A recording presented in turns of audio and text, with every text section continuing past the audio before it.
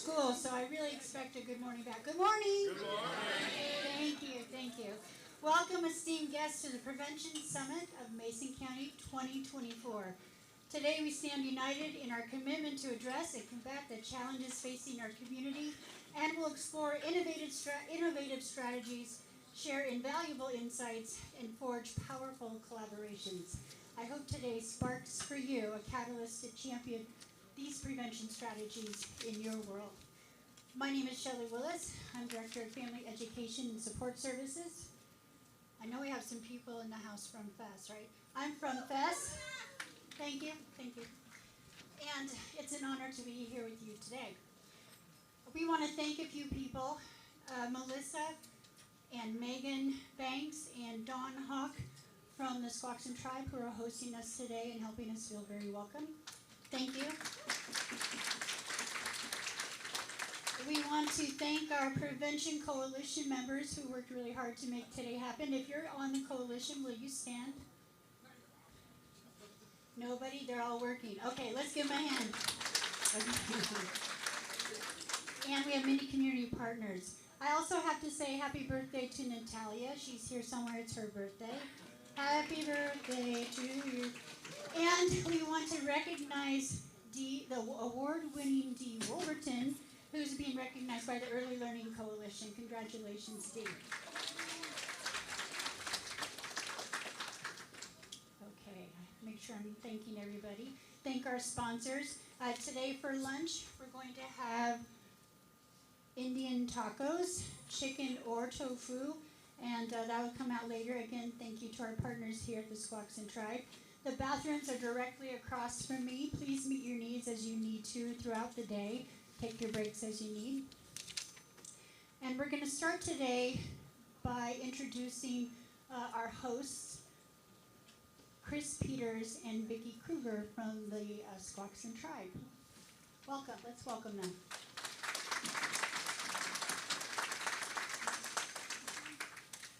Good morning. First, we're going to start off with a prayer, so if everybody could please stand and pray in your own way.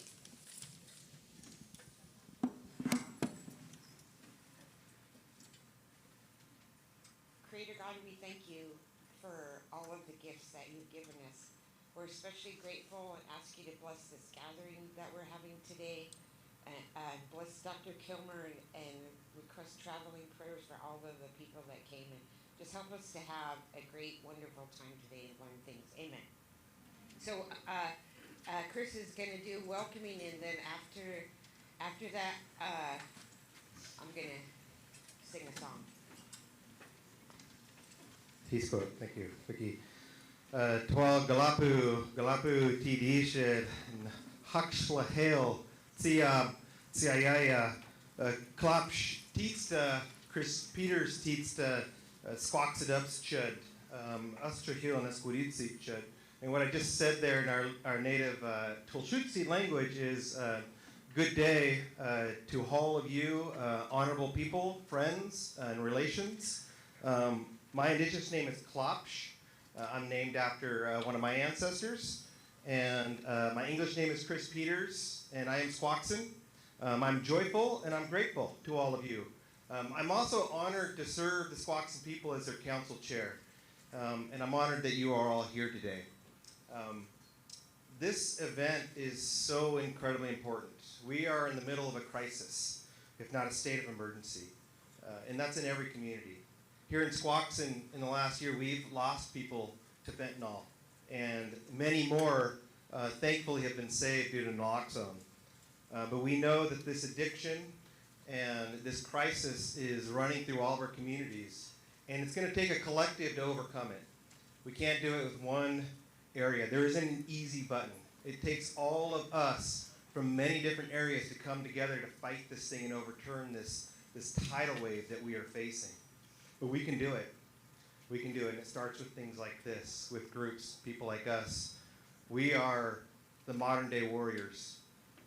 You guys are the modern day warriors. Us as politicians, we're talking heads, but we rely on you all to come together and put in the fight every day and come together and come up with solutions so we can move forward and start healing our communities from addiction and healing our communities from generational trauma, and all the social issues that are plaguing us, and start moving us forward in a healthy, healing way. So I'm thankful to all of you. We say Hawatubs, which is thank you.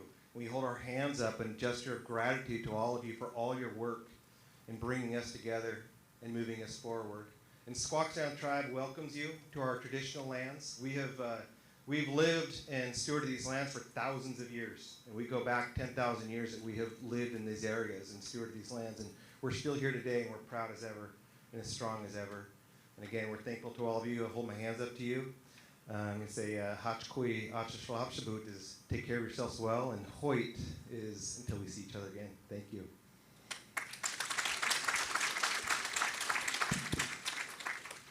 So I could stand up here and sing a song for you, but I work with children, and I really like to do interactive, and so I'm going to ask the students that are here to be voluntold to come up and drum with me. But this is an interactive, and so all of us are going to learn this song, and we're going to sing it to each other. So kids, if you could please come up with me and grab a drum and a drumstick, that would be...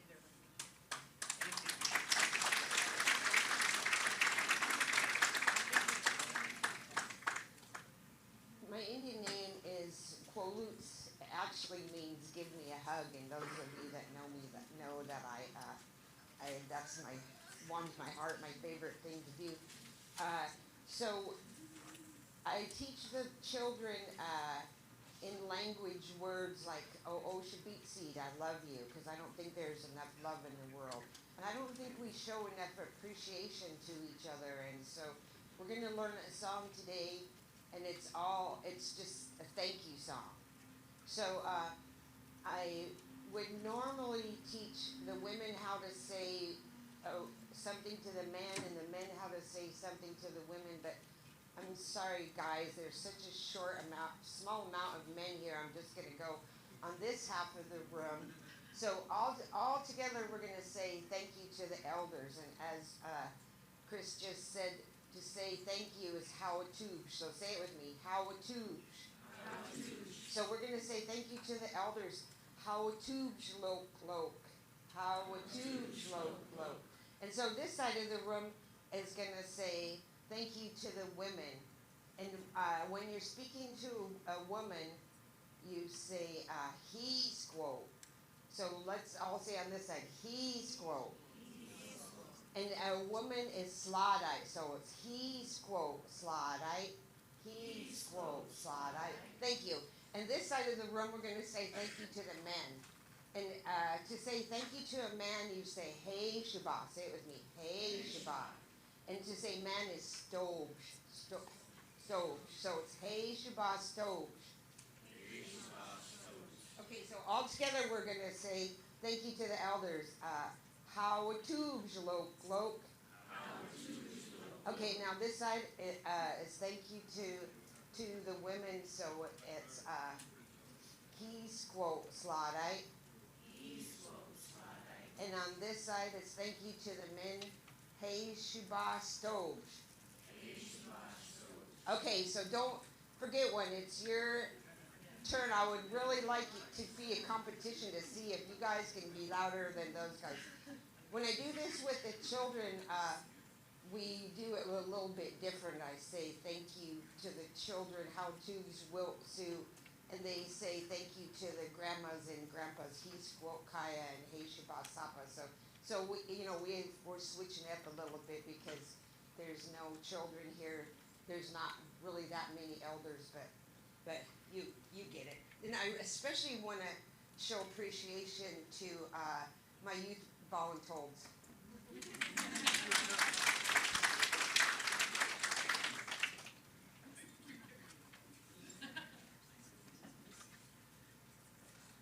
Come on, you guys, come over here.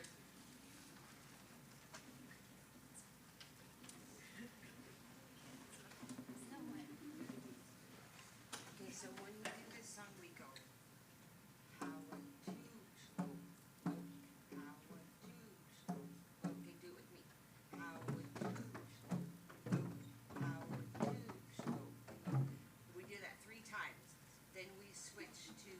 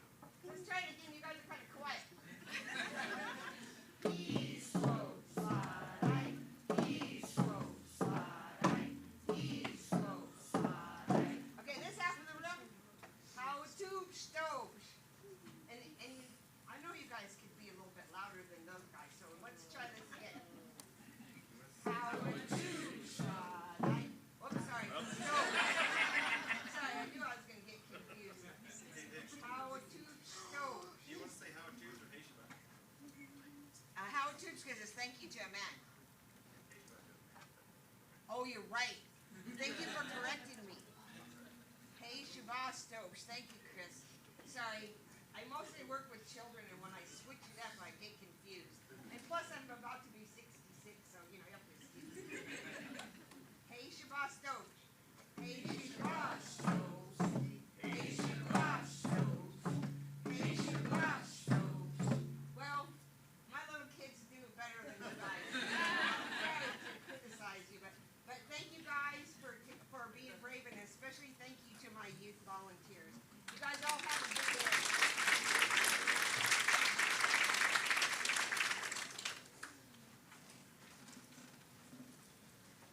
And I apologize that I'm not going to be able to stay here with you all day. I understand that the killer whales are going up Taunton Inlet, and so I'm going to go out and try to catch a glimpse of them.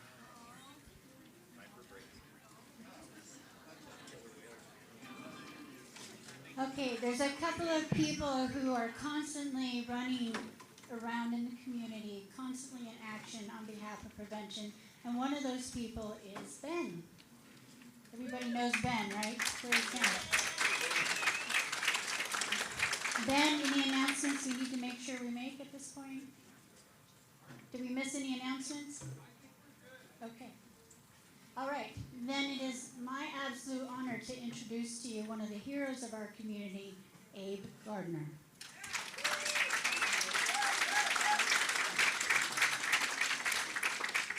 Thank you, Shelly. Good morning, everybody.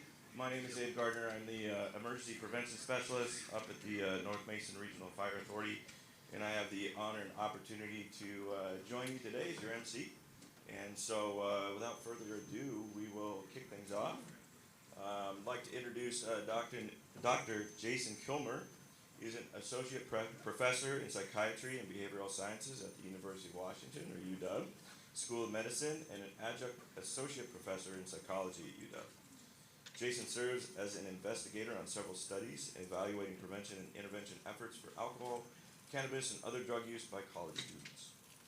In addition to research and teaching, he has worked extensively with college students and student groups around alcohol and other drug prevention programming and presentations throughout his career, including student athletes, fraternity and sorority members, residence life, and first-year students, both at UW and on over 125 campuses across the nation. Jason also serves as the chairperson of Washington State's College Coalition on Substance Misuse, Advocacy, and Prevention. Jason was the 2014 recipient of the National Prevention Network's Award of Excellence for outstanding contributions to the field of prevention, and was also the 2017 recipient of the Washington State Prevention Professional Award of Excellence. And if you haven't gotten the chance to hear Dr. Jason Kilmer speak, you're in for a treat. And Dr. Jason Kilmer.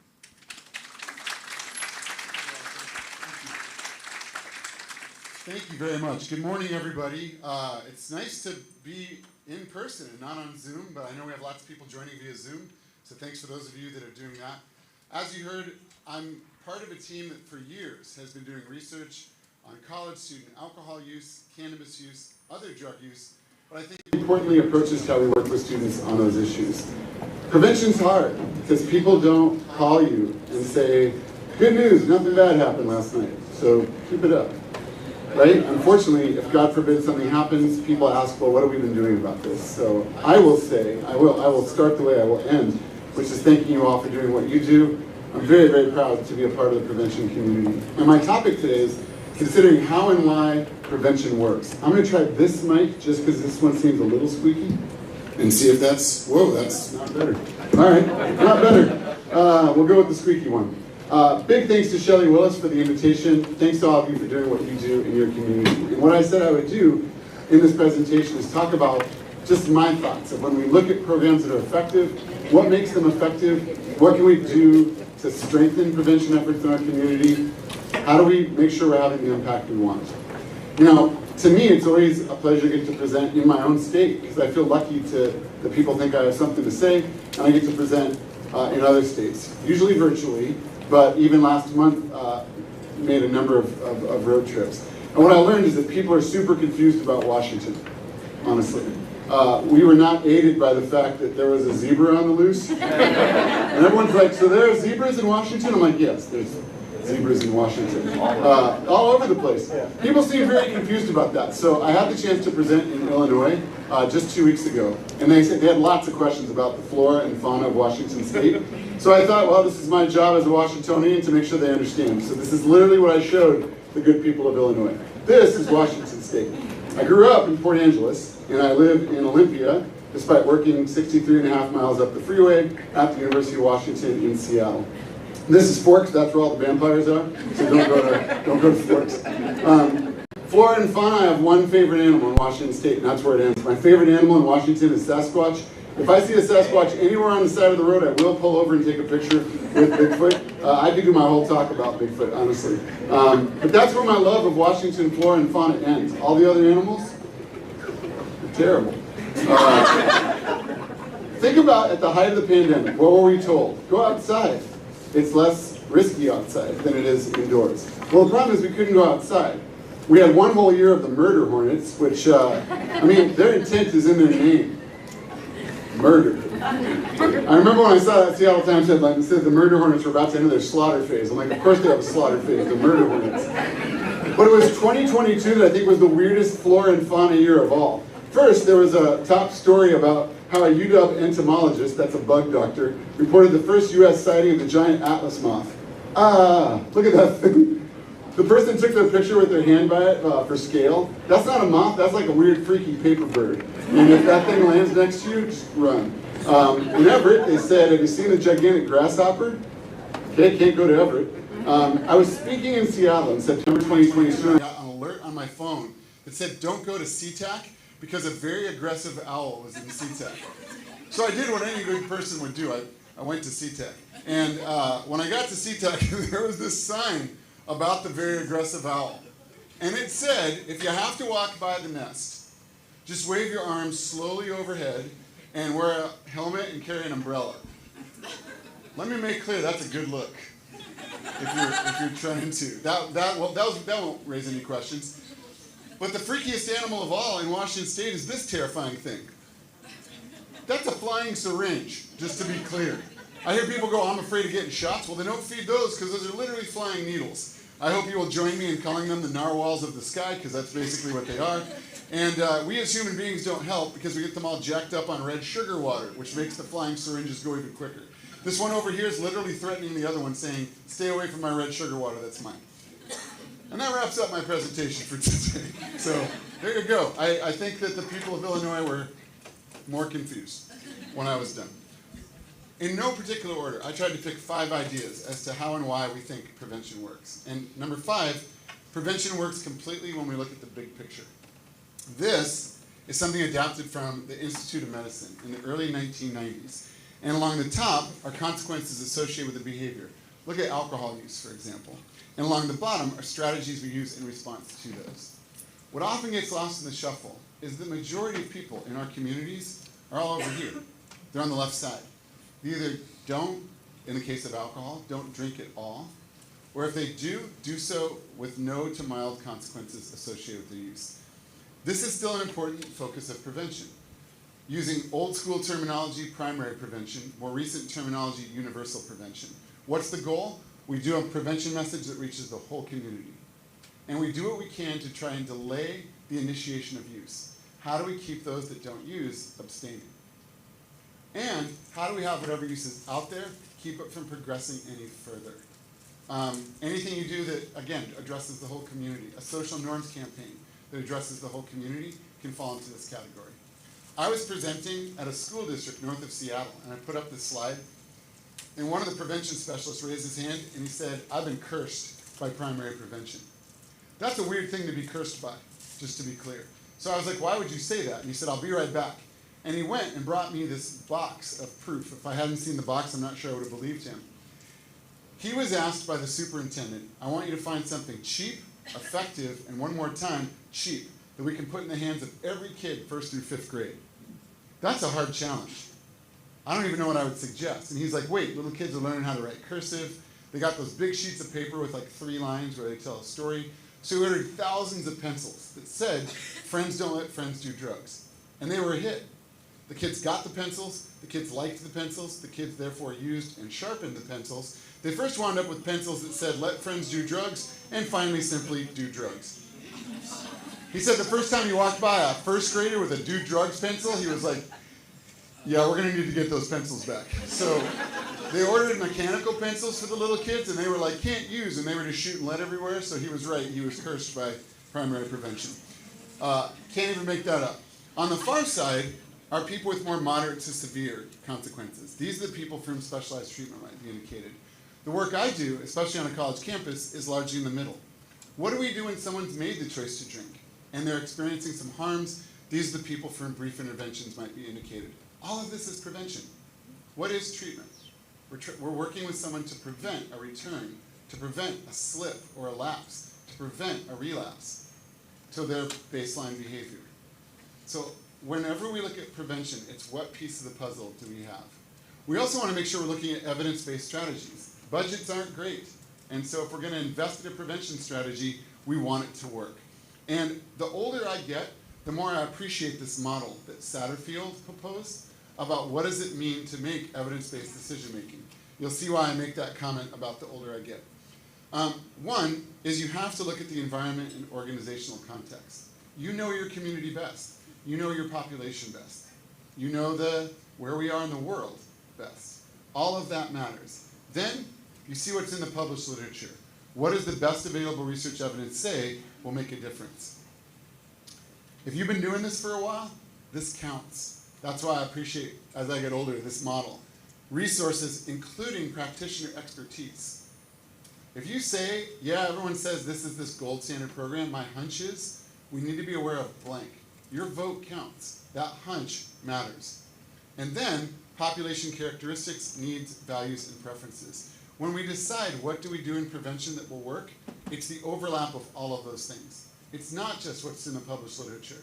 It's not just, well, I think this might work. It's the blend of all of that. And finally, if we're doing an evidence-based strategy, are we doing it with fidelity? What does that mean? If there's a program that's been deemed effective, implementation fidelity is the degree to which programs are implemented as intended by the program developers. Some of the greatest advances in our field have come when people take a chance and they tweak something.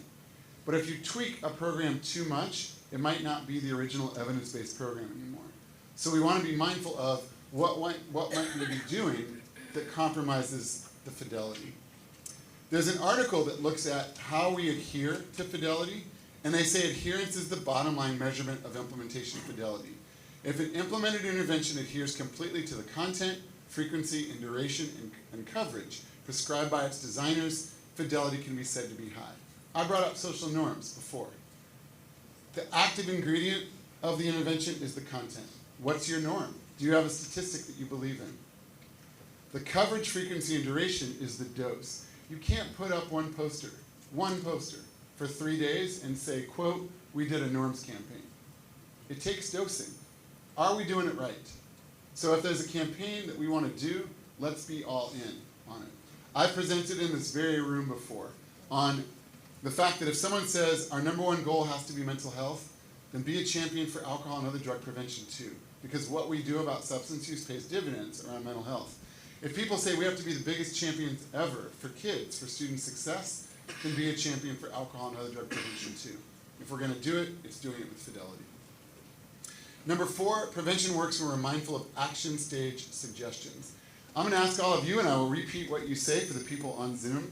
I work with college students for a living, and just last week I presented to a group of 250 students who I'm sure when they saw their meeting agenda said, hooray, the substance use speaker's coming.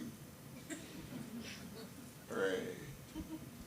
What do they expect to hear from one of us when we come to do the alcohol talk, the weed talk? What do they expect to hear? Don't do it. Don't do it. Don't do it. Drugs are bad. Just say no. Does don't do it, does that just say no work with the age group I work with? No. How come? Tell me why. Why does just say no not work with college students? Curiosity. Curiosity. You tell them not to do it, kind of makes them want to do it more. What else? Rebelliousness. Rebelliousness. Yeah, you tell me not to do something, now I super want to do it. Don't give me $20. That never works. Freedom. Yeah, freedom. I'm finally on my own. I'm figuring out what works for me. I'm going to figure out what I want to do. Go ahead. Well, it's hard to break a habit too. I mean, if you're already addicted. If someone's already been saying yes for a while, it can be really hard to make a change. Peer pressure. We're asking them to say no. They're surrounded by people going, no, come with us. Go ahead. Prefrontal lobe, or it's not done development. Where they are developmentally, you may not see that level of critical thinking around that. You have saved research. Oh, one more. Go ahead. There's no obvious reward in that. Sure, there's no obvious reward for saying no. You have saved researchers a lot of time and grant money. Because if you look at the research on fact only, information only, typically abstinence only prevention efforts, it's not fair to say that they have no effect. In the age group I work with, some of those approaches show an increase in knowledge. So people can tell you really cool facts about the drink that's in their hand, but it's not drinking any fewer of them. So, especially if you look at the role that Washington State has played in advancing prevention, at least in the age group I work with. And even if you don't work with the age group I work with, I hope the relevance is clear to you in just a bit. It's important to see how far we've come. In 1982, when speaking with kids in Oakland, California, First Lady Nancy Reagan was asked, what do you do if someone offers you drugs? And she said, well, you just say no. By 1988, the number of published studies we had in this field that showed, I feel like I'm in all of your way, the number of published studies that showed significant reductions in drinking, consequences, or both, was none. We didn't have any published successes. What did we have? Over 12,000 just say no clubs. So that's where we were in the United States. I hear people say we've done harm reduction forever. I'm glad they feel that way, but we really haven't. The research at the time showed that while knowledge might go up following a program like that, attitudes were more difficult to change, and most studies showed no change in actual patterns of use. So it was at the University of Washington in the late 1980s that Dr. Alan Marlatt said, we can't tell people to just say no. We obviously can't tell people to just say yes. But what if they do say yes? Can we do harm reduction? If there's a misunderstanding of harm reduction, is that it's somehow anti-abstinence. And nothing could be farther from the truth. If someone says, I want to avoid all of alcohol's unwanted effects, abstinence is the best way to do that. And the most harm-free or risk-free outcome after harm reduction is abstinence. But what a harm reduction approach acknowledges is that any steps towards reduced risk are steps in the right direction. I come to you drinking 40 drinks a week, and you do something with me. And now I'm drinking 10 drinks a week with way fewer consequences. Well done. If your treatment outcome goal was abstinence, I'm a treatment failure because I'm still drinking. And in a lot of programs in our state, I'm still kicked out because I'm still drinking. But how could we overlook a reduction that dramatic? Sometimes reducing harm doesn't look like we've affected use at all. You're talking to someone that says, I drink 5 drinks every Friday, 5 drinks every Saturday. They're a pretty small human being, and they make very clear that all 5 of those drinks are shots on an empty stomach over 2 minutes. Oh, God. They say, I say things I regret, I don't feel great in the morning. I'm embarrassed to admit that at least once a month I drive when I probably shouldn't. Now, they go through a harm reduction focused approach, and they decide, I'm done with shots. I'm going to drink beer. I'm done with empty stomach. I'm going to eat prior to and while drinking. I'm done with slamming those over 2 minutes. I'm going to stretch them out over 3 hours, alternate every drink with water. I've told my friends what I'm doing and asked them to hold me accountable, and I've downloaded every ride-share app known to humanity. And me driving, that's over. What's that? How much am I going to drink? 5 on Friday, 5 on Saturday. It looks like nothing changed if just we look at the quantity, but a ton has changed. They're using more protective behavioral strategies. They're reducing harm. They're getting to a lower BAC, reducing harm. I work at a state school, though. So how do we deliver a message like that and not sound like we're giving a mixed message?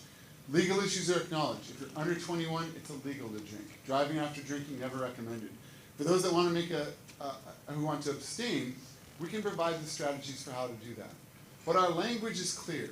We never say, look, I know you're going to drink. So if you do this. I know you're going to drink is a misperceived norm. Not everyone does. And we can inadvertently feed into that. Here's how to do it safely, we never say, because at any positive blood alcohol level there can be risks. Instead we say, if you make the choice to drink, here are ways to do it in a less dangerous or less risky way. Here's the catch. If I'm 18 and some guy in a sweater vest, thank you, is telling me, here's how you can drink in a less dangerous or less risky way, who cares? Why would you want to do that? And that's where our job changes. A program provider has to elicit personally relevant reasons for change.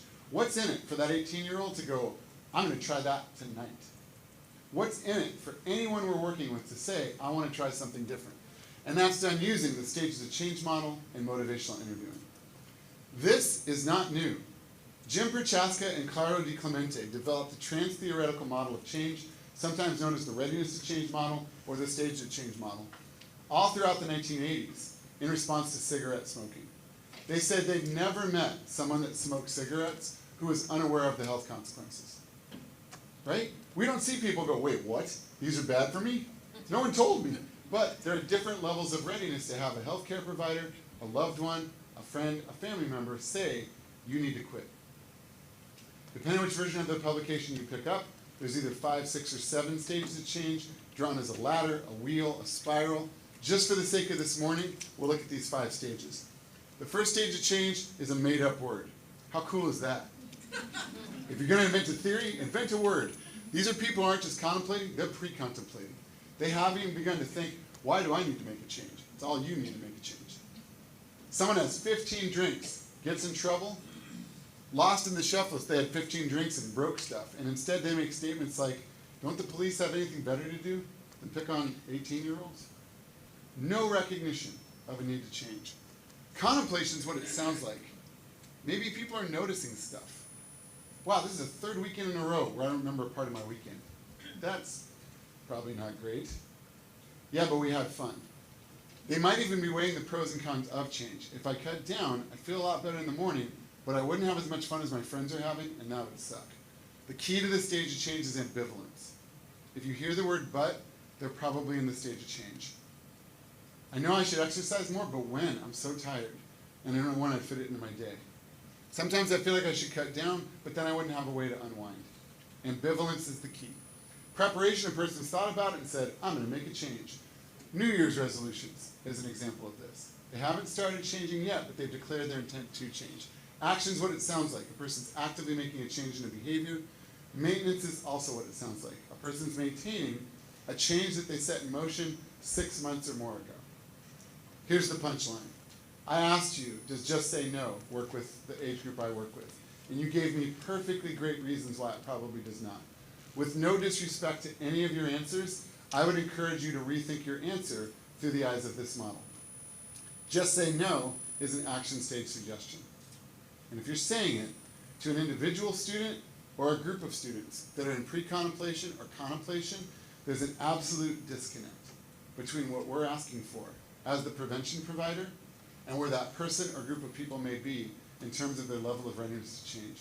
What that means is, viewed through the eyes of this model, just say cut down, just say drink a little less, just say moderate, just say drink in a less dangerous or less risky way, would be as equally dismissible and equally laughable a goal as just say no if it's asking for action in people who aren't there yet. And would you believe the data with the population I work with backs that up? Kim Fromey at the University of Texas at Austin, Will Corbin at Arizona State University did a study with incoming first-year students where they said, welcome to college. We're done with that high school messaging you've been hearing. Here's how you can drink in a less dangerous or less risky way. Click, just do these things. It performed just like a Just Say No program. Knowledge went up, there was no change in behavior. In the discussion section, they said, we think we know why. We were telling people, do this, who were like, I haven't even met my roommate yet. Or we're like, I don't know what I want to do. I want to be successful academically, but I want to have a social life too.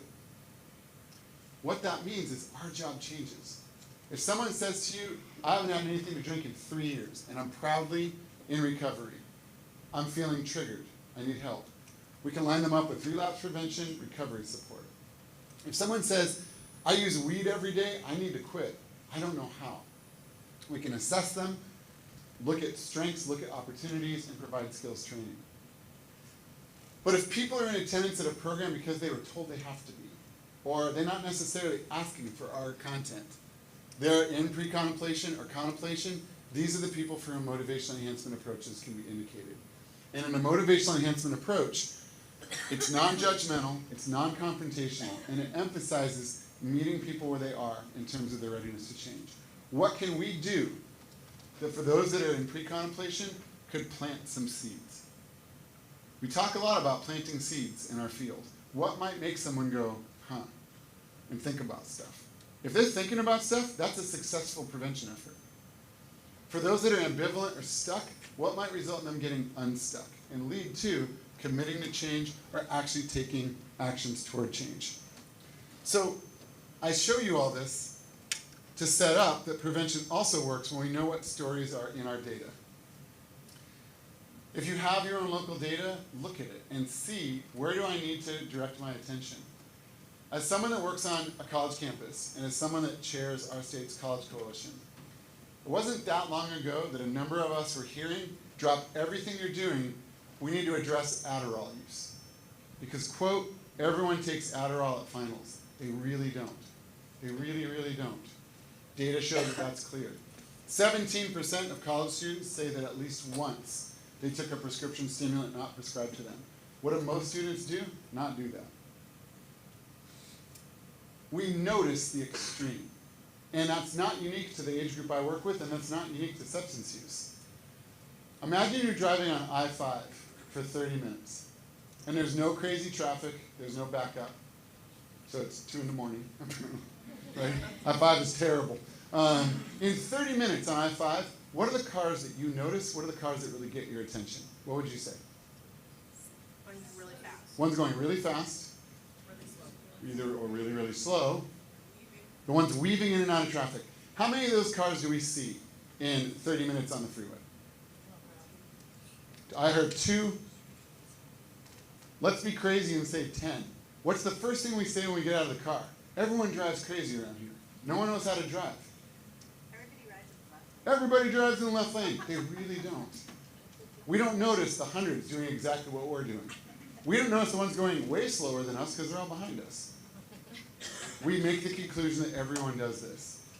I worked on a college campus in our state where they said, wow, everyone in this school smokes cigarettes. They really didn't. When we ask people, why do you say that? They say, because when you walk across campus on a rainy day, all you see is everybody outside smoking. That's because people who don't smoke don't stand outside in the rain on a rainy day. And while you see those 80 people that were outside, you don't see the thousands not doing it. So I hope this doesn't feel too college-y. I'm showing you our data just to make the point to how you can look at your data. When we look at college campuses, 80% of college students drink at least once in the past year, 62% at least once in the past 30 days. 5 or more drinks at least once in the past 2 weeks is 28%. What do most students do? Either not drink at all, or if they make the choice to drink, have 1, 2, 3, or at the most 4. What gets portrayed about college student drinking on every movie and TV show? That 5 or more. That's not what most people do. Cannabis use, 41% use at least once in the past year. Most don't use. Past 30-day use, it's 22%. Cannabis use 20 or more days in the past month, 4.7%. If you draw a line at 5% among college students nationwide, the only other drugs that even exceed past year prevalence, vaping nicotine, 26.4%. Bless you. When we hear people say everyone vapes, they really don't. Cigarette use is down to 15.5%. Tobacco using a hookah, 5.6%. Taking a prescription drug not prescribed to them, 5.6%. Hallucinogens at 5%. What are some of the other things we see? Amphetamines, prescription stimulants, 4.8%. Adderall specifically, bless you, 3.7%. Narcotics other than heroin, 0.8. Ritalin, 0.2. Oxycontin, 0.1. Vicodin, 0.1. Why is this asterisk? Because they round down to the nearest hundredth of a decimal, and it's under 0.05. It's so low.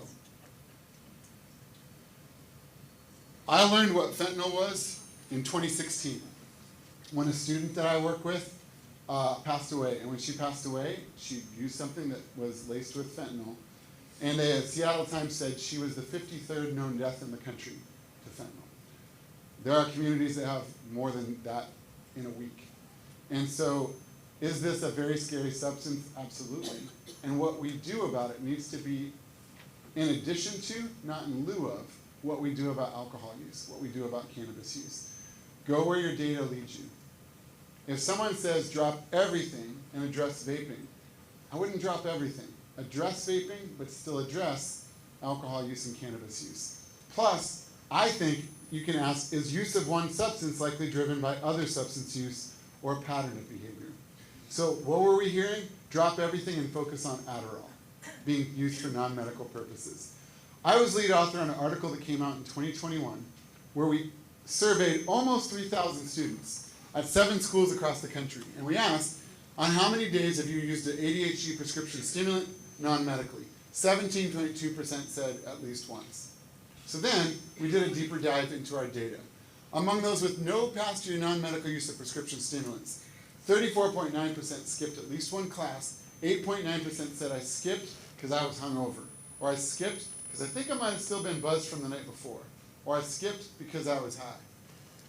Of those with any past year non-medical use of stimulants, 54% skipped at least one class, 39.6% skipped because of their substance use.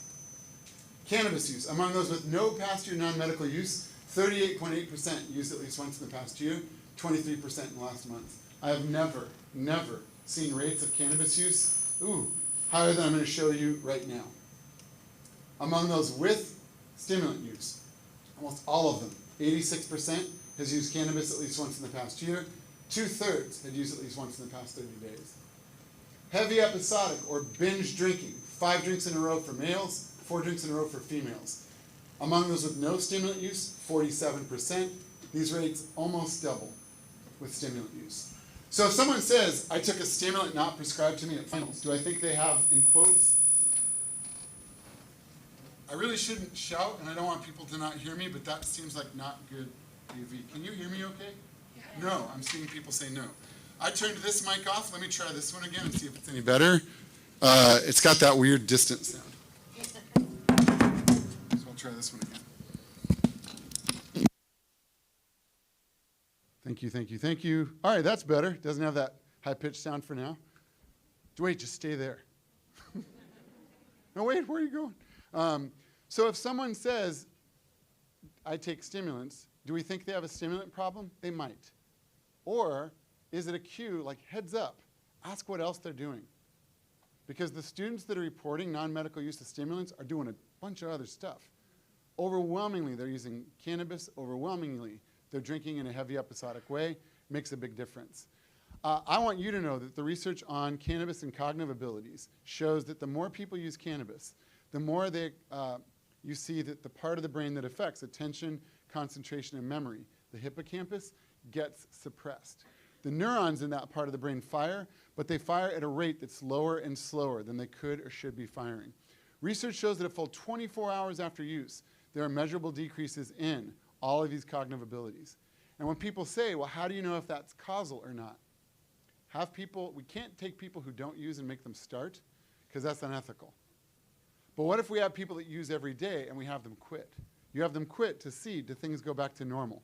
It takes 28 days, 4 weeks, but after daily use, 28 days after stopping, these attention, concentration, and memory issues all improve. They all go back to normal.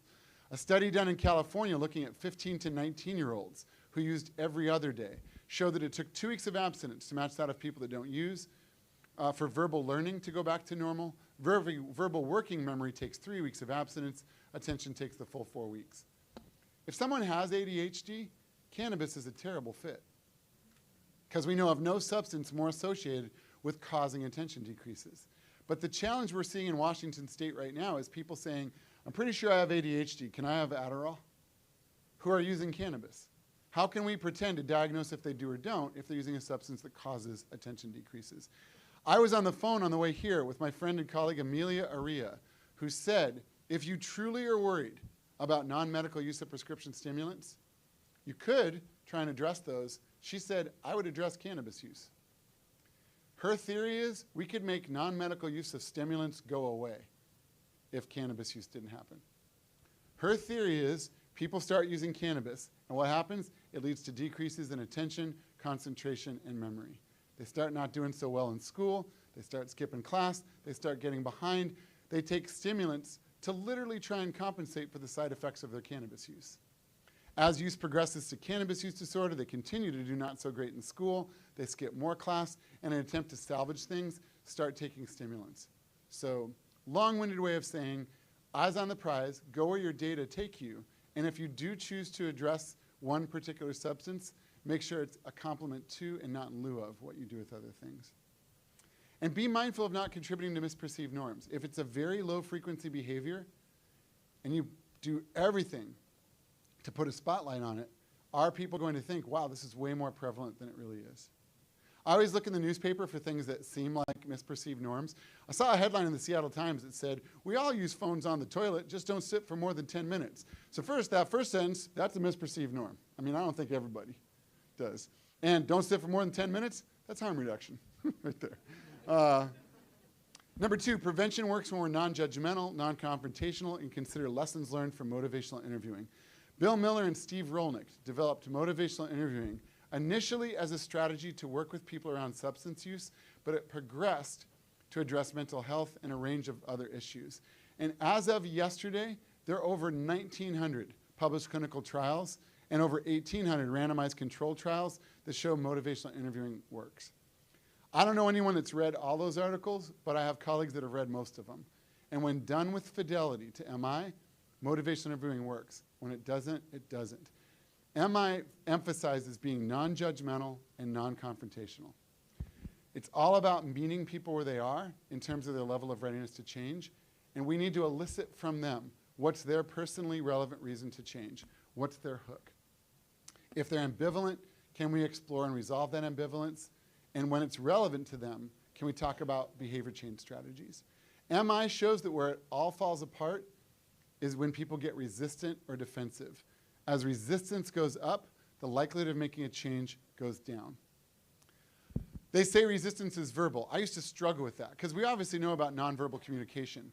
But I can make someone sound resistant in 5 seconds. I wouldn't want to, but I could. You don't think you have a problem with substances? They're going to get resistant. They're going to get defensive because I'm calling them out. You say you like drinking because you like the taste. If that's true, why do you need 10? Couldn't you have 2? They're going to get resistant. They're going to get defensive. It's expected and normal. How come? It sucks being told you're doing it wrong. It sucks being told you're the bad patient, you're the bad client, you're the bad person. I recently had a dentist appointment, and if you're anything like me, I flossed like crazy for the 3 days leading up to that appointment to maintain the illusion I'd been doing this every day for the last 6 months. Because I knew I was going to get the talk from the far too enthusiastic hygienist who was like, someone needs to floss more. And I'm like, someone needs a hobby. But it sucks. I get it. I should floss more. But shaming me doesn't help. And it's so a function of interpersonal communication. We can impact resistance. Why do we do a brief intervention? If there are signs of potential risks or existing harms, we can alter trajectories. We can provide early intervention. If it's in line with what motivates the person, prompt thinking about change or even commitment to change. If the only thing you do is reduce resistance, you've done something. Helene White at Rutgers demonstrated a sleeper effect of prevention efforts. The absence of a, you don't know me, I'm out of here, slamming door is a success. When people walk out and seeds have been planted, Dr. White showed they actually grow. And again, you can explain strategies, explore strategies when relevant. Trying to sell people on change doesn't work. And we've known this since the 1950s. It doesn't have to be about substance use. I'll give another college example. Someone says, so I'm heading into my senior year. I don't know what to do. I don't know if I should apply for all these grad school applications that are due in December to start grad school in fall 2025. Or if once I graduate, I should just take some time off, breathe a bit, make some money. If we say, you're super smart, I would apply to grad school. 999 times out of 1,000, what will they do? Defend the opposite. Yeah, but if I took time off, I could recharge a bit. That'd be cool. All right, well, do that then. Yeah, but use it or lose it. If I go straight to school, I could keep the momentum going. If someone's genuinely ambivalent about changing substance use, if you lobby for change, they will lobby not changing. If you cut down, think about how great you'd feel in the morning. Yeah, but I wouldn't have as much fun as my friends are having, and that would suck. But you'd remember the fun. Yeah, but I wouldn't have the stories to tell, and it's all about the stories. If you hear the human being you're talking to say, yeah, but, you're persuading. You're pushing back. I know I got a little bit of a late start. I'm going to try and wrap up in the next 5-6 minutes. The research on motivational interviewing says that the concept of denial, in quotes, isn't what we think it is. They talk about the importance of rolling with resistance. You want to avoid arguing with people? How come? One, it doesn't feel good to argue with people. And two, cognitive dissonance theory says if we say or do something that's inconsistent with how we think, we'll change our way of thinking to match our actions. If someone across from you is going, whoa, I don't have a problem, I don't need to change, they're going to solidify their thinking around that. At this moment in 2024, we have no evidence that denial is a characteristic of people. It's a byproduct of a probably well-intended conversation that didn't land very well. If someone sits me down and says, Jace, I love you, buddy, and I'm here for you, but I think you're an alcoholic. You need help. You've got a problem. You need to go to treatment. If I go, whoa, back off. You got a problem. You need to go to treatment. Classically, we'd say I'm in denial. Motivational interviewing would say, well, what was I supposed to say? You labeled me alcoholic. You diagnosed me. You got a problem. And you told me what I need to do. You need to go to treatment. Denial is so influenced by labels, judgmental terms. So even what we call consequences matter. Miller and Rolnick talk about the importance of asking open-ended questions. And we will start, if we want people to think about consequences, by asking them, what are the good things about this behavior for you? You told me you really like drinking. What are the good things about alcohol for you? You say you love using weed. What are the good things about using weed for you? They will be delighted to tell you. Only after they've generated the good things, what are the not so good things? I'm going to ask you all a question. I run the mandated student groups at my school for students that have violated campus drug policy for cannabis in a state that's had legal weed for over 11 years. When I ask 5 to 8 undergrads, many of whom are pretty big fans of cannabis use, what are the not so good things about cannabis, marijuana, weed for you? How long a list do I get from them? Short. Just to make the point, 2 back-to-back groups, I eliminated the duplicates, there's the list. It surprises me when people say, well, you can't talk to young adults about cannabis because they don't see any negative consequences. That's not true. It's what we call them. If I start those groups and say, let's talk about the problems you've had with weed. What problems do you have? I don't need problems. You got a problem. What are the good things? What are the not so good things? We're increasingly seeing warnings that vary in how blunt they are and what it means if we don't follow the warning. If it is scare tactic-y, the science is suggesting it won't work. Yes, we still stream most of what we watch, but I like to make sure the Blu-ray works now and then. We were watching a DVD the other day, and you know that warning we always speed through? I read the warning because I thought, well, maybe there's good stuff in there. And it said that this Blu-ray, it says it's excluded from being used at clubs, coaches, hospitals, hotels, oil rigs. What? I had never seen that warning before. I'm like, what if I want to watch Legally Blonde 2 on an oil rig with my friends? Apparently I couldn't. But the bottom line is words matter so much. If you say something that sounds judgy to you, it probably sounds judgy to the group you're working with. If you say something that sounds scary to you, it probably sounds scary to the people you're working with. If you leave out a word, it confuses everyone. I saw in the Olympian not too long ago a headline. It was in an email that was sent out, and it said, St. Martin staff cuts frustrating folks. And I'm like, wait, what? They cut all the folks that were frustrating? No, the cuts are frustrating people. That's a bad word. Close-ended questions are discouraged. Don't you want to feel better? Is a leading, kind of judgy, close-ended question. Do you think you have a problem? Who's going to say yes to that? There's nothing I need to know about, is there? Is everything going okay? Couldn't you just cut down? Have you thought of trying this? Do you think you could try this? You want to help people. But where you can, if you're truly trying to elicit, asking open-ended questions. I was in high school from 1983 to 1987. So first, I have amazing taste in music. And second, the greatest band of all time, Duran Duran, actually asked a number of closed-ended questions, but also modeled open-ended questions. Some of their closed-ended questions were, please tell me now, is there something I should know? Along with, hey there, woo, look at that. Did he nearly run you down? And is there anybody out there trying to get through? Duran Duran can do better with open-ended questions, and they did. Who do you need? Who do you love when you come undone? Why, Don't you use it. Just watching Lover's Part. I feel you smiling. What glass splinters lie so deep in your mind? That's some deep stuff right there. So as you consider messaging in the handouts that I make available, I will say the Centers for Disease Control did a brilliant job compiling how we do person-first language. We don't talk about addicts. We don't talk about alcoholics. We don't talk about users. We don't talk about drinkers. We talk about people who make the choice to drink. We talk about people with a substance use disorder. It's looking at boosting health equity. They also talk about not talking about targeting things. We don't target opiate use. I was at a conference where a woman raised her hand and broke my heart. She said, I lost my daughter in a school shooting, and I've come to learn that nothing good's on the other end of a target. And I was like, wow, she's right. So they even talk about how we can describe our efforts in prevention in a more positive way. Also in your handouts will be a tool from the American Psychological Association on how we use language that's inclusive around working with increasingly diverse groups. I'll end by saying prevention works when we have delivery systems in place. There is a tool we use on college campuses that rates over 60 individually and environmentally focused approaches. But my favorite sentence in that tool is this: consider a mix of strategies. Your best chance for creating a safer campus could come from a combination of individual and environmental level interventions that work together to maximize positive effects. Exactly. Do a blend. That mix includes, but is not limited to, policies, but then enforcement of those policies.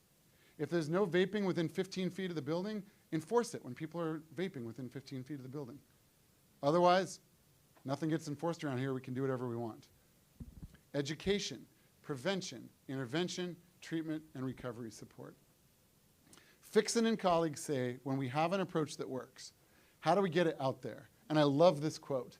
The use of effective interventions on a scale sufficient to benefit society requires careful attention to implementation strategies as well.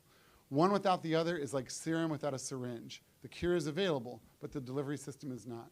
We're not in this alone. We have delivery systems. Caregivers, guardians, and parents can undermine a prevention message, or they can support a prevention message. You could have the greatest program ever once people get in trouble, but if there's not consistent enforcement of policy, you're the cure. The cure is available, the delivery system is not. Research shows that when people are dealing with depression, they feel like they need help and they don't get help.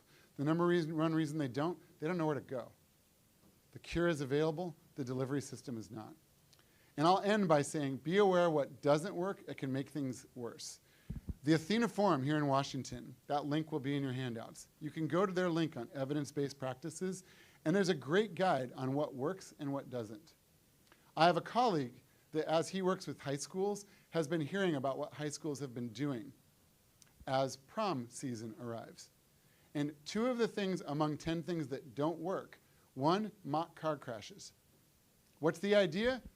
Look at that wrecked car. That's what happens when you drive impaired. When evaluated, what does that do? It re-traumatizes people that have lost loved ones in car accidents. It doesn't have the intended impact. 2, putting on goggles to simulate being intoxicated and then go around an obstacle course. When evaluated, what does that do? Well, everyone's laughing. It's fun. So what's the takeaway message? Being drunk is fun. What's the other message? There's at least one person that doesn't suck at the obstacle course. And they conclude, well, I'm probably like a pretty good drunk driver. Back in 1700s, when talking about what do we do with all the fires that are popping up, Benjamin Franklin said an ounce of prevention is worth a pound of cure. I would argue an ounce of prevention has never weighed more. I genuinely, from the bottom of my heart, hope you never question for a second the value of the work that you do. I started 10 minutes late. I went 5 minutes over. I'm sorry about that, but we still have a 10-minute break. My email address is right there, jkilmer@uw.edu. Thank you for the work that you do. Shelley Willis, thank you for all you do. There is a hand up. Go ahead. I just want to say thank you about acknowledging that there's a whole population of people that don't smoke, don't do weed, and that's what I say to my clients. You wouldn't believe there's That's a whole right. population that don't do that. So yeah. I appreciate you saying that. For people on Zoom, the question was, thanks for acknowledging the large percent that don't use. And I think that's important as we work to support people that might be choosing recovery, might be choosing abstinence. Thank you. I will loiter if there are specific questions, but I don't want to mess this up for the 10:15 presentation from Representative Davis. So 10-minute break, Shelley, is that what we're doing? We'll see you all at 10:15. Thanks, everybody.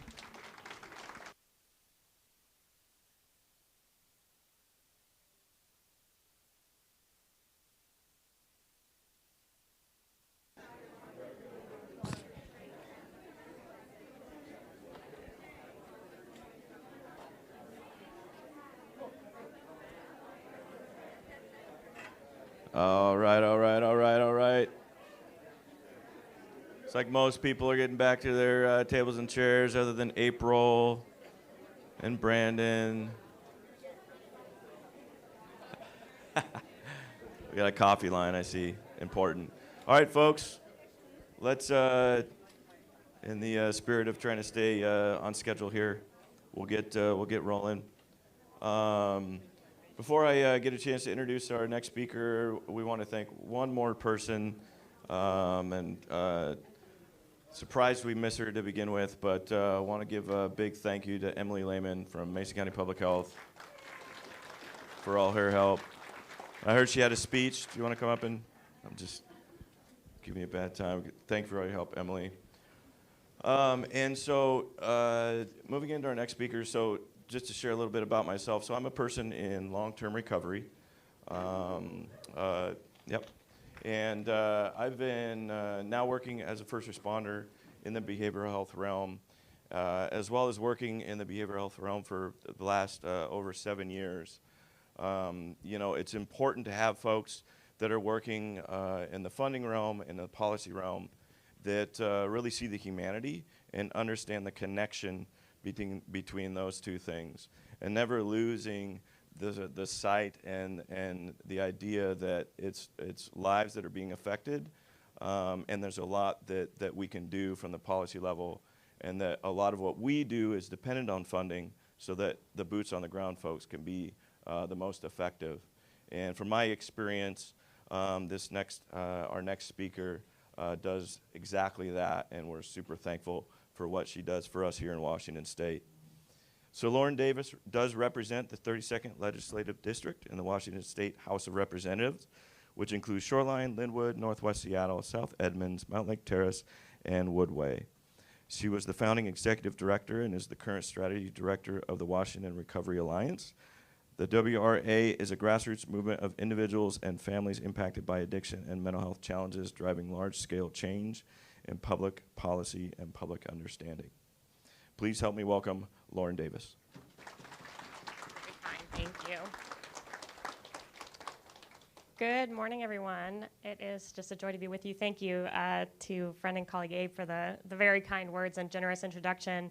It's such a treat to be here and get to share the space with you this morning. I love Mason County. My family has a dilapidated 1950s cabin on Mason Lake, so I grew up coming out here for the summers, and I got to come out here a couple years ago with one of my very best friends in the legislature, your wonderful representative, Dan Griffey, and understand more about some of the challenges related to behavioral health in this county and this region. It's nice to reconnect with some friends from that trip here as well. So just want to thank you for the invitation to be here.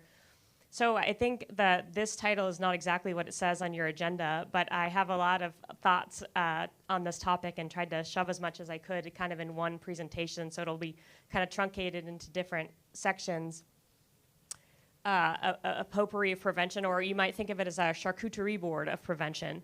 But to start, so I approached this work, substance use prevention work was something that I approached last, actually. I used to work in suicide prevention, and then from the substance use disorder perspective, I came in on the treatment and recovery side of the house. Somebody like me, somebody with a family history of addiction, I have a parent with severe substance use disorder, somebody with a high ACEs score, I have an ACEs score of 6, somebody like that. And again, thinking about what are we doing or not doing as far as identification of ACEs in this population.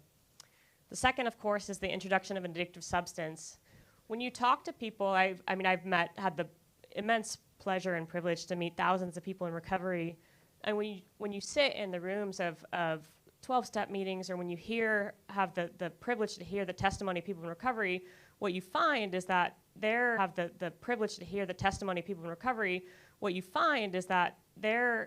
entire experience of that first initiation of use is different. It's categorically different than people who don't develop SUD. People say things like, the first time I drank was the first time I felt powerful. It was the first time I felt normal. It was the first time the anxiety went away. It was the first time I felt safe. And then, of course, the third factor is stress. So when you ask my hundreds and hundreds of friends in recovery, why did you use drugs? The number one answer is to feel different. And drugs and alcohol are incredibly effective at doing that, rather instantaneously. And we think about, why do people use? People use because the present is too painful a place to be. People use because they wake up to an existence that they don't want to be living anymore. And so the only option short of suicide is to numb themselves into oblivion. When people start to encounter stress, and when a susceptible organism is met with stress, and then you add that induction of addictive substance, and you don't have the balancing act, right? You don't have the panoply of coping strategies. You find, at least initially, that addictive substance is highly efficacious at addressing number 3. So, again, thinking about it in the most simplistic way, we've all got, present company included, we all have a certain degree of ability to cope, and that changes. It can ebb and flow over time, but coping skills, emotional regulation and distress tolerance skills, and then I don't want to block people like Dr. Kilmer was saying inadvertently. And the cool thing about the item on the left is that that is not fixed, right? We can increase emotional regulation and distress tolerance skills, and then we've got life circumstances. We've got past stuff, trauma, we've got new stuff, pain. And why do people use? Because this is heavier. That is why people use. That is why they use in a moment. That is why they use in a season. That is why they use for a lifetime in some cases. So drugs, in fact, are not the problem. They are the solution. And the problem we ought to be thinking about is actually this. In the legislature, in the political world where I work, it is largely focused on the substance. So, I've worked in this field for 12 years, and I have, listened to many, many, many recovery stories. But there was a gentleman who had the privilege he was a focus group participant in a focus group that I was leading, and he said something that I think helped explain the experience and the essence of active addiction better than just about anyone that I have ever heard. I'm hoping for a little audience participation. Is anyone willing to read this quickly, who's like maybe in the front? I got high for 20 years. When I landed in jail and the drugs began to leave my body, my first somewhat sober thought was, I can't stand myself. I realized this is me, and I hate me. The root of this disease is self-loathing. People who love themselves don't do them to themselves. Don't do this to themselves. Great, thank you so much. So when we think about in this room, what does prevention look like and what should the focus? I think the answer is that last sentence. People who love themselves don't do this themselves. So how do we then fill a person's cup such that that self-loathing dissipates, such that there is some measure of self-esteem and self-worth that is reinstated? So thinking about that when we think about our work. And what fuels continued addiction? So I am a devotee of the gospel of Brene Brown, like I'm sure many people in this room, social work professor in Texas. And I would argue that there are many things that fuel addiction, but there's one that is the primary kindling for addiction, and that is shame. Would love if somebody might read this for us. Thank you. Shame is the fear of disconnection. It's the fear that something we've done or something we've failed to do makes us unworthy of connection. Shame is the intensely painful feeling or experience of believing that we're flawed and therefore unworthy of love, belonging, and connection. Brene Brown. Thank you so much. So again, just trying to understand the experience of the population that we're trying to prevent. What is that like? It's that self-loathing, and it's that sense of shame. A lot of people don't ever find recovery because they're too good. What do I mean by that? I mean that people have incredibly good, incredibly pure hearts, and they have done things in active addiction for which they will never forgive themselves. Gabor Mate writes about this, that the number one pain of his patients was not, in fact, the horrific trauma that they had incurred and experienced themselves, but rather the guilt that they felt over their inability to parent their own children and the absence from the lives of their own children. But this idea, I mean, folks are probably familiar with Johann Hari and this idea that the opposite of addiction is not sobriety, it's connection. And the experience in active addiction fundamentally is all about disconnection. So again, when we think about prevention, how do we build those layers of love, and how do we build that connection to community? In my 12 years of work in this field, I would say that there are exactly 2 reasons why people do not seek treatment for substance use disorder, and only 2 reasons. One is hopelessness. They don't believe that they'll ever recover. Sometimes if you can't see it, you can't be it. If you've never met a person in recovery, that's what I've spent a lot of my career working on, is helping to build a community that recovers out loud, because if recovery is entirely anonymous, why would you ever believe it's real? But a lot of people believe that even if recovery is possible, it's not possible for them. And then the second would be worthlessness, so that they are not worthy of recovery, which gets back to that shame, that gets back to that I hate me, that I have done things that are going to permanently leave me out of this community, and I am irredeemable. We hear a lot about rock bottom. My connection to this work is not as a person with SUD, but as a loved one of, family member of many people with substance use disorder. And I've been called a lot of things, enabler and codependent, and you got to let them hit rock bottom. Rock bottom is perhaps the most pervasive myth in this work. It's also perhaps the most damaging, and it is exactly that, a myth.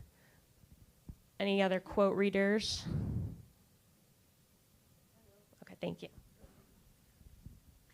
My patients don't hit bottom, they live on the bottom. The obstacle to their engagement in treatment is not an absence of pain, it's an absence of hope. Thank you. So when we look at the DSM, one of the diagnostic criteria for substance use disorder is continued use despite negative consequences. So if that's true, if you have to have that to be diagnosed with SUD, then why would we believe fundamentally that it would be possible to lobby more negative consequences on a human being and hope that that is going to prompt behavior change? That defies everything we know about the disease process of addiction and how it works.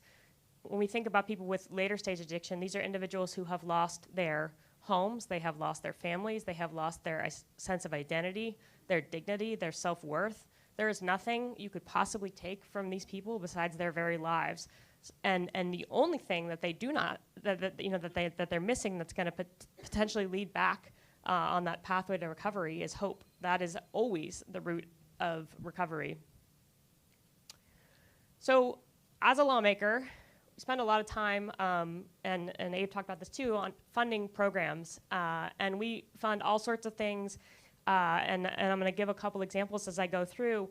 But we pick on the legislature. We fund an inordinate amount of boutique programs, a slightly new name, new acronym program for a slightly discrete population that is going to address this one thing. And then we actually have 6 things that are like sort of similar but slightly different criteria. We do that all the time, and it's not just in the substance use or behavioral health field. So we do it, substance use prevention. Even this year, we had not 1 but 2 bills with basically identical text starting new campaigns about the dangers of fentanyl. We just heard Dr. Kilmer talk about how effective is it to basically do the scare tactics, right? Like, is that very effective? And so hopefully our amazing Department of Health will implement that consistent with the evidence and consistent with science, and not use those particular approaches.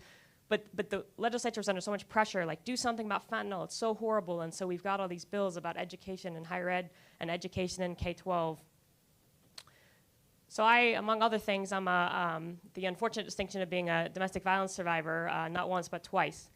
And I've become quite interested and invested in domestic violence prevention. So that's another kind of category, right? What are we doing around healthy relationships and trying to prevent people from becoming abusers or becoming victims? community violence prevention. So we had a big pot of money, a $200 million pot of money that was actually cannabis money that we, a couple years ago, created this community reinvestment account, and the idea was to reinvest primarily in communities of color who were harmed by the war on drugs. There's about 5 different funding categories that are eligible. One of them is community violence prevention. We've been pouring into this through our Office of Firearm Safety and Violence Prevention at the state and through that community reinvestment fund. Suicide prevention, used to work in that for a living.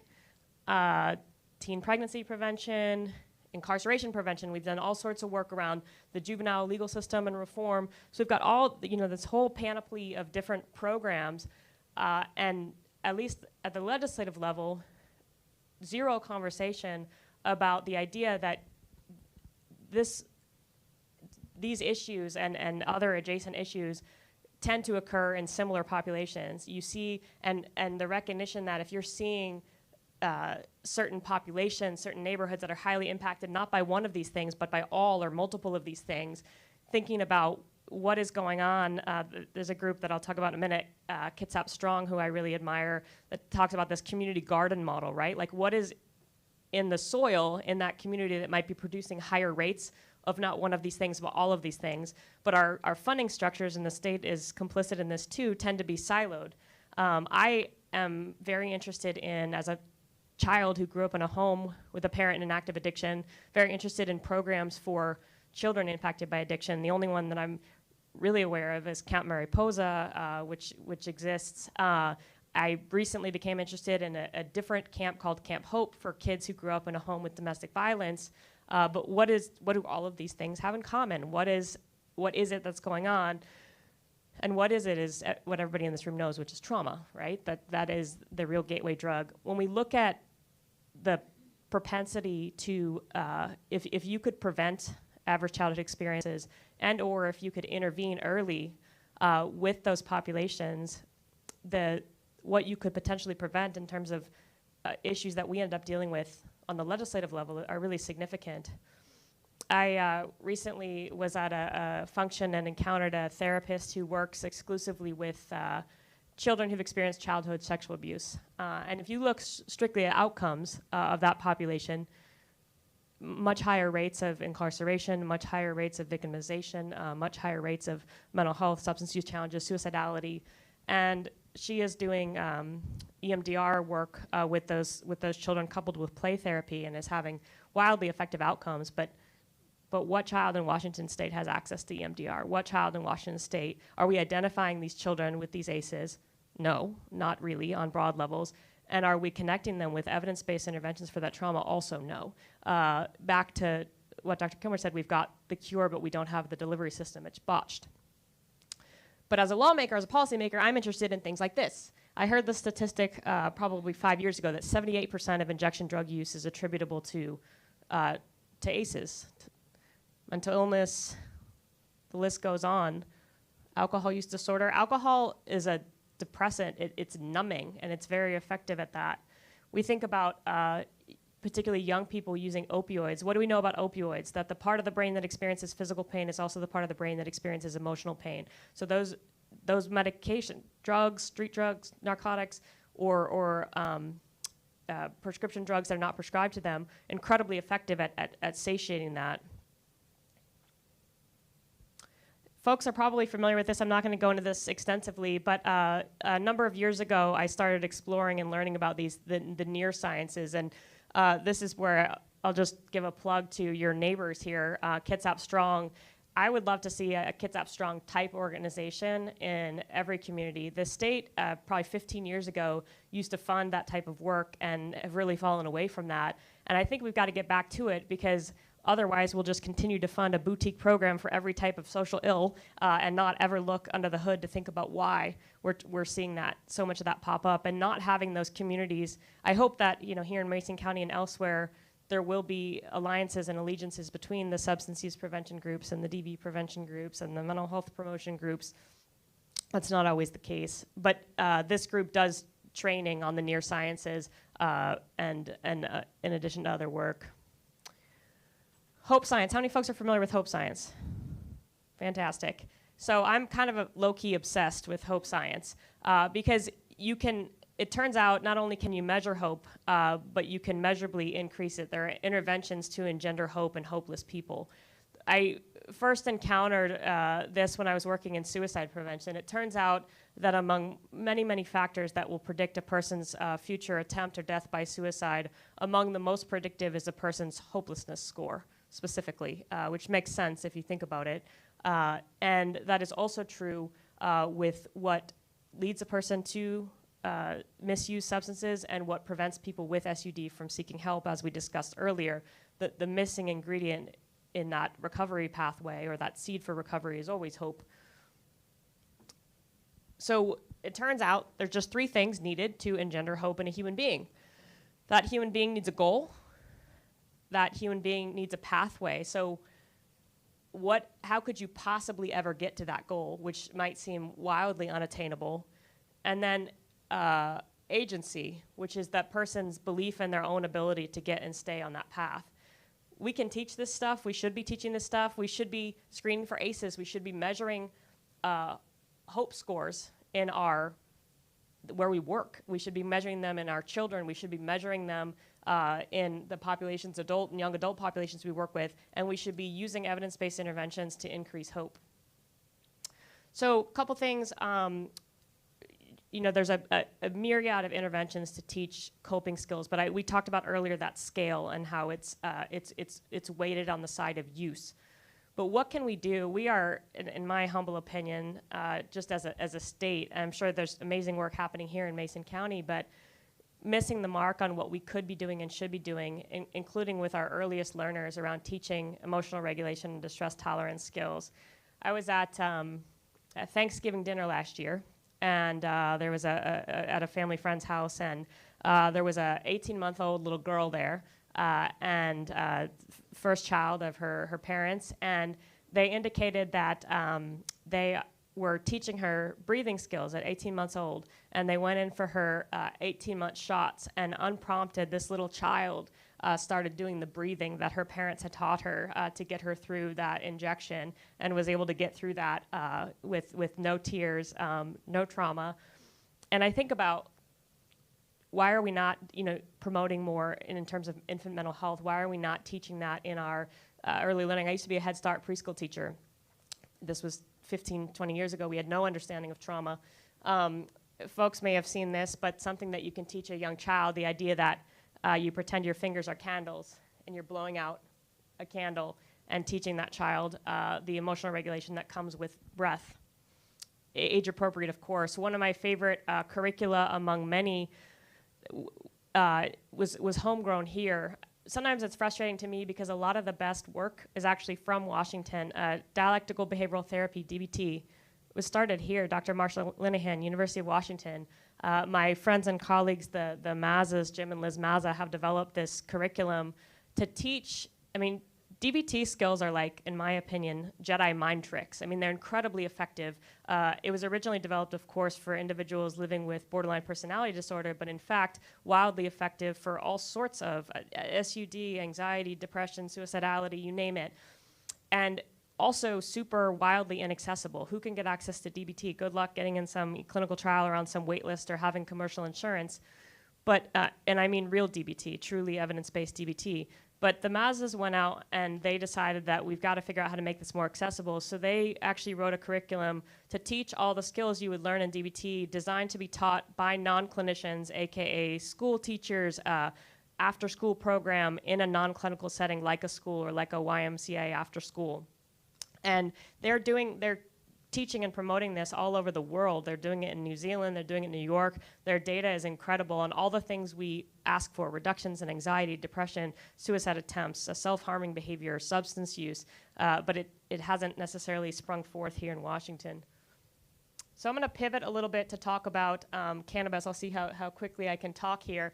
So one of the things, and I'm gonna kind of explain the backstory and how I ended up getting into a years-long fight with the Washington State cannabis industry.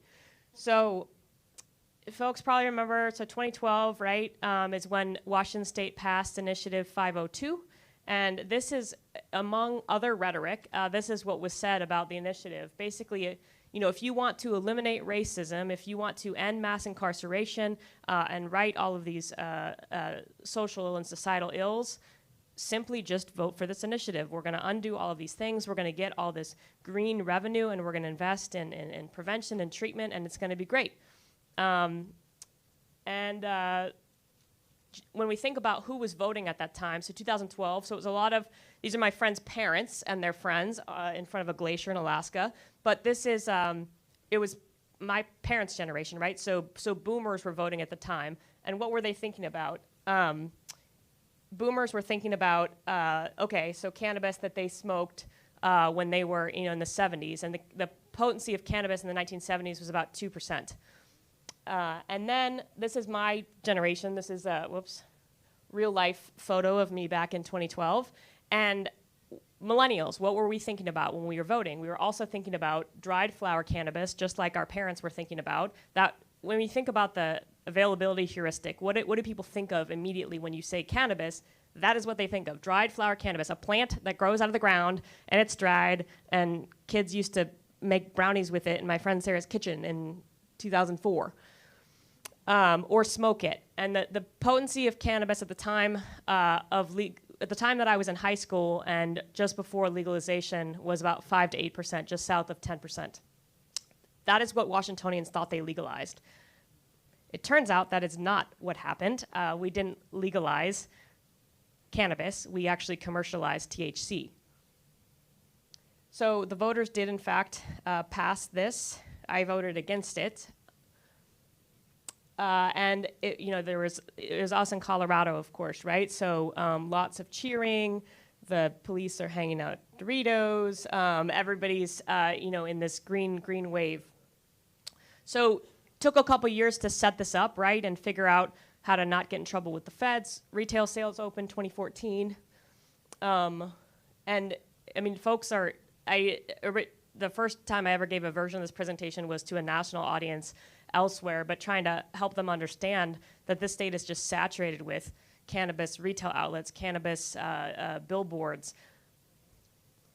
So how did I, as somebody who was working on the treatment and recovery side of the house, become so interested in this specific issue? So a couple things. During this time period, so I entered the legislature in 2019, so this is before I accidentally got elected. So there were two young men that I knew in the same year who ended up being diagnosed with cannabis-induced psychosis, later receiving a schizophrenia diagnosis, both of them. And they were both heavy cannabis users. One of those young men is currently in our state's Department of Corrections for a crime, a pretty heinous crime that he committed while floridly psychotic, and was previously at a children's hospital receiving treatment for cannabis-induced psychotic disorder followed by schizophrenia. So that was my first inclination that there might have been some connection between cannabis use and serious mental illness. Then I was working at Forefront Suicide Prevention at UW. I was working in high school suicide prevention and mental health, and I was working at different high schools around the state. And I met a high school administrator who told me about young people who were out in the school parking lot dabbing using concentrated cannabis that were available at retail outlets, and who had no history of mental illness, no family history, no personal history, and were floridly psychotic coming into the school office. And the parents are called, and the child is transported to the emergency department.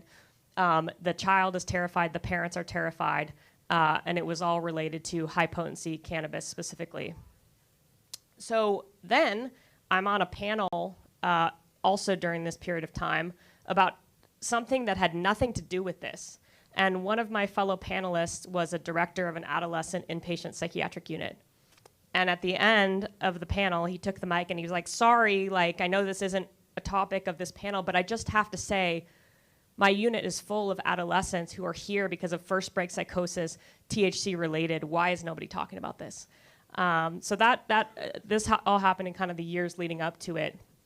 So turns out there was a growing body of research that was also tracking with these kind of one-off qualitative or personal examples that I referenced. That was happening at the time nationally. And when we think about I can couch kind of in three broad buckets the health impacts that are highly concerning, that are really uniquely associated with high potency cannabis, much more so than low potency cannabis. So low potency cannabis can induce appetite, can suppress nausea, largely true, can be helpful in some cases with patients undergoing chemotherapy, for instance. High potency cannabis has the opposite effect. So I talked about the potency of less than 10% at the time of legalization. If you go to your neighborhood cannabis retail outlet, you can buy cannabis that is 99% potent. So it's tenfold as potent.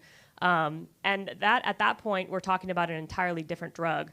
Dabs and hash oil and shatter bear no resemblance to the plant that goes in the ground that people thought they were voting to legalize. And it turns out that the health impacts of a drug that's 10 times as potent, just like fentanyl is different than heroin, by a similar token, we're seeing different health impacts.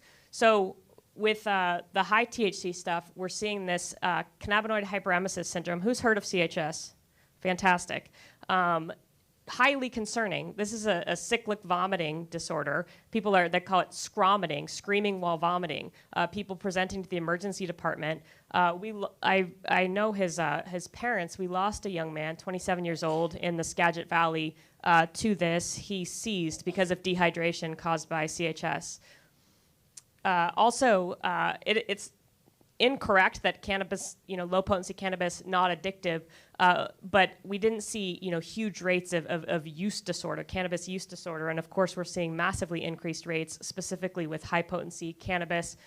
There was a data nationally that came out recently in the last 6 months that there was a 50% increase in cannabis diagnostic codes in health systems nationally in between 2019 and 2023, all whilst we're seeing this move, consumer push and move away from dried flower cannabis to high potency products. This is what keeps me up at night, is this right here. So Rep. Griffey and I are lawmakers.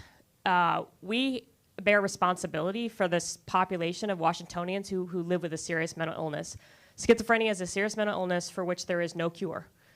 It can be treated, but there is no cure, and it is a fairly damning, earth-shattering diagnosis for that person and their family. People with schizophrenia die 25 years younger than their peers. And yes, suicide, but and overdose, but also because of cardiac issues associated with metabolic syndrome, other health impacts, sometimes associated with the antipsychotics they're taking for that disorder. Really significant negative life outcomes. And I think about, as lawmakers, what are we responsible for? We're responsible for institutions and state hospitals and competency evaluations and restoration. We're responsible for the carceral system, homelessness and homelessness services. And we are actively in this state right now growing essentially a balloon population of people who will have schizophrenia. That the data suggests that up to 30% of cases of schizophrenia in young men ages 21 to 30 could be averted. They would never develop schizophrenia if not for access to high potency THC specifically. And of people who are presenting to an emergency department with a diagnosis of THC-induced first break psychosis, within 8 years, half will have a diagnosis of schizophrenia. So where we are right now, just to be clear, retail outlets opened in 2014. We are on that trajectory, and we are growing right now. And again, once you have schizophrenia, you can't go backwards again. And we will be calling this a schizophrenia or a psychosis epidemic, and we've got our heads in the sand. So in 2019, there was, at the time, the most damning study that came out that indicated that they looked at a number of cities in different countries and around the world, but indicated that in, I believe it was Amsterdam, up to half of the cases of schizophrenia could have been prevented if not for access to high potency THC specifically. So it's my first year as a lawmaker, and I ask our nonpartisan staff to prepare a memo for me. Mind you, I hadn't actually really worked in substance use prevention, only treatment and recovery. And I was like, help me understand basically what the hell's going on with this high THC stuff.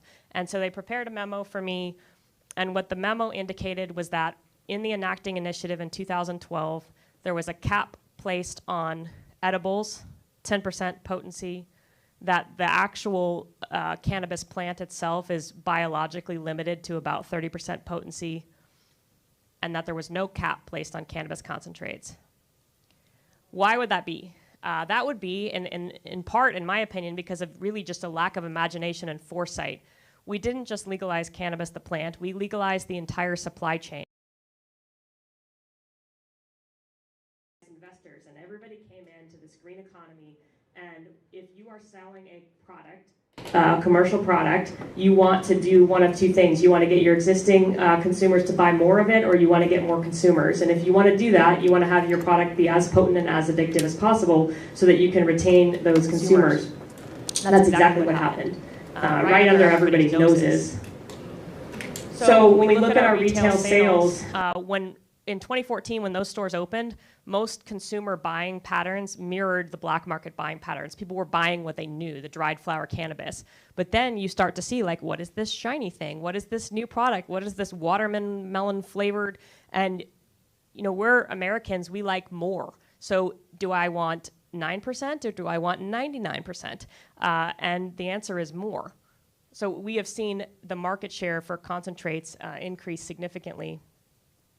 In 2020, I introduced my first piece of legislation trying to address this issue. And I was like, okay, fine. Our cap for edibles is 10%. Let's do 10% for concentrates. Seems reasonable to me. Introduced this bill with broad bipartisan support. I think there were 22 lawmakers, about half Democrat and half Republican. This is not a partisan issue. While there are people on both sides of the aisle that are concerned about this, there are also plenty of people on both sides of the aisle who love cannabis, who accept significant campaign contributions from the cannabis industry in this state, because, you know, Democrats, I'm a Democrat, it's an herb, hippie-dumb, whatever. If you're a Republican, maybe it's about supporting small businesses or agriculture, but whatever the case. So I had these meetings with the cannabis industry, and again, I'm a freshman lawmaker, and I'd never met with these people, and I sit them down and they tell me, we've never heard of this before. No one has ever told us that our product is dangerous or causes psychosis or anything of that sort. Never heard of CHS. So turns out that the public response was vociferous and it was immediate, and it turned out this was a super unpopular policy position to take. And I got all sorts of hate mail, which I continue to get to this day. People call me all kinds of things, Reefer Madness, Nancy Reagan, you name it. A lot of it is the arguments that the cannabis industry uses are rooted in fear. So basically that, everybody, if you limit concentrates, everybody's going to be doing butane extractions and blow up their garages and kill their neighbors, and this is what's going to happen. They say things of that nature. My colleague, Dr. Bia Carlini at the University of Washington, actually just published a piece about the exact tactics. She did a qualitative analysis of the tactics that the cannabis industry has used to try to fight the legislation that I've introduced, and she categorized it into 3 different categories: threat, discredit, and distract. So threat was basically, there's going to be, folks remember the EVALI, the lung injury stuff. The cannabis industry will argue if you reduce the concentration of concentrates, we're going to have lung injury, so bad public health outcomes, you won't know what's in it.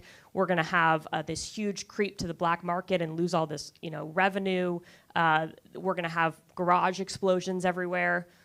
The distracting was pointing to something else. So they're like, oh, but the cannabis industry has got better rates of compliance with underage purchasing than alcohol. So give us a gold star for that. Or they'll talk about, any other issue that is not related to this specifically. And then discrediting. So discrediting either the science itself or the scientists who develop the science that suggests that their products are harmful. So I think you've arrived in life when you have a change.org position addressed to you that tells you that your idea sucks and tens of thousands of Washingtonians support it. There's a lot of people who feel very passionate about cannabis. I think it's worth noting that the legislation I've introduced has always exempted medical cannabis, but I still get a ton of emails about, don't take away my medicine, et cetera. So that bill stalled 2020. So that fall, there was a work session of the House. It was called the Commerce and Gaming Committee at the time, and the work session was on this topic. and the cannabis industry showed up, and I thought I was teleported back to Congress in the 1960s with Philip Morris, because they sat there and basically said cannabis does not, in fact, cause psychosis. The science, isn't accurate, and more research is needed. Always more research is needed. Basically, do nothing because we don't know for sure yet. So, just looking at some mirroring here. So this is, late 1950s. Basically, that cigarettes are carcinogen. We don't know. And then again, we've got, this is a lobbyist in the state of Washington speaking about this in open public testimony a few years ago. Purdue Pharma. So here's the other thing. Blame something else, right? So it's not actually OxyContin. It's this person. That's why they developed opioid use disorder. Same thing. So it's actually this predisposition. They've looked at twin studies and family studies, and even when you control for family history, there's still a threefold increase in psychotic disorder associated with high THC products. So in November of 2020, Dr. Carlini, Dr. Kilmer, others came out with this consensus statement, looked at all the literature, and basically said, like, yes, in fact, high-potency cannabis is problematic. And to try to kind of address the issue and get that consensus statement out there, talking about some of the report went on to talk about incidents of cannabis use disorder and psychotic disorder. So I come back the next year with another piece of legislation. That legislation also meets a swift death. The bill was neither of these bills were ever even brought up for a vote in committee. They were swiftly killed by the industry and by my own colleagues on that committee. I don't have time to go through all this. I'm going to stand over here so I can look at my time. But turns out that a lot of my colleagues, legislative colleagues, actually had no idea that this was an issue, had no idea that this was going on, and were interested, intrigued, wanted to learn more. But here's the problem. It's a pretty difficult pickle to be in when the public is not with us and the public doesn't know what CHS is, has never been to a cannabis retail outlet, doesn't know that the thing they voted for that they thought was a plant is actually this highly concentrated drug that is 10 times as potent. They have no idea. And then they think we're all a bunch of Nancy Reagans. And it puts people in a difficult political position, candidly. So then eventually I was like, fine, I guess this isn't going to work. I guess nobody's going to vote for my cap on cannabis concentrates. So I funded the University of Washington Addiction, Drug, and Alcohol Institute to be like, what else then? What else could we do if not that? If we don't have the political will for that, which is an embarrassment, but then what can we do? So they did a report, and they looked at what else had been done in other states and around the world, and came up with a proposal of things that both the evidence supported and the science supported that suggested would be effective to address the public health harms of high THC, and that we thought we would have the political will for. They came up with a report. It did not include, these were what were considered, but they came out with a report that included things like increasing taxation on higher potency products, labeling, increasing the age of purchase to 25, all supported by science. So I took all of those recs and I stuck them in a bill. And I was like, okay, here, committee, you didn't like the concentrate cap, fine. Here, all of these are supported by science. Like, I'm a Democrat. We're the party of science on COVID and climate, but like not on cannabis, apparently. And so that bill also, DOA, dead on arrival, went absolutely nowhere. Vociferous opposition from the industry. Same industry who claims they want education. There was education in this bill. Did they testify that that should be retained? No, they did not. So this last session, I got a little help from my friends at the Seattle Times editorial board, who I didn't know were my friends or even like watching this work very closely, but they started writing about this topic. And right before session, they wrote an op-ed about the bill that I was about to introduce. And then they wrote another one when it looked like the bill was in peril. And then they wrote another one. And then they wrote another one. You may be aware, I mean, I can't divorce the politics from the policy. This is, lawmakers are up for election, the entire House every 2 years, the Senate, half of the Senate every 2 years, and people are paying attention to what the Seattle Times editorial board thinks, and that does carry sway. This was one of the cartoons, which I quite loved and I think describes it very accurately what is occurring in the state of Washington with the cannabis industry that the Seattle Times also published in January while we were in session. So the bill that I introduced this year, you may notice it usually stopped here every year, never got out of committee. We did get a bill passed this year. It is, the bill that was introduced was a much more modest form, and the bill that passed was even more modest still. I'm proud that we got something, but it's not much. So what does it do?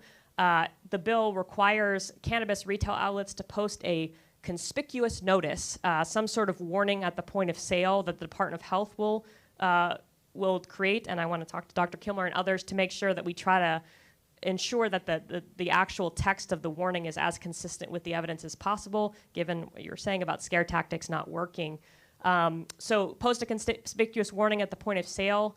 There's also a training for bud tenders or cannabis retail outlet workers that is optional training regarding educating consumers on the health harms of these substances. There's also some additional work for the Addictions, Drug, and Alcohol Institute at UW to develop health interventions for individuals at risk of adverse health outcomes from high THC, individuals who have developed first episode THC-induced psychosis but not yet schizophrenia, and how could we potentially avert. Again, in summary, what we know is that all individuals have a threshold at which we can develop psychotic disorder, present company included, and exposure to high THC products lowers that threshold. So it makes it easier to leap over that threshold.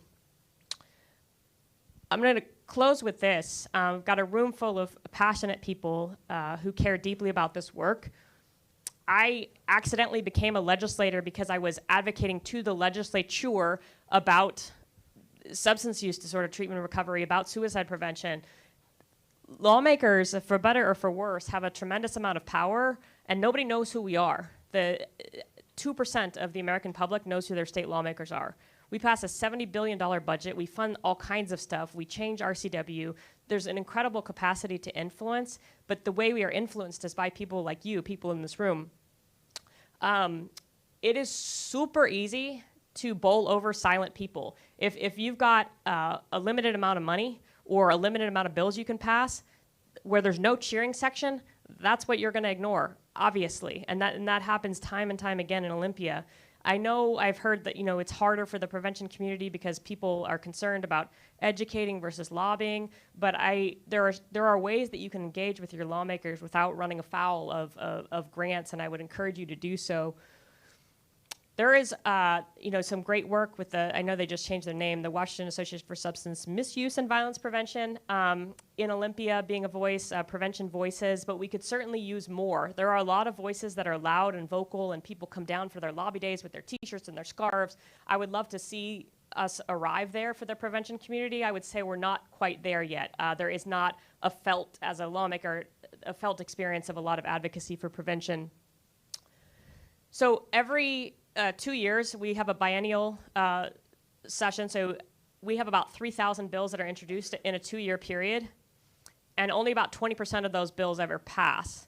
But why is that? Why do the 80% of bills die? It's not actually because 80% of the bills sucked. Some of them suck, but that's not actually the primary reason. The primary reason is there's not advocates. That's not what people are hearing about. Bills die because they're not a priority. And they're not a priority because people don't talk to their own lawmakers about this particular issue being a priority. And I can't underscore enough how much power each of you have in this room simply because you do this work, you care about this work, and you belong to somebody. You've got 2 reps and a senator who do care and will listen to you. And one of them, if you live in Mason County, is of course my dear friend.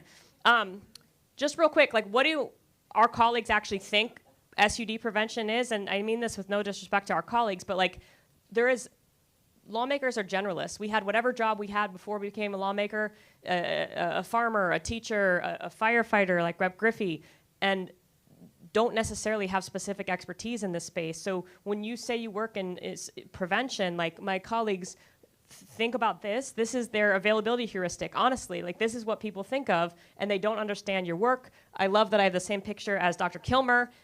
They also think of this. But educating them, just to close on a couple things you can do, 2 goals for you. One is building relationships with lawmakers, and then the second is educating those lawmakers about what you do and why it matters. they want to understand this is hugely important. Children and the future of our children are hugely important, regardless of partisan stripe or whether they're in the House or in the Senate.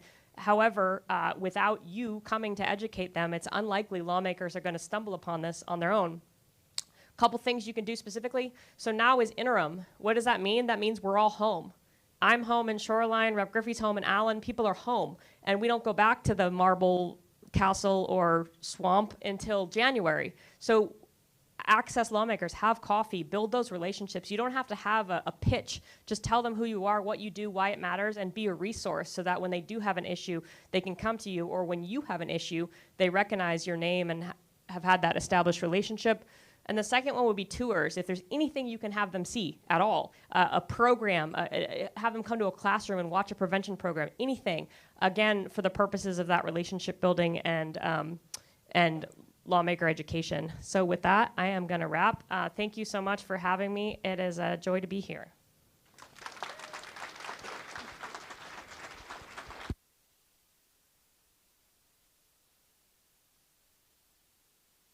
Awesome. Thank you. Thank you.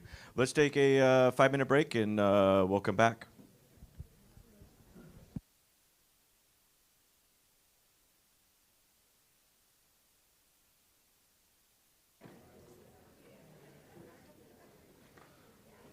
Awesome.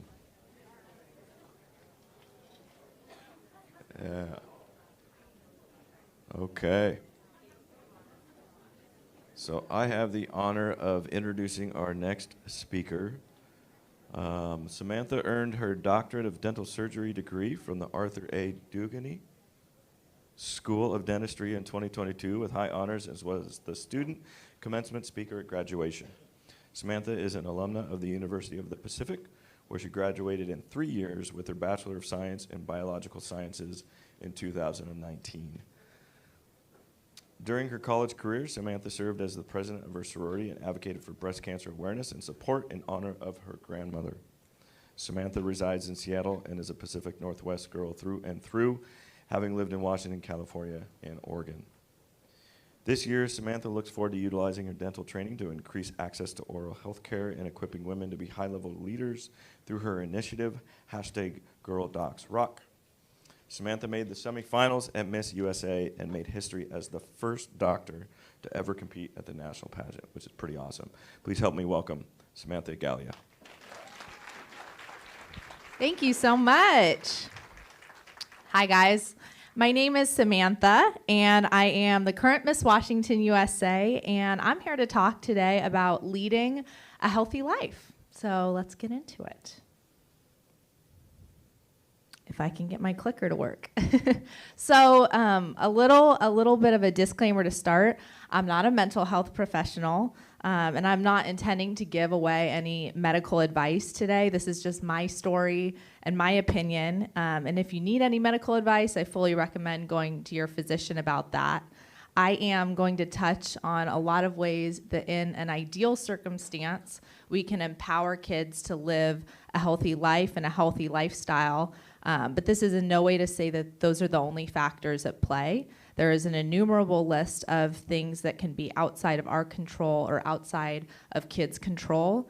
And this is in no way meaning to downplay those factors or discredit them. I'm just speaking on ways that I believe that we can empower kids to focus on what they can control, which looks different for everyone. So perfection is not the goal, progress is the goal. So, a little bit more about me. Like I mentioned, I'm the current Miss Washington USA, but it's actually kind of a side hustle for me. In my day job, I'm a dentist. So I heard a little bit of the dental slander earlier. I'm not here to talk about floss. I'm not here to shame anybody, okay?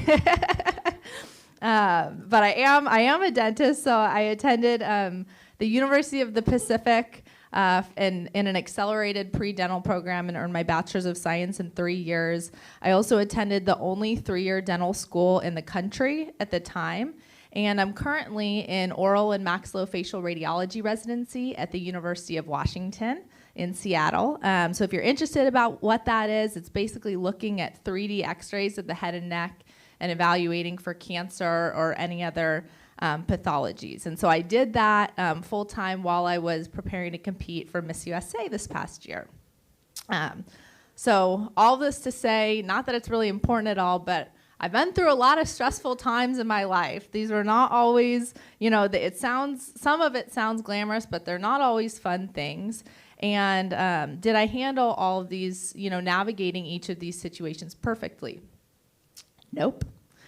But along the way, I learned some helpful tools that I believe are increasingly vital for kids and teens in today's society when the pressure from so many different angles is at an all-time high.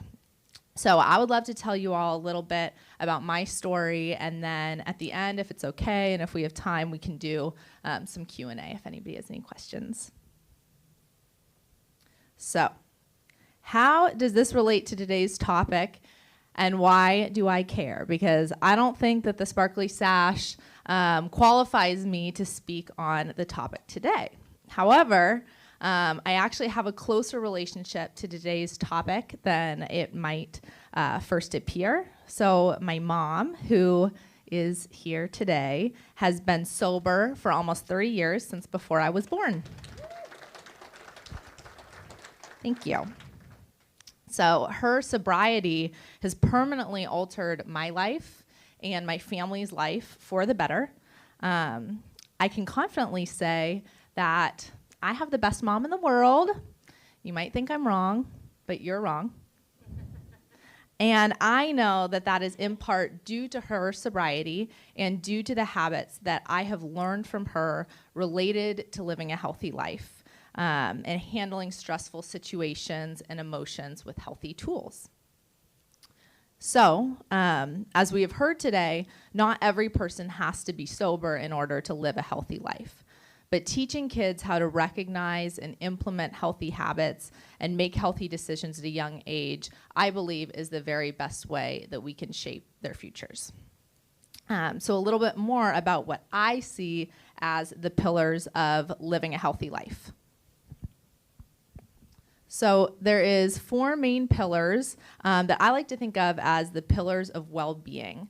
A healthy relationship with each one of these things: life, mind, body, and social well-being can look different for everyone, but you have to have a balance of these things in order to live an optimally healthy life. So starting off with the life pillar, there is a quote that I really like that reads, "You are the captain of your own ship. Don't let anyone else take the wheel," by Michael Josephson. So I believe the first part of living a healthy life is embracing the idea that we can't always control our surroundings, we can't always control the situations that we are placed into, but we can control how we react to it. I have sat in AA meetings with my mom and heard testimonies from some of the most powerful people that I have ever met, who are change makers in their community, who started from nothing. And your start point does not have to be where you end up. Being able to respect oneself as the commander of your own life is an integral part of setting yourself up for success. Now, a lot of young people that I know have trouble setting up a direction for their life. With the added pressure of social media today that I didn't really grow up with when I was in elementary school or in middle school, I think it's really easy to compare our progress to the progression of our peers. And it's really important for kids to know that they don't have to know everything right now. The important thing is that they start by taking time to talk through, what they like to do, what values they think they can bring to society, and the goals that they have for their lives. It can help them start to build an achievable plan to put that into action. Another part of the pillar of life is identity. So when you look in the mirror, do you like what you see? When you think about the decisions that you make as a person, are you happy with those decisions? Throughout my year as Miss Washington USA, I have been in the public eye a little bit more than you are when you're going through college, going through dental school. And there have been many moments where I faced maybe a pointed question or a criticism online. I wish that I was strong enough to say that those things never bothered me, but that's not the truth. However, at the end of the day, I got through those moments by standing strong in who I am and never compromising my beliefs for another person. By following my moral compass and choosing words and actions that I'm proud of, I know that I can move forward and be happy and proud with who I am, no matter what or what anyone else thinks. So moving forward into, mental well-being. Mental health includes our physical, psychological, and social well-being. So it helps determine how we handle stress, how we relate to other people, and how we make choices. And I'm sure a lot of people in this room are much more well-versed with the ins and outs of, handling mental health than I am. But according to the CDC, more than 4 in 10 students, this was in 2021, feel persistently sad or hopeless, and nearly 1/3 experience some sort of poor mental health. Anxiety and depression can co-occur with other mental health disorders and are associated with suicide and substance abuse. So, all this to say, it is more important now than ever that kids have role models showing them how healthy behaviors can form and how to manage their mental health. So I do have a little bit of experience with this. During dental school and residency can be tough, and I have experienced times that were exceedingly strenuous. I can remember one point in dental school where I think we had 12 finals in 3 days. Not fun. So running on very little sleep, not in an optimal environment, and it's during these times that I feel like I formed some healthy habits that have carried me through since then. So some of the behaviors that I have used to regulate my mental health include journaling, speaking with a trusted family member or friend about how I was feeling, having a routine of reading a daily affirmation and writing a list of gratitude, being of service to at least one other person every day, and being open-minded to admitting any wrongdoings or faults and making amends for them. Having these preset habits in place help us navigate times of crisis through healthy mechanisms rather than defaulting to risky behaviors. I also firmly believe that the way that we speak to ourselves shapes our reality. So by choosing positive words to think and speak about ourselves, as silly as it can seem to catch yourself in the moment of thinking something negative about yourself, we all do it. By reframing that, we can train our subconscious to be more compassionate and kind to both ourselves and others. Now, once again, in my daily life as a dentist, I am always educating people on how oral health is connected to systemic health and the kind of integration of all of these things. And I really believe that the same thing is true here, and that no one aspect of our health works apart from the rest. So, body. I believe that the framework of physical well-being comes from creating balance when it comes to our routine. One of the most important things that we can do for us in working to build a healthy life and helping kids work to build a healthy life is building these healthy habits. So at different points in my life, this has looked different for me. The amount of time that I spent on my physical fitness was really different when I was preparing for Miss USA versus from when I was studying for finals in dental school. But it was some form of movement and making that a priority that helped me no matter what stage I'm at, and that has allowed me to create balance for myself and acted as a healthy coping mechanism for whatever I was dealing with at the time. Now, kids today are getting less movement than ever, and I think that we look at it as a really big systemic issue, but it doesn't have to be that hard or complicated to increase your physical fitness. So simple things like taking the dogs for a walk, turning off the TV for 30 minutes and getting outside, or taking stairs instead of an elevator can make a big difference. And I think helping kids understand that it can be these simple things that can radically improve your life is really important.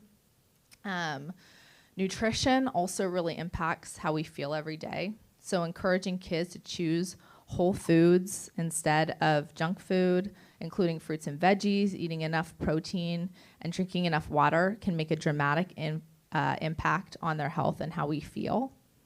And some other healthy habits that impact how we feel. Getting enough sleep, a recommended 8 to 10 hours for teens, is imperative in helping them feel and perform their best. And there's so many other forms of self-care that we can focus on to improve these things.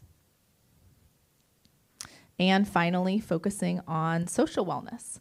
So I think we all know that the world is a more social place than ever, and there are so many ways for us to be connected, but there is an equally increased number of ways that we can be negatively impacted by unhealthy connections.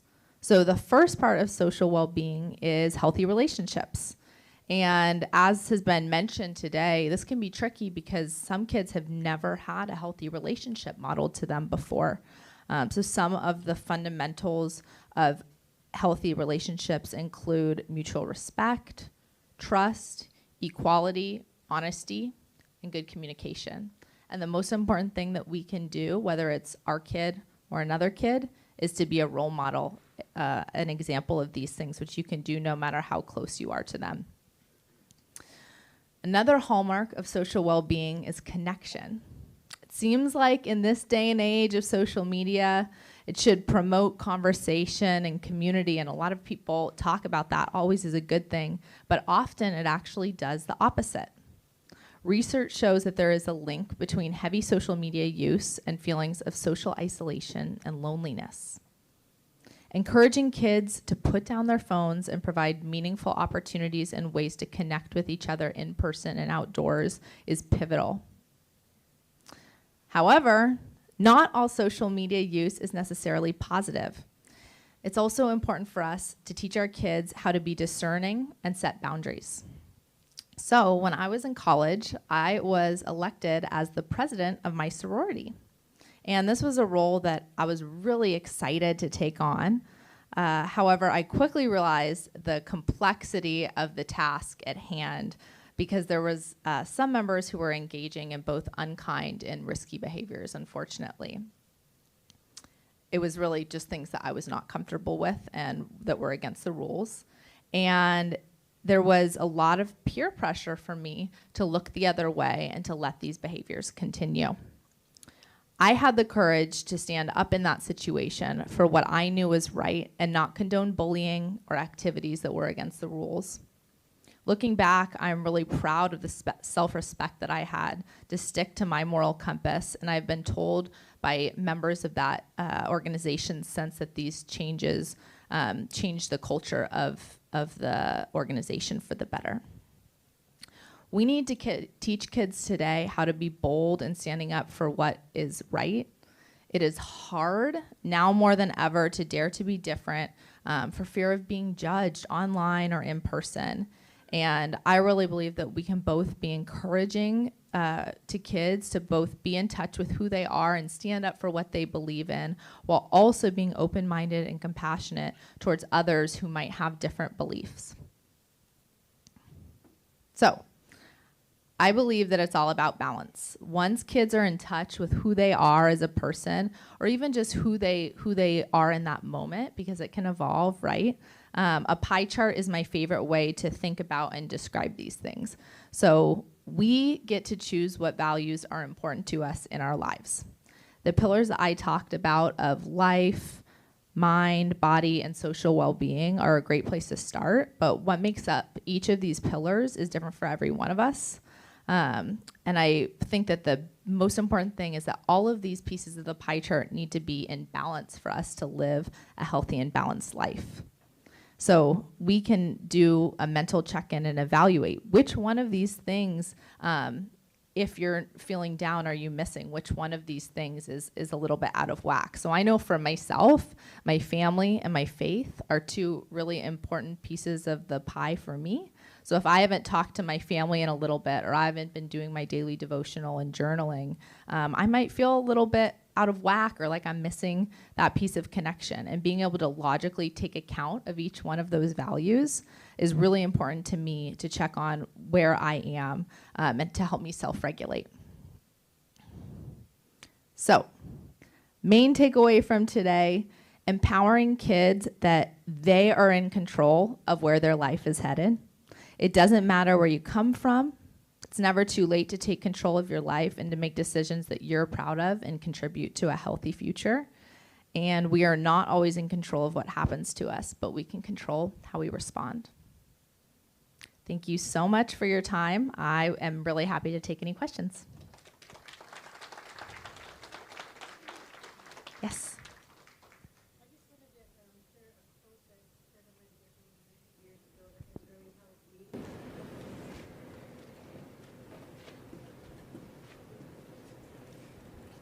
I just wanted to share a quote that a friend of mine gave to me years and years ago, and I actually used this quote at the treatment center over in Elma when I was working there in group. And it says, "It's what I think I am is what I will become. I am a winner." And I would go around the group and have each of the clients say that, and they talk louder, so you got to do it louder. But it really helps. In fact, I just had to put that back up around my house again. But I just wanted to share that. I love that. Thank you.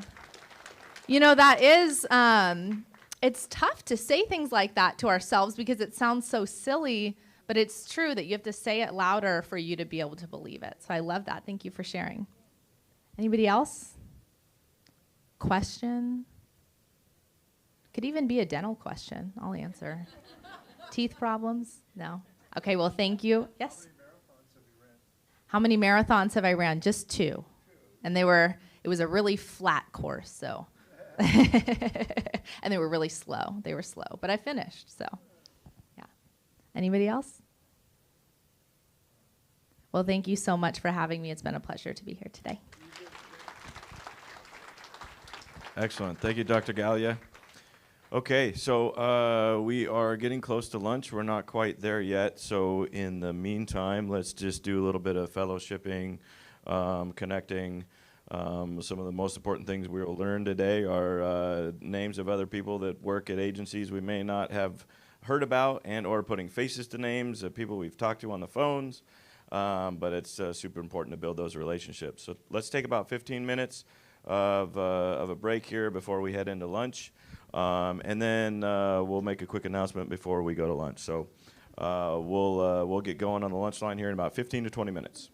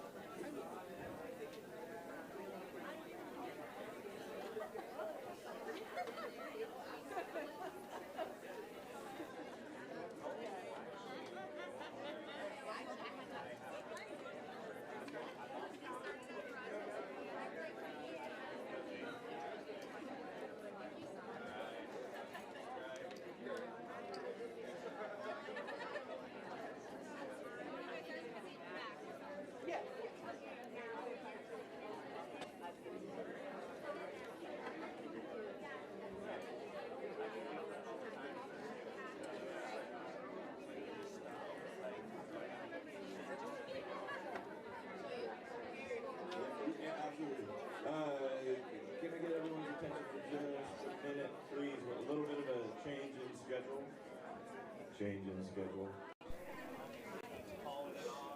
We're calling an audible here. So we're actually going to have one of our afternoon speakers go a little sooner than planned.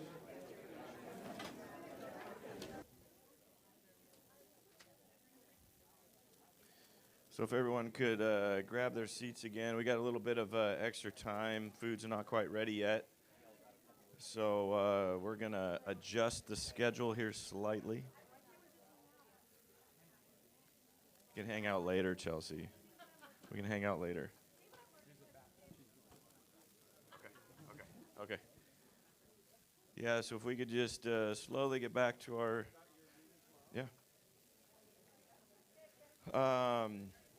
in the meantime, while we're waiting here to transition, just a quick heads up. We have a Mason County Opioid Stakeholder Group meeting.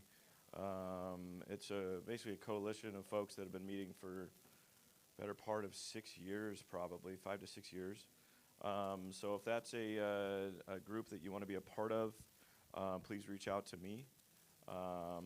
We have usually 30 to 60 people in attendance, both in person as well as online. We always have a Zoom option.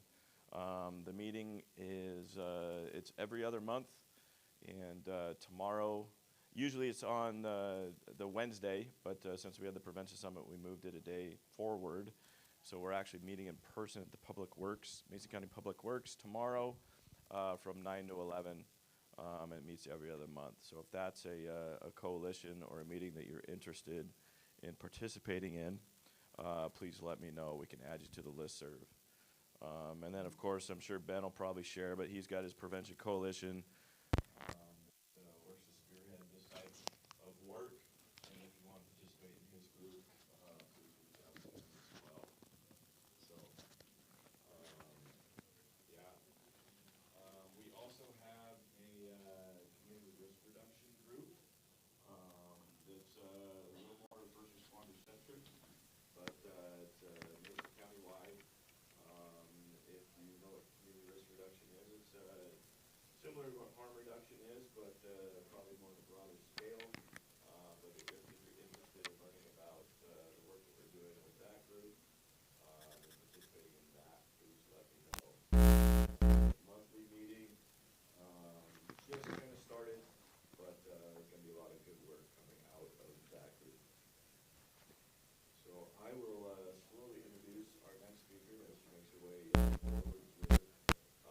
But again, like our other presenters, just a lot of really good material that we've been able to hear.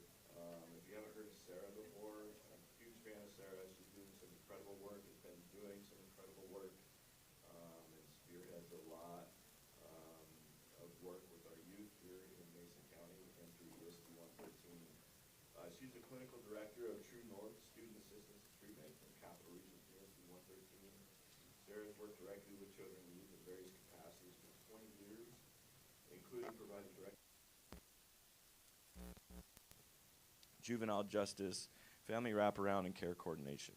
She has been a licensed mental health clinician since 2006 and a substance use disorder professional since 2009. Sarah is fluent in implementing student assistance within a multi-tiered system of support framework. Sarah holds a master's degree in counseling psychology from the University of Denver and a bachelor's in psychology from Gonzaga University. Go Zags. Sarah lives in Olympia, Washington with her husband, 3 sons, and their golden doodle. Please help me welcome Sarah.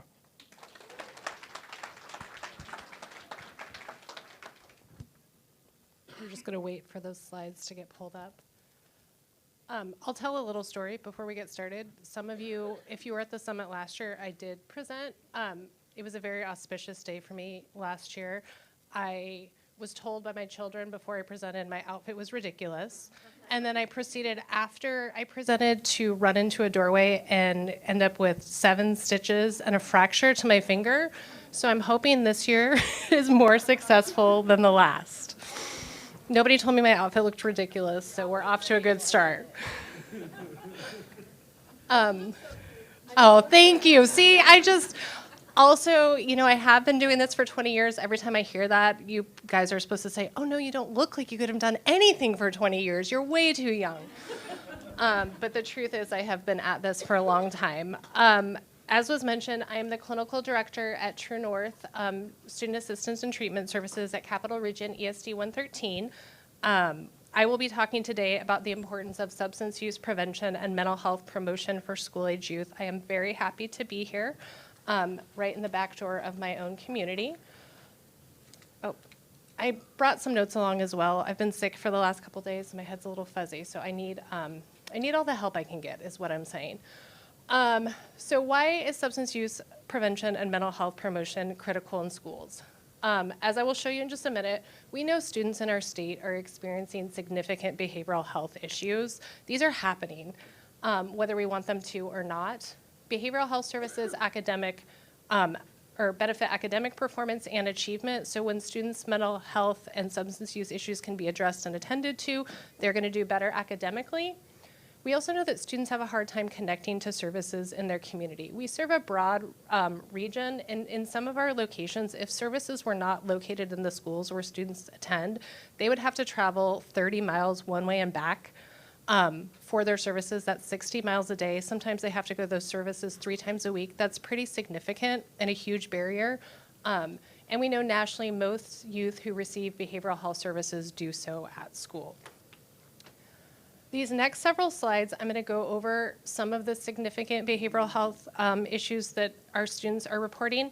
This data is taken for the most recent, the October 2023 administration of the Healthy Youth Survey. If you don't know what the Healthy Youth Survey is, I encourage you to go to the website askhys.net. All of this data is publicly available, as well as a lot of other very rich and robust data. But the Healthy Youth Survey is a survey that's given to students across Washington State in 6th, 8th, 10th, and 12th grades. It used to be every 2 years. Our schedule got a little off with COVID, so this is the first administration since 2018, is that? No, 2021. Is that right? 2021 was maybe a partial survey. Somebody who knows HYS? That's right. Okay, so it was 18, then we went to 2021, and now we're back on a 2-year schedule. Thank you. It is a partnership between the Healthcare Authority, Division of Behavioral Health and Recovery, the Office of Superintendent of Public Instruction, DOH, and the Liquor and Cannabis Board. Typically, okay, we talked about that. So this is data for 8th and 10th grade students in Mason County. 12th grade data is suppressed for Mason County. That either means there weren't not enough students who took the survey to have reliable data, they skipped the question, or some other issue. I think in Mason County, the most likely is that there weren't enough 12th graders who took the survey to utilize that data. So these are just looking at students who reported depressive feelings. And when I say depressive feelings, these students reported feeling sad or hopeless for at least 2 weeks in the past year. So you can see close to approaching 40% of students reported that that was true for them, that in the last year they'd spent at least 2 weeks feeling sad or depressed. When we talk about anxious, these are students who reported feeling anxious, nervous, or on edge for at least 2 weeks in the past year. Again, we're up above half of our students, 55% or 56% at 8th grade and 62% in 10th grade. And then in the last 2 weeks, the can't control worry is students who said in the last 2 weeks, I have not been able to stop or control my worrying, and it's been getting out of hand. Again, close to half at 8th grade and a little over half at 10th grade. When we think about these things, when that's happening for young people internally, their ability to attend to school and what's happening around them is limited. The data gets even more concerning when we start talking about past year suicide feelings and actions. So students are asked questions about, in the past year, have you considered suicide? Meaning, have you just thought about it? They're also asked, in the past year, have you made a plan for suicide? Do you have a plan of how you would proceed if that's been something you've been thinking about? And then they're also asked, have you made an attempt based on that plan? So you can see close to 22% of 10th graders and 19% of 8th graders thought about suicide in the last year. They consider that as an option for themselves. That's 1 in 5 students in our classrooms. It's very concerning. Again, 17% in 8th grade and 16% in 10th grade actually made a plan. They said, I'm thinking about this seriously enough that I have a plan for how I would do this if I choose to follow through. And then 9% and 13% respectively had made a suicide attempt in the past year. That's a lot to sit with. That's a significant amount of students in our community who are really hurting. And then we're just going to throw substance use into that as well, because why not? So we can see the good news about substance use across our state, and since we've been administering HYS, is we've seen significant decreases in young people's substance use over the course of time. What's also concerning is we've seen the landscape of substance use change, and the lethality of substances that our students are using change significantly as well. So it's sort of a good news, bad news situation. When we ask them, and this is current substance use, meaning have you used this substance at least once in the past 30 days? When we asked them about alcohol use, about 3% of our 8th graders reported that they'd used alcohol in the last 30 days, and 10% said that they had at 10th grade. That's a huge increase too, right? What's happening between 8th and 10th grade that we're seeing that increase in alcohol use? We see the same thing with marijuana, triple, right? In 8th grade, 5% is still pretty high. 5% of 8th graders had used marijuana in the past month. That triples to 15% at 10th grade. And then the painkiller question is the closest that we can get at this point in time to opioid use. We don't ask specifically about opioids on the Healthy Use Survey. The question is asked, have you used painkillers like Vicodin, OxyContin, or Percocet to get high at least once in the past month? So this may or may not be capturing, but I know that that's a question that a lot of people have, is what are our students saying about fentanyl use? What we do know also is most of our students who are exposed to fentanyl or use fentanyl are not doing so intentionally. They are doing it taking other things like this. They think are Percocet or Oxy or some other substance where fentanyl has been pressed into them. So again, 2% of 8th graders reported using painkillers to get high, and 4% of 10th graders. When you put all of this together, if you aren't familiar with the Healthy Use Survey or the platform, again, I encourage you to go to askhys.net. You can do a question-by-question analysis where you can compare different variables within the survey to see how they're related. What becomes very clear is our students who are using substances are experiencing significant mental health issues at a much higher rate than most of our other students. So this is a little bit confusing chart, but if you look at that really dark green bar at the beginning of each kind of cluster of symptoms, those are students who report no alcohol use, but still experiencing these things. So students who reported no alcohol use in the past 30 days, but still experience some anxiety, that's about 62%. Anxiety is a big thing for our kids. Most of our kids are experiencing some level of anxiety. When you look at our kids who report no alcohol use and experiencing some depression, that's a little bit lower at 37%.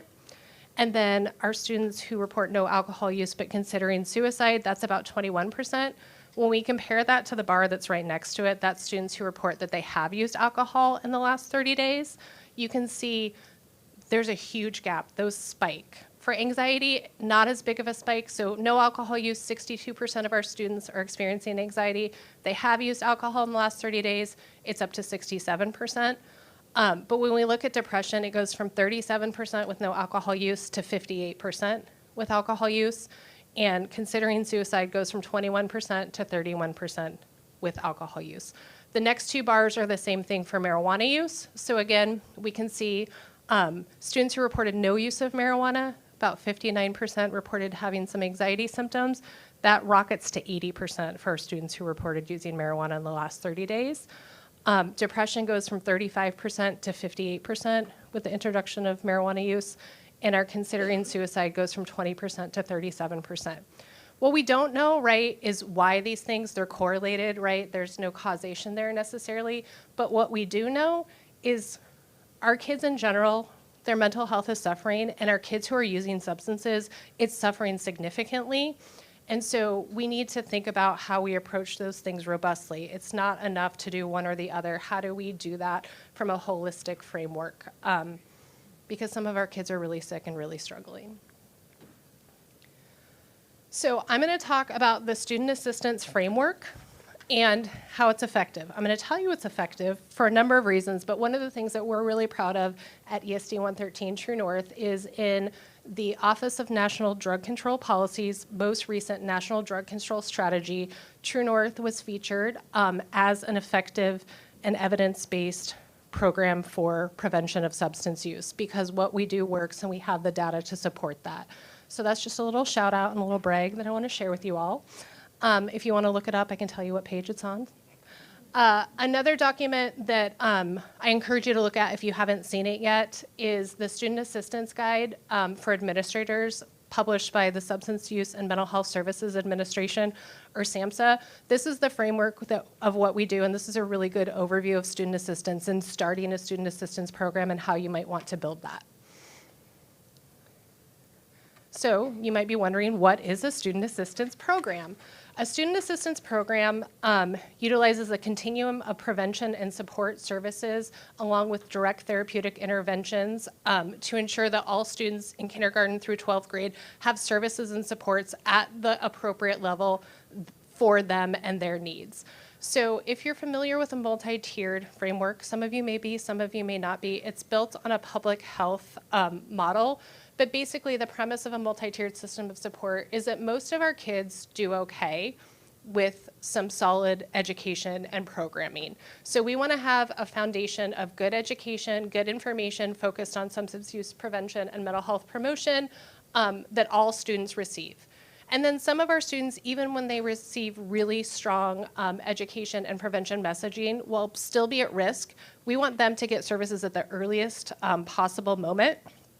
And we want those intervention services to be in place. That's tier 2. In a well-functioning multi-tiered system support, about 85% of kids do well just with really strong prevention message and mental health promotion messages.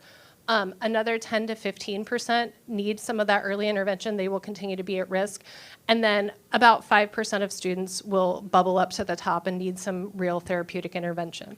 What we know in a lot of our communities is that's really great in theory, but our triangle is an upside down in a lot of places because we have not had these things in place for students for quite some time. And so we need to right that ship. And this is a framework for how we do that. So again, services within a student assistance program include education. So just providing information to students about positive mental well-being, positive messages about how to take care of themselves, how to avoid substance use. It also includes real prevention strategies and teaching those to students at all grade levels.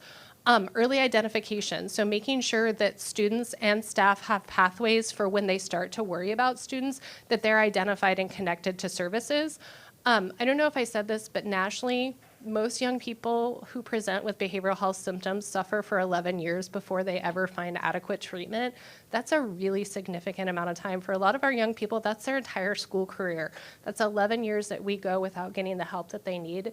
And we know that they're not just staying at homeostasis and just a little bit sick, they're getting sicker over time. So by the time they're getting the services that they need, it's at a much higher, more expensive, and more intensive level. So our goal is that early identification to reduce that amount of time that they go with suffering. And I think about that from the context of some of that healthy use survey data that we just looked at. A lot of our young people don't know how much they're suffering because that's their baseline. I think we have this idea of rehabilitation or returning to a place of wellness, but for a lot of our young kids, that anxiety, those depressive symptoms, those risk factors have been in place for a really long time. They don't know what it feels like to feel well, and it takes some time and some understanding to recognize there's a different way to be and feel. So again, our goal is that early identification so that they can get the supports and services that they need at the earliest opportunity. And then everything we do is from an evidence-based standpoint. That means that we're using interventions that we know to be effective or are more likely than not to be effective. And if we are using something that we find is not effective or doesn't work with a certain population that we're working with, it's not a tool that we'll use anymore. Referral processes, and we'll talk about that a little bit more, and then guided support services, which we also call case management, just making sure that if there's something that these students need that we don't do, we make sure that we create the pathways for them to get those services. Ms. Washington was just here talking about dental health. If we had a young person who presented to us and had some high dental needs, I'm not going to do that, but I definitely will be a conduit to make sure that they get those needs met. And who does a student assistance program serve? This is a question I get a lot. Ideally, every student, all students in a school building, in a school district should benefit from a student assistance program because they're getting really strong substance use prevention messaging. They are getting mental health promotion. They're getting classroom-based learning and classroom-based opportunities to have these messages reinforced. And then they're getting informational campaigns around this messaging. Again, when they're in the cafeteria, they're hearing it, they're seeing it, they're hearing about it. When they listen to their morning announcements, those messages are embedded into what they're doing. We work on doing that at least monthly. And then students who are experiencing substance use or misuse or mental health challenges are the best suited to receive interventions within a student assistance program. One of the most important features of a student assistance program is having an identification and referral process. It is one thing to have the services available, but if nobody knows they exist or how to connect to them, they're meaningless. And so part of what we do is ensuring that teachers, administrators, and other individuals working within schools know we're there and know how to make a referral and know what to look for. What makes a quality referral? What are the signs and symptoms that you would be noticing if a young person might be struggling? And then we also want to have pathways for students and families to refer themselves. Oftentimes we hear about the high-functioning student who has significant anxiety or the athlete who has an underlying substance use issue that go unnoticed and undetected by school staff. We want pathways for those families and students to also ask for help in a way that's not stigmatizing and gets them connected.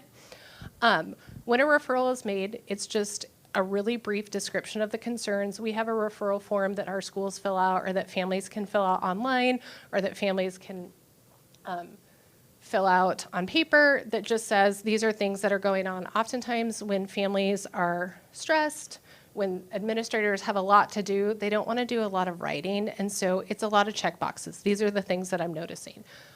That's passed on to the student assistance staff member through a known process. And that is really important. If anybody's thinking about standing up a student assistance program, it is a known process, because otherwise what will happen is you get sticky notes on your door, you get pieces of paper slid under your door frame, you get names yelled at you in the hallway, and it's very hard to follow up in those ways. And so having a very clear referral process, the referral goes to the school counselor who gives it to the student assistance professional at their weekly meeting, is the most effective way. And then the staff member meets with the student and talks about those risks and concerns. One of the things that's really interesting within a student assistance framework, one of the things I love about what we do, is oftentimes when we're meeting with students, they're shocked that anybody noticed something was wrong with them. They either, one, have always felt like this, so they don't know that something is off, or two, they felt like they've been hiding it really well. And in a lot of ways, it's a relief to say somebody in the school community cares enough about you that they told me something's going on for you. Can we talk about what that might be and how I can help you? And then we go from there. So this is just a visual representation, again, of how that process works. So within a school, we have our school employed staff, our school administrators, teachers, counselors, nurses, all of those other people, including school-based professionals from other community providers that partner with our prevention specialists and licensed clinical professionals to ensure an array of prevention, promotion, and treatment for all students in grades K through 12. All students in grades K through 12, I say somewhat loosely just because in some of our sites we are pretty limited. Our philosophy is one student assistance professional for every 1,000 students. So when you think about a large district, if we can only provide one student assistance professional, they may not be able to serve all students K through 12, but they might be able to serve one school building pretty effectively. And depending on funding and all sorts of other things, capacity, some of our rural regions, it can be really hard to identify people who want to live and work in those communities. So we sort of set up our programs on what's realistic. What are the benefits of student assistance programs? Great question. There are many. They promote positive social, emotional, and behavioral functioning through a variety of different strategies. Oftentimes, our students who are struggling can be at odds with school staff. Providing them an empathic, supportive environment can really help rebuild those relationships. We can start thinking from less of a punitive lens to more of a well-being lens, which really can help heal some of those relationships. We can offer specific skill building to students as needed, self-management, self-control, relationship skills, and responsible decision-making. And like we talked about, we can do this in a classroom with all students. These are skills that all students benefit for. And then those at-risk students, we can reinforce those through small group or individual interventions. I think the main thing is building a culture of well-being that includes lots of opportunities for learning. Another benefit of student assistance programs is we don't provide specific academic interventions per se. That's not what we do. We're behavioral health specialists. But we know that as we work on students' behavioral health, their academics improve. when they're feeling less anxious, when they're feeling less depressed, when their brain space isn't taken up with thinking about how they might plan their own suicide, they're far more able to attend to their math lesson or their ELA lesson. And so oftentimes we see academic skills raise up. We also can embed some of these academic skills into the work that we're doing with them. How is your mental health impacted by avoidance? How is your schoolwork impacted by that same avoidance? How do we build some skills to be proactive in all areas of our life? I bet having your homework pile up creates a lot of stress. Maybe we can work on how we prioritize homework. That can be embedded in what we do, and we can also connect, again, in that case management pathway to more robust academic supports if that's what's needed. I think one of the most powerful things, though, of a student assistance program in terms of impact is, again, creating that cultural context and embedding a culture of help-seeking behavior where we destigmatize substance use and mental illness, and we create pathways to connect with positive, caring adults. When students have access to a robust student assistance program, they get help from a compassionate and caring adult. One, they start to do better in their lives currently, but also what they take with them after they leave school is a memory that last time I was suffering and I reached out for help, there was somebody there who grabbed my hand and helped me feel better. Because one of the messages that we send with kids is, we're not going to lead you to a life free of depression. We're not going to lead you to a life free of anxiety. That's not real life. That's not human. That's not human existence, right? Sometimes you're going to feel sad. Sometimes you're going to feel worried. But what we're going to give you are tools and skills that when you get sad or when you get worried, you can manage those so they don't become out of control. And we're also going to help you identify when they are out of control and how you reach out for help. And that's such an incredible gift to give young people, because when they're 20 and they're in college and they have, you know, what did we hear, 12 finals in 3 days, and they're overwhelmed, they can remember, there's help for me. I know, one, I have some skills I can use, and two, there are people there who can help me. When they're in their 30s, their 40s, again, this is something we have to do systemically throughout our life, is reach out and get that help. And if we can create that foundation as young kids where it's normal to do so and it makes a difference, that's a gift that they take with them into the future. And I think that's one of the most important things that we offer young people who come through our student assistance program. And again, this is just a lot of benefits, guys. What I'm telling you is they work, and there's lots of different ways students' lives are impacted. I don't want to read this list for you. And we are going to talk about data because, again, it's really great to say in theory this happens, but I will show you some data that tells us these are real life impacts. But one of the most important things, and I mentioned this, is student assistance is a framework. It's not something that just happens. It's something that is very intentional and is built within a school culture and school community. And there are 9 components that we found are critical to creating an effective student assistance program.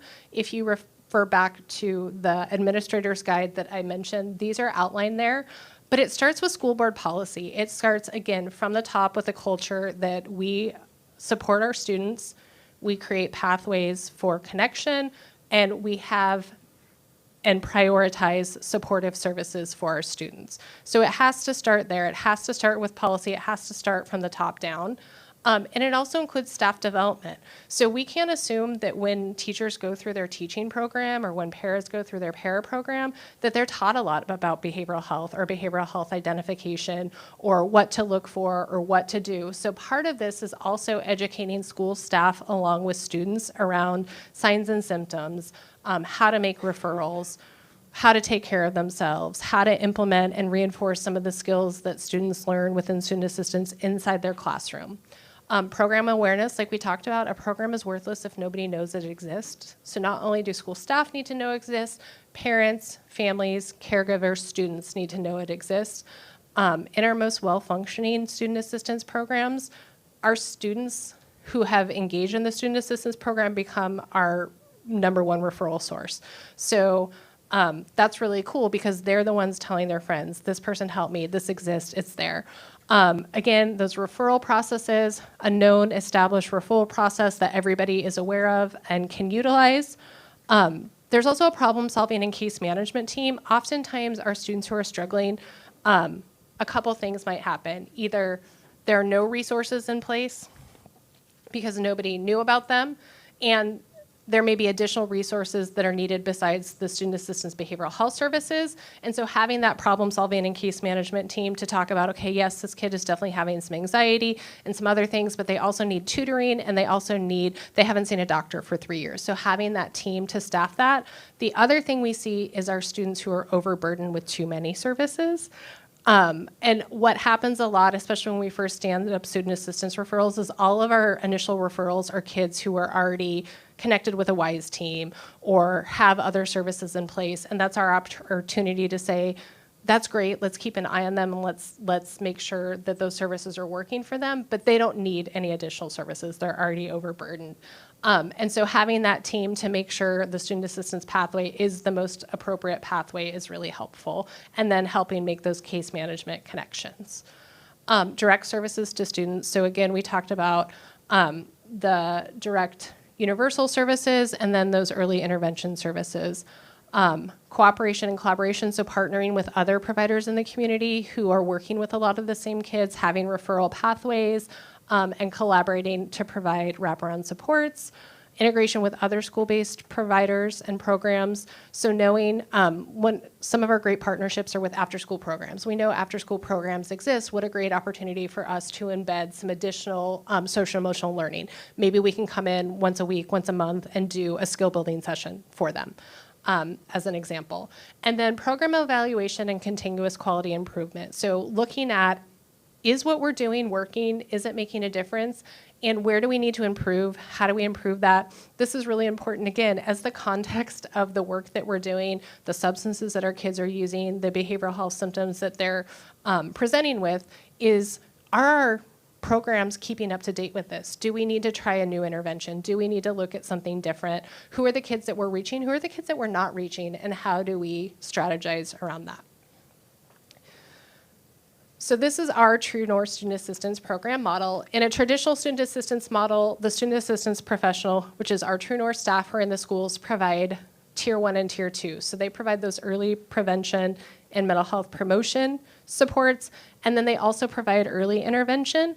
And then in a traditional student assistance model, they partner with community-based providers for kids who need more intensive services.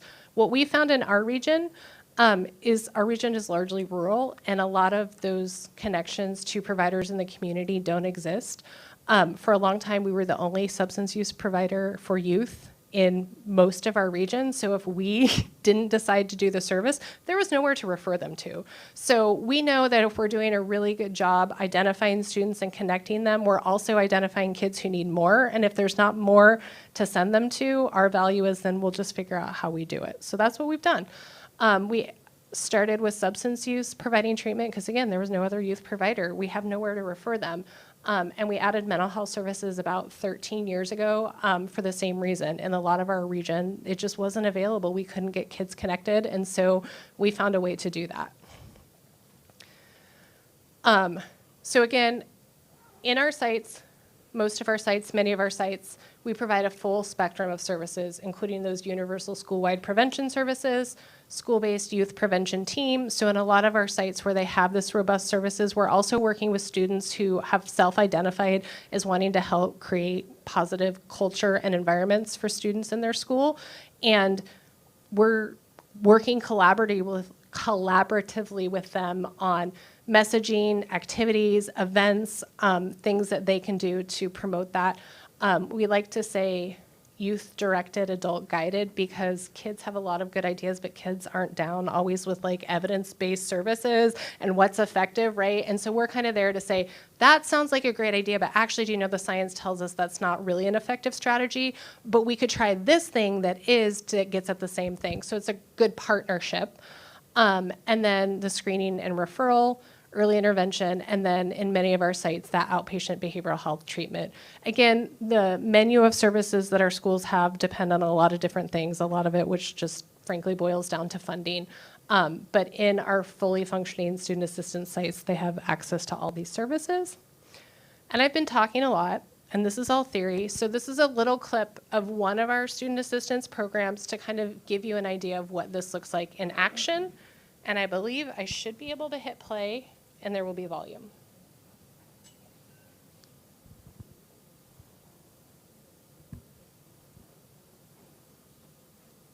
And that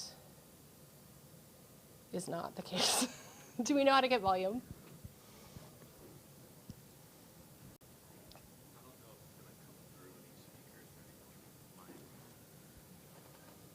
And I know sometimes when you share, you have to share audio.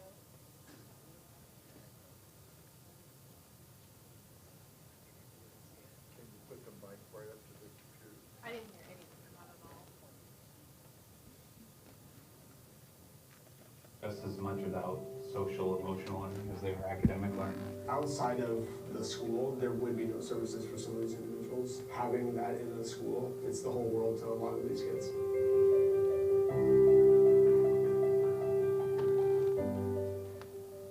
When we send a student to school and we're expecting higher order thinking, we're expecting them to problem solve and to maintain engagement levels. And their mental health isn't at a place where they're set up to be successful for that, that we're recognizing there's a disconnect between our expectation and what the student needs. We're really looking at the whole child. Our kids come to us today with some really high needs, and we need to make sure we can help them be prepared for school, because when they are, our kids are doing great things in school. But when they come to us not ready to learn, that's where we need to step in and help. And it's more needed now than I've ever seen it before. True North is a licensed community behavioral health agency. We specialize in serving adolescents and youth with behavioral health needs. We have worked tremendously with our districts to create pathways to care, and that I think has been part of the success that we're seeing in some of our school-based models. ESD 113 is really excited to have our True North program operating behavioral health services in Rochester School District. Rochester High School, it is a smaller school and we live in a rural area. And the behavioral supports provide a lot of things that students are not finding in the community outside of the school. When my doors open, they'll just pop their heads in and say, hey, you're the counselor, right? And I provide some time to check in with them in hopes of getting them connected to our intake line and getting them scheduled for an assessment. In an age where, social media, pressures from the outside, so many of these kids have social issues, and Will really comes in for the smaller group stuff and even one-on-one support. To see him being able to work with those kids through those pressures is really awesome. And growing up, there was something like myself, like I didn't have someone to come and check in with or talk with. To have the availability to really connect with students, it's a really powerful thing. Over the course of the time that I work with students, I see positive changes like reduced anxiety symptoms, improved depression. Some kids who started as maybe suicidal or have suicidal ideation, that is improved. They're no longer feeling like they don't belong, where they maybe couldn't put words to how they were feeling before. They're able to now express themselves. So I do have conversations with students who have explicitly told me that receiving their mental health services has made a huge impact on what they're able to do. It's enabled them to widen the realm of experiences and to surpass some of their goals. What I've noticed since having mental health services here is that we have a really quick, direct connection. It gets them back into class sooner. It keeps them in school consistently and performing better. And I think overall, at the end, able to graduate on time, be productive citizens. We know that when they can access care in their school environment, they'll successfully engage in treatment. That's where we create a great partnership. That's what we do. That's what we're the experts in. We just don't go into schools and provide mental health services and then leave. We integrate those services into the school in partnership with the schools. I think mental health is essential to their success as adults. I think mental health is important, and if it's something we're not talking about, then we're ignoring a lot of stuff. How cool is it that they get the opportunity to address it now rather than 10 years later?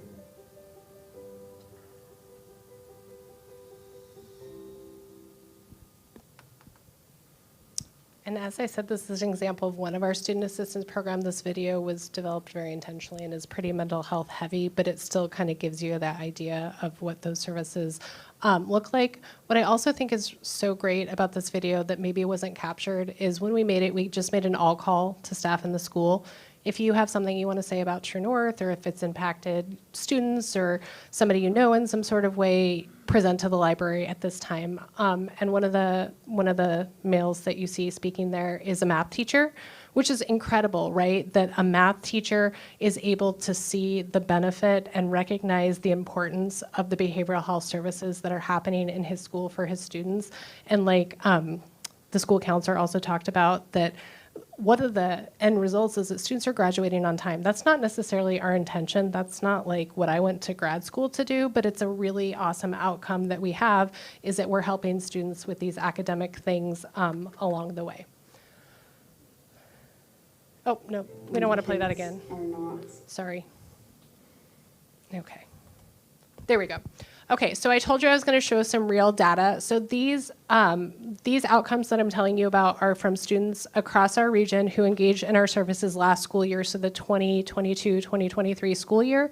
We do, our data cycle runs September through June of every year, and then it's analyzed, and we have live data present in September of the following year. So I have live data, but it's not meaningful yet for this school year. So this is the most recent school year that we have data for. And this is from students who engaged in either an intervention service or a treatment service within our program. They had at least 3 contacts with their student assistance professional, and they completed a pre and a post survey. So there's a lot of caveats, but about 200 and let's see. It says up there, it's really, really tiny. I think 272, so close to 300 students who engage in our services completed this pre and post survey. So we see improvements in student well-being. In terms of symptom reduction, 31% fewer students reported feeling like they couldn't stop or control their worrying. When we tie that back to healthy youth survey data, right, that's one of the most common symptoms that we saw. So we're giving students skills so that they can manage their worrying, at least to the point that they can attend to their school. And 37% fewer students reported feeling worthless or inferior. This isn't a clinical tool. We don't tie diagnostics to this, but in general, we would say anxiety and depression symptoms are improving. We also see increased coping. So 77% increase in students reporting they had healthy strategies to help manage negative emotions, and 40% more students reported knowing how to ask for help if they need it. Again, we're teaching them real life skills that they can take with them. We also see decreases in the problem behaviors that we don't want to see amongst our students who are on a school campus. So we see reductions in alcohol drinking, binge drinking, which is 5 or more drinks at a time, and reductions in marijuana use. We also see reductions in problem behaviors at school. So fewer opportunities or fewer times they're getting in trouble at school, decreases in school suspensions, and decreases in arrests. Also, one of the caveats I give with this data is they do a pre-test when they start services, and then they do a post-test when they exit, or that's the end of the school year. So embedded in this too is some kids who started their services at the end of May and took their post-test like 2 weeks later. So that's just part of it, but still we're seeing pretty significant changes. And then we asked them questions about their school attendance, and about 1/3 of our students say, I was already regularly attending school, so this question doesn't apply to me. But another 36% say, I am more likely to be attending school now because I'm engaged in this service. And then one of the things that I'm most proud of is we asked them, how do they feel about participating in services? And their responses are the question is something like, are you glad you participated in the service? And the responses are all caps yes with an exclamation mark, and then just lowercase yes, and then lowercase no and all caps no. But 93% of students say they were glad, either that capital yes or just little yes, which means not only are they benefiting, but they're also enjoying that service. They feel the benefit. And like I said, in our most well-functioning student assistance sites, it's students that are driving our referrals. So these are the kids that are telling their friends, I did this thing, it was really helpful, you might want to check it out as well. And most of our kids are not with us for a super long amount of time. Most of our interventions are pretty time limited, 8 to 12 sessions max. Other kids have more intensive services and they are with us a little bit longer, but this is really big bang for your buck, right? Very quick interventions and pretty big outcomes. And then just because ESD 113 is a little bit, ESD regions are odd. We maybe have talked about this before, but they don't line up nicely with county regions or other regions that our state likes to identify. So there are some Mason County school districts North Mason specifically, that are not in ESD 113 region. They are in our partner ESD 114 region, who also operates student assistance programs. So students in that region do have access to these services, just not through ESD 113. So this is who we cover in Mason County, our districts and our schools. Shelton right now is our only district where we have embedded student assistance programming. But we continue to have substance use and mental health treatment, both available to all students in Mason County via telehealth.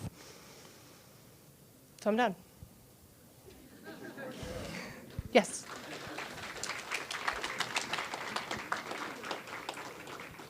You know, one of the things, I'm a very strong believer, okay, thanks. I'm a very strong believer in student athletes. You know, I wanted to first be a good student and then be an athlete.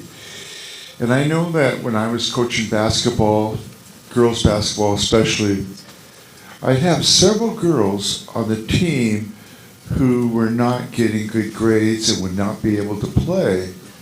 And I said, how do I solve this problem? So what I would do after school, because a lot of times we'd have second practice like at 5 o'clock, I would open up my room and I would have them come in and use that as a study time. But I didn't want to single them out. And I wound up having all 13, 14 girls coming in and using that 2 hours to do their studying. And it really helped the girls that were not doing well, and they were able to be eligible to play. What do you do? How do you help them academically so that they feel like they're having more success by doing something like playing basketball and keeping them in school and improving their attendance? Could you give an example? Yeah, and all of the services and the supports we connect them to, does this sound a little bit different? It sounds different to me, but I sound okay? Okay. Are driven by them. So if we had a student come to us and say, you know, I used to really love playing basketball and I've sort of stopped doing that, that might be an opportunity for us to be like, that's a great goal to set. We also know it's called behavior activation. If you're feeling depressed, you're not feeling engaged in your life, getting out and doing things are a really positive thing for you to do. So let's talk about, do you want to play basketball at school? Do you want to play basketball in the community? How do we assign a lot of homework. We try and call it something different. How about in the next week, you go find out how you would sign up to try out for basketball at school if that's what you want to do, or can you find 2 leagues in your community and let's bring them back. One of the most important things in our model is we don't want to do for students what they can do for themselves, and so that means the legwork isn't on me to figure out what the league is, the legwork isn't on me to sign you up, but I'm a guided support person because again, many of these students have never done this for themselves, right? They don't know how to do it. And so we'll do some coaching. I'm not going to make the phone call for you because you are capable of this. Maybe we'll practice first before you make the phone call, or maybe we'll fill out the paperwork together so I can review it and make sure there's not anything you missed. But one of the most important pieces is that coaching of them to do things that they should and can do for themselves. And again, that empowerment, when you think about our interventions and how they really are time limited, if we have 6 weeks with a student and we spend 6 weeks doing things for them, then they leave and they don't have any new skills. If we spend 6 weeks with them being very focused and intentional on building their skills, when they leave us, they have tools that they can take with them forward into the world. Does that answer your question a little bit? But a lot of it is really driven by them and what their values are if they're not into sports. But we have some kids right now that are really into ROTC. And that's something they want to do, or they're interested in the military. So how do we connect you with that? How do we schedule an appointment with the ROTC staff at your school to talk about how you might get in? Let's talk to your school counselor about how you enroll in that course. So whatever it is, wherever we have that little grain of interest that we can kind of embed in and start building some skills. And then we also can talk to them about how the skills are transferable. So this thing you did to get connected to sports, you can do that when you apply for a job in the future. You can do that when you're looking for colleges. These are things that you are now capable of doing. Other questions? I also realize I'm standing between you and lunch, so it's okay if you don't have any. I will be here and you can ask me later as well.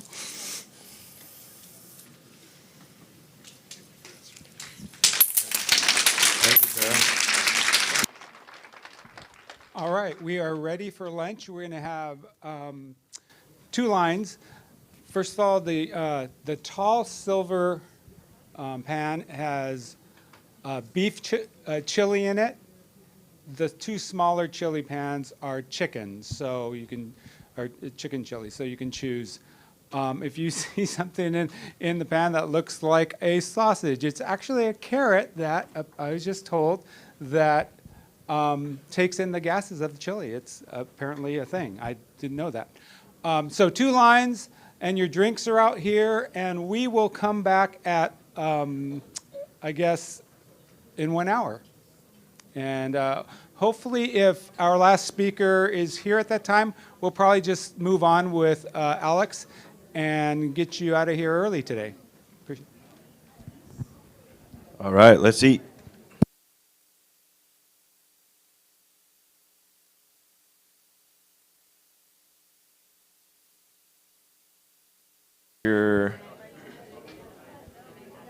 Another table, you're more than welcome to do that as well. Hey, Tim.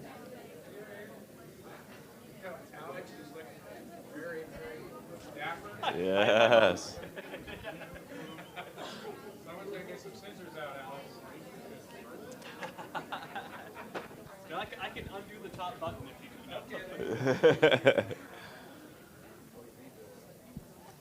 All right, all right, all right. Alex has the distinct pleasure of following lunch, which is always a fun time to present. So I'll just do a quick introduction here. Alex has been a public health education and communication specialist at the Washington Poison Center since 2019. In this role, he develops and delivers free-to-access education over a variety of topics, including vaping, opioids, cannabis, adolescent substance use, poison prevention, and more.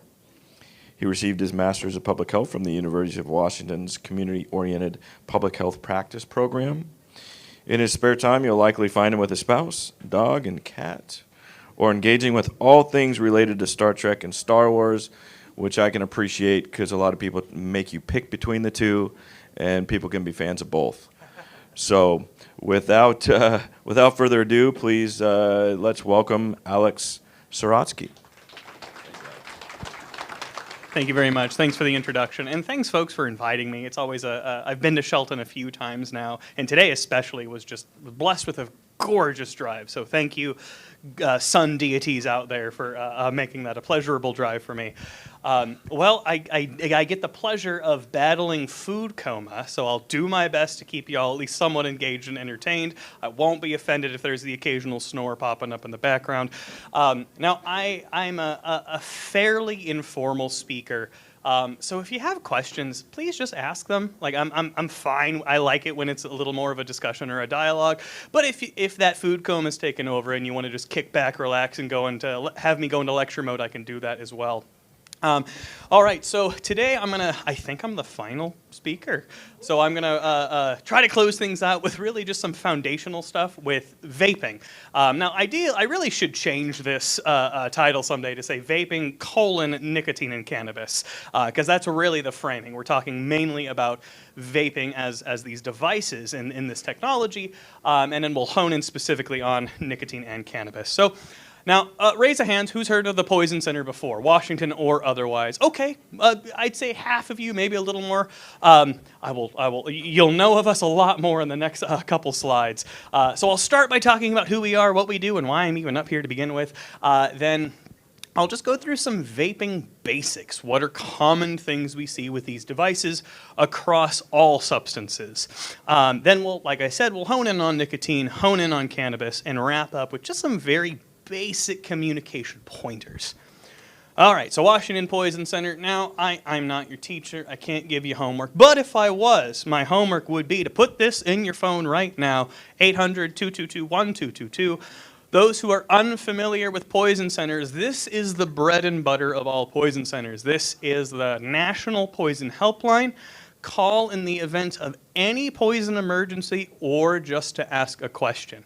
Now, when I say that, it could be, say you're taking a medication Nothing's gone wrong, but you're curious if it might interact with a supplement. Or can I have a glass of alcohol with this? Can I fill in the blank with this med? You can call just to ask that question. Now, you can also call in an emergency of, oh, I took this med and then this other med and then this other med I wasn't supposed to take and didn't realize. What do I do? The Poison Center can help with that. We're literally always open 24/7, 365. We're totally free, and we're never going to send you a bill, ask for insurance, anything like that. We also are confidential, so those HIPAA laws, those laws that protect your privacy at the doctor, at the hospital, those apply to us as well. The only time we're ever doing any sort of like data sharing really is if we're coordinating with a hospital. If you call us and we say you really got to get to the hospital right now, we are likely going to call that hospital, let them know you're on your way, let them know what the situation might be. And then for anyone who prefers a language other than English, no problem, we have an interpretation line as well. All right, so when I talk about the Poison Center, I got to talk about poison. And I bring this up because most folks hear this term poison and think like arsenic and cyanide and ricin and these like Hollywood popularized kind of substances. And yes, those are absolutely poisonous. Don't go playing with cyanide, please. And we take a much, much broader approach to this term poison at the Poison Center. For us, it's literally anything, any product or substance that could be harmful if you use it wrong. Very simply. So that could be if it's used in the wrong way, by the wrong person, or in the wrong amount. So when you start thinking about that definition, we can think of so many products that fall under that. That can be household products, cleaners, plants, bites and stings from critters and animals and insects, as well as medications. There's the classic quote, "The dose makes the poison." If you take the wrong medication or the right medication in the wrong amount, it can cause a great deal of harm. So just reiterating that point I just made, call if you have any questions, call in the event of a poison emergency, call for yourself or for someone else. Now, quick caveat before I move past this slide. If the person you're calling for is unconscious, not breathing, or having a seizure, please call 911. If you call us in that event, we're going to tell you, call 911 right now. But if they are breathing, they are responsive, they're able to talk to you, they're able to react, they're not having a seizure, there's a good chance we can keep you at home, so you don't have to go to the ER. Okay, if you ever do call us, one of these fantastic folks is going to answer. Specialists in poison information, so SPIES for short. You hear me say spy, I'm not talking about James Bond, I'm talking about the call takers. They're a really cool group of folks. I think a lot of folks who loosely know the Poison Center assume that we're volunteer run. And these call takers go through literal years of training. They're nurses, pharmacists, physicians, and have this additional toxicology certification they have to do after they're hired on and trained. Now, if there's ever a particularly complex case we get pulled in on and they need some additional help, they can always reach out to one of our on-call medical toxicologists. Some of those really complex cases we see are actually coming from hospitals. So about 20 to 25% of our calls come from healthcare facilities. So I just bring that up to reassure that these folks are the experts that the other experts contact in any sort of poisoning emergency. Any questions on Poison Center stuff before we talk about vaping stuff? Okay, I'm seeing no explosion of hands or anything, so diving into vaping we go. What the heck are they? You'll notice very quickly, I like definitions. I like starting with basic building blocks and going from there. So vapes, very simply, it's this massive group, massive family of devices that are typically battery operated. They typically heat up some substance. Could be a liquid, could be a solid. Usually contains nicotine or THC, sometimes both, sometimes neither. Often has flavoring and other chemicals, and it aerosolizes that substance, and the user inhales that aerosol. You'll notice I've crossed out vapor, replaced it with aerosol, specifically because the term vapor, a lot of us go to this assumption of water vapor, and it's not water. It's not water vapor that these devices are producing. It's tiny oil particles, and as a general rule, our lungs really don't like oils. All right, and just a different slide saying the same basic thing. This is kind of an older vape model, but kind of breaks down some of the different components there. Again, there's that battery that heats up or powers up the heating element, which heats up whatever substance it is. Sometimes it's a cartridge that's preloaded. Sometimes it's a chamber you put substance into. Now, what do folks vape? Quite a few things. Today I'm really just gonna talk to you about nicotine and cannabis, but I do want to acknowledge it's absolutely possible to vape other substances. We at the Poison Center, I should say, don't have a ton of data for those other substances though. So if someone's calling us about a potential opioid exposure, to my knowledge, we have never had a vaped opioid exposure. It's these other methods there. But I do want to acknowledge that it is a possibility to use this technology for these different substances. Now, regardless of the substance being vaped or aerosolized or whatever term you prefer, they're going to have a lot of UFP, ultrafine particles. Now, this is a very well-named little thing.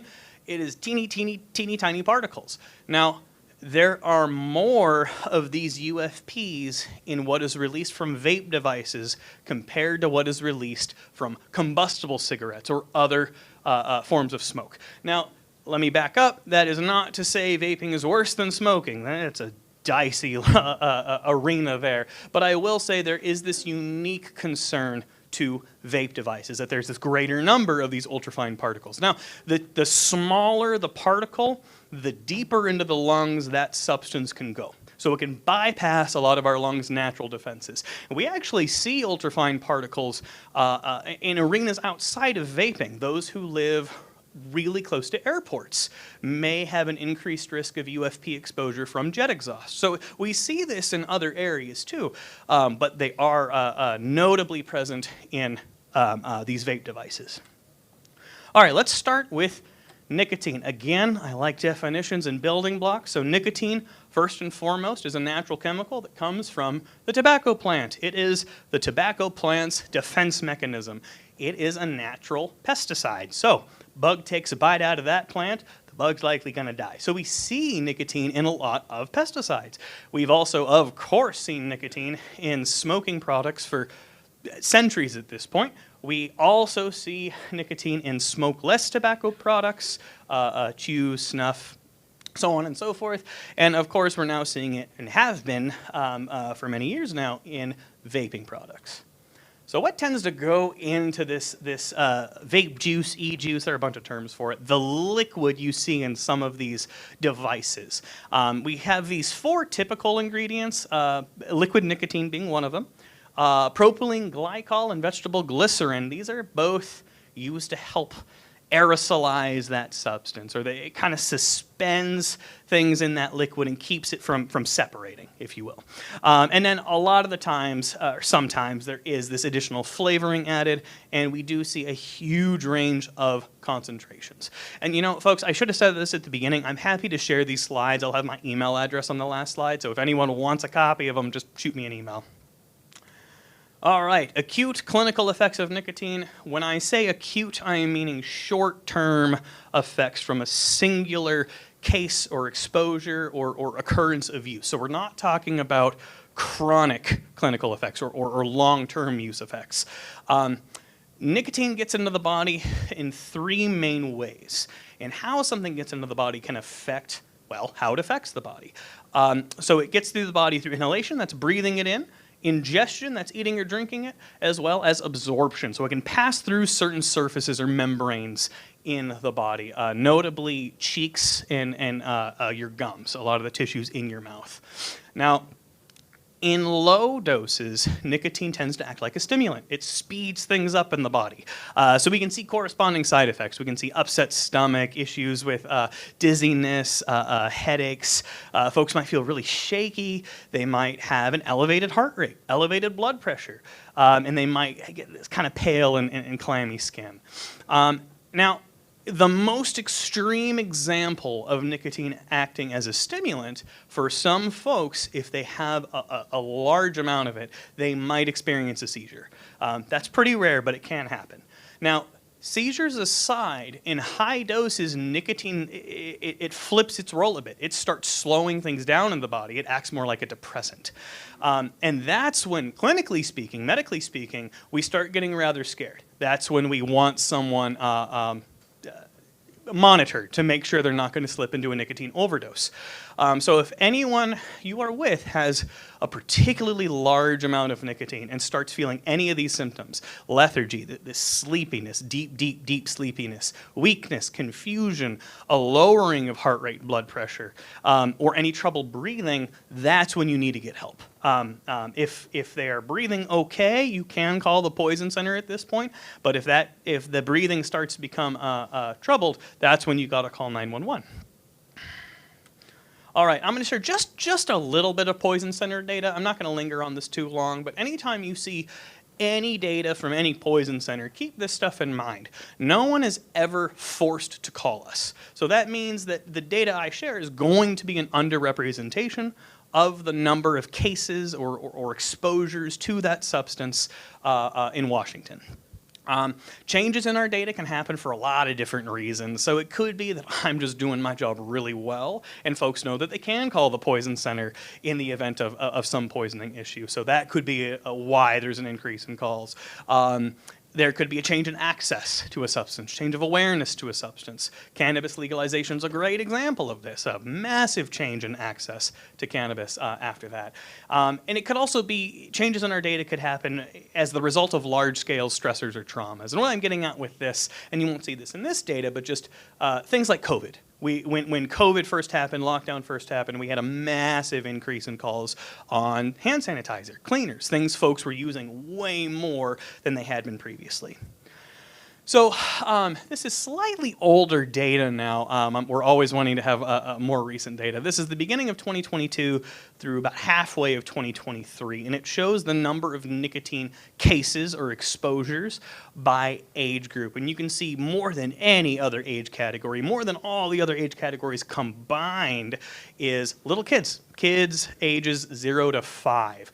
And every single one of these, or most of these calls, I should say, are little kids putting something in their mouth. And anyone who's ever hung out with a kid knows that's how they explore their world. Causes us all a great deal of stress because they're putting everything in their mouth. So a lot of the times this is kid sees a cigarette butt on the ground and puts it in their mouth. Now, while we don't want kids chewing on cigarette butts, that's a fairly relatively easy intervention. You can pull that out of the mouth pretty quickly. Where things become more concerning is if a child, or really anyone, but in this case a child, takes a drink of that liquid nicotine, of that concentrated product, that e-juice.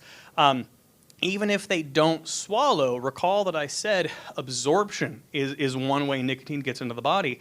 Nicotine can pass through those cheeks, those membranes in the mouth. So not every time, but quite a few of the times when we are called when a child has gotten into a vaping product, we are referring that patient to the hospital because we want to make sure that that child does not overdose on nicotine. Okay, so I promise this is like the extent of chemistry I'm gonna throw at everyone. This is like the extent of my chemistry understanding. This is a pH scale. As a general rule, the further away from that number 7 you get, the more harsh or destructive a substance is to the human body. Human body's pH is 7. So there are 2 types of nicotine we're going to talk about right now. The first is freebase nicotine. This is the type of nicotine that's been used for decades in combustible cigarettes, in pipe tobacco, in cigars, in a lot of the earlier, and still some current, vape devices. It is this kind of harsher nicotine, in part because the pH of it is about 8 to 8.5. And again, further away from 7 you get, the harsher it can feel on the body. Now, who here has heard of Juul? Raise your hand if you've heard of Juul. Okay, most folks know of Juul. Pretty infamous brand by now.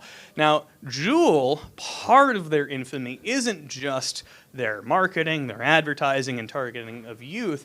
It is also the creation of salt-based nicotine. They basically added these other chemicals to the mix that brought the pH down so it was closer to that of the human body. That does not mean that salt-based nicotine is healthier. That means it doesn't burn as much when it's inhaled. So that means that folks, the industry could make products with a higher concentration that wouldn't be as acrid, as intense feeling, meant that they didn't need as large of a chamber because they could have a higher concentration of nicotine, meant that they didn't need as big of a heating element or a battery. Overall, you get a smaller device. And that really was one of Juul's biggest strategies, was discretion, making as discreet a device as possible so that kiddos could use discreetly.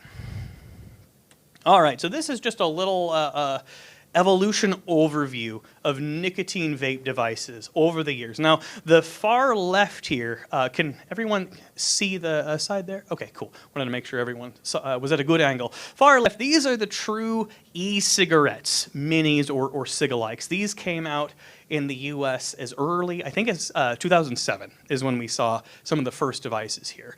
And as you can tell, they are designed to emulate smoking as much as possible. They're disposable, so you use them until either that juice, that liquid, or the energy, the battery runs out. You throw them away, you replace.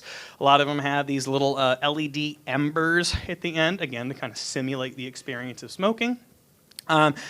And then I should have said too, everything to the left of that middle line uses free-base nicotine. We then got this next stage in vape evolution was this mid-sized vape pen, and its big selling point was that it was rechargeable and refillable, so you don't need to throw the whole thing away each time. And then box mods. So box mod, I should say too, these images are not to scale. Box mods are huge. They're big honking things.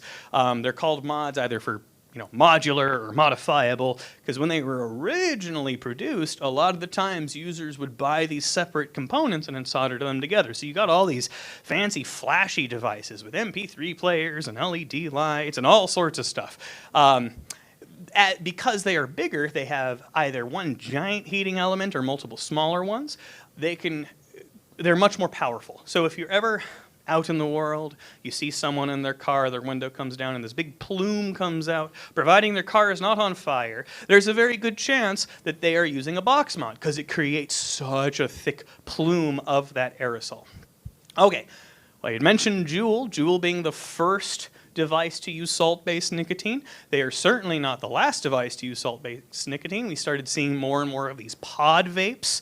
They're also refillable and rechargeable. And I don't have my kit with me right now, but if anyone has ever held some of these devices, the pod vapes in particular, they're colorful, they're shiny, they're bright. They're also weighty, they're hefty. So for anyone who likes tactile things, there's that additional appeal of it can feel good to hold in your hand. And then there's also disposable salt-based nicotine devices.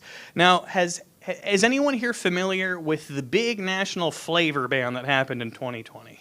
Anyone heard? Okay, so, some head nods, hand raises. For those who don't know, a big national flavor ban happened in 2020. So that it targeted vape flavors specifically. For some reason, it did not acknowledge disposable salt-based devices. So a lot of companies surged in the development of these devices, and they started pouring tons and tons of funding and advertising into these flavored products. I don't have an example in this slide deck, unfortunately, but there was a really telling advertisement in one of the first rounds of lockdown we had in COVID-19. And it was said something along the lines of, we know you're at home, we know you're isolated, we got your back. And it's very much this appealing to hey, we get it, we're all struggling, have a vape kind of thing. Now, has anyone ever heard of Puff Bar, Elf Bar, any of those brands? Those are examples of disposable salt-based nicotine devices.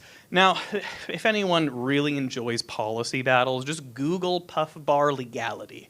It has been such a tennis match between Puff Bar and other salt-based devices, those disposable ones, and the FDA for quite a few years now. As it stands now, Puff Bar is not allowed to exist in the US, yet it is still sold pretty easily, pretty regularly. Same with these other products. Now, part of Puff Bar's early claim as to why they were allowed to exist is that they used synthetic nicotine. It doesn't come from the tobacco plant, so tobacco laws shouldn't apply to us, right? That was one of the big arguments they held on to. So if anyone wants to follow that battle, like I said, just go down a bit of a Google dive. All right, a little bit on dependence and addiction. I think it's important to set these up when we're talking about like chronic use. So I'll talk about this column on the left here, physical addiction, physical dependence, excuse me. This is a physical process that happens when the brain or the body starts to rely on some external thing, some external substance to maintain normal function. My go-to example of this is my own relationship with coffee. Used to hate the stuff, thought it was nasty. Then when I got to college, I was like, wow, this stimulant really helps me focus, helps me pay attention in class, helps me study. So I started using more and more. I started forming a tolerance. And the more I used, the more I needed to maintain that normal level of function and paying attention in class. Then I'd finish my finals, my midterms, what have you, and I was like, wow, I'm tired of being so jittery, being so shaky. I am going to take a break. I'm going to cut back. And so I'd either quit or have less coffee each day, and I'd go through some minor withdrawal effects. So I'd get headaches, I'd get kind of cranky, kind of tired, and then over time, my brain and body kind of got over itself and recompensated and found a new rhythm, a new equilibrium, and the withdrawal faded away.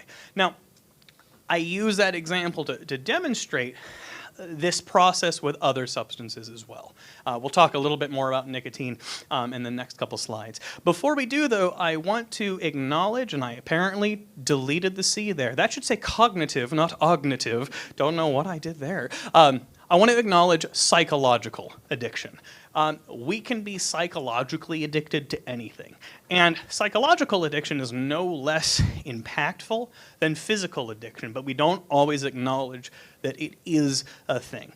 And just a reminder, cognition and emotions all are inherently tied to these physical processes. When we feel an emotion, chemicals are released. And so these two constructs or ways of framing dependence and addiction inherently play off of one another. Now, this term addiction, colloquially, that should not say opioid use disorder. So sorry, folks, I'm dropping all sorts of typos this time. I meant to put just substance use disorder for this one.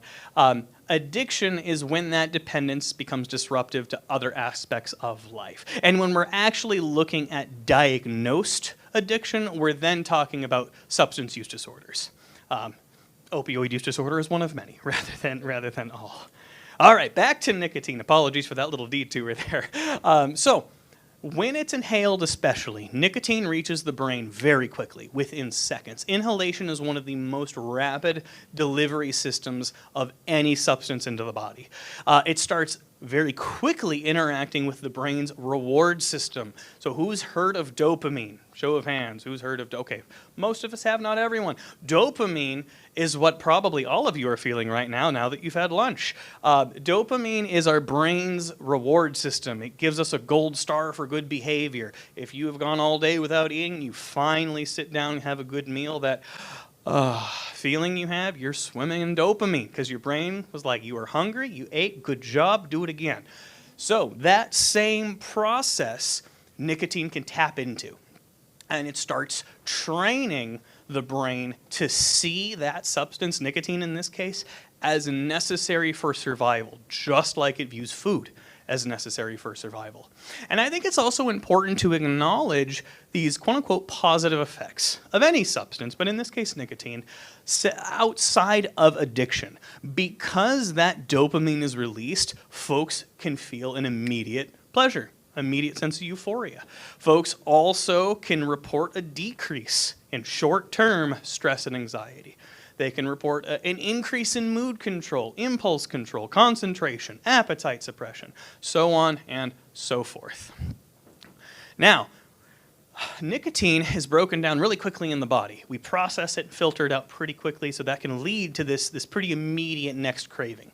Looking at decades of tobacco research, we know this to be true, that the more nicotine we use, the more brain receptors that nicotine can act on develop. So we get even more opportunity for these cravings to grow. the more we use this repeated exposure starts to fundamentally shift our pathways, our brain's pathways for how we learn, how we form and store memory, how we deal with stress, and how we deal with impulse control, mood control. Now, I had mentioned withdrawal earlier with my own little goofy anecdote about withdrawals from coffee. Very, very simple. Withdrawal from nicotine can be incredibly difficult. That is part of why nicotine products can be so difficult to quit.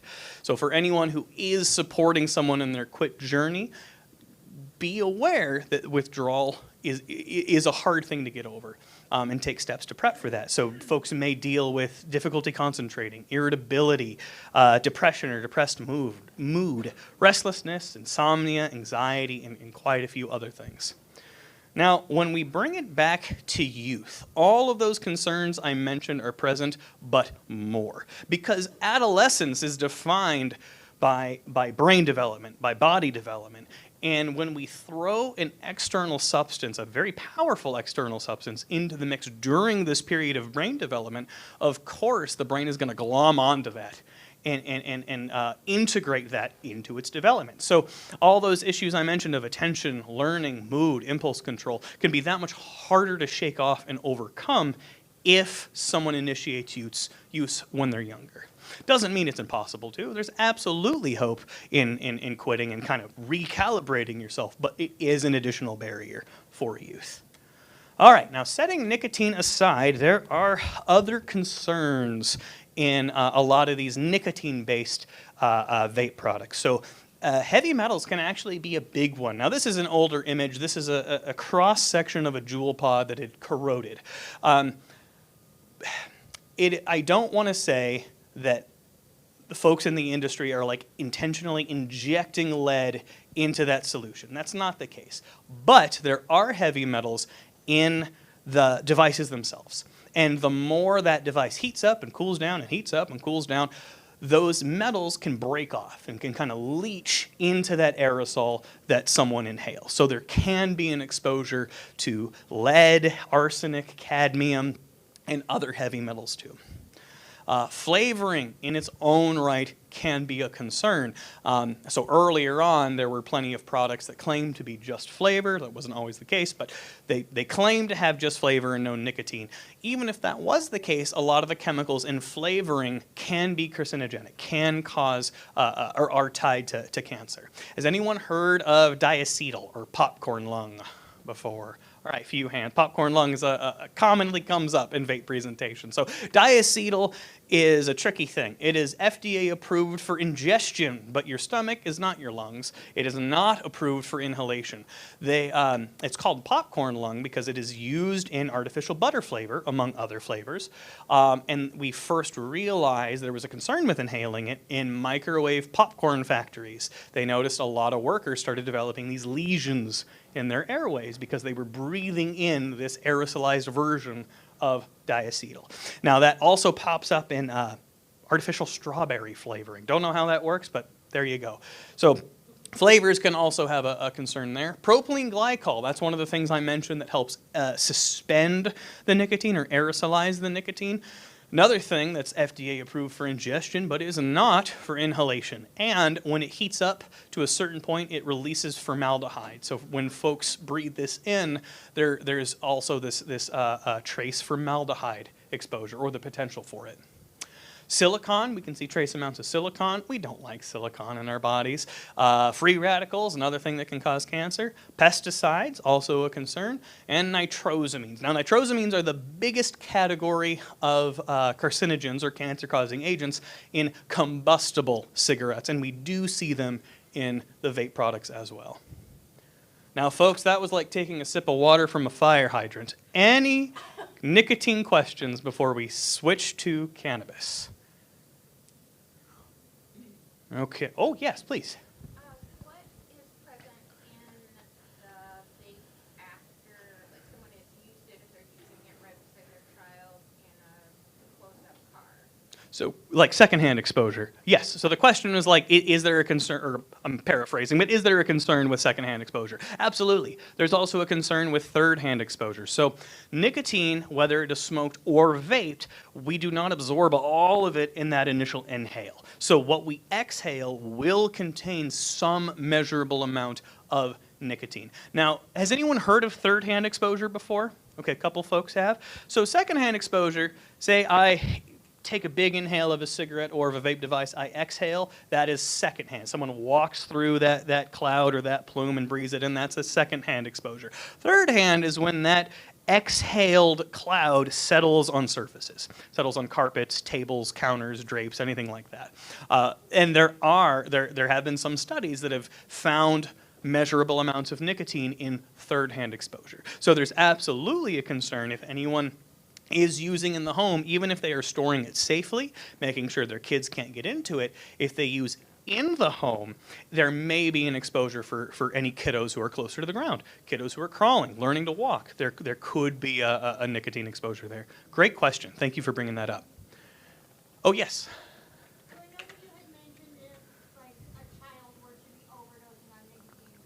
You would automatically say, go to the hospital. But is there some way to negate like a possible nicotine overdose?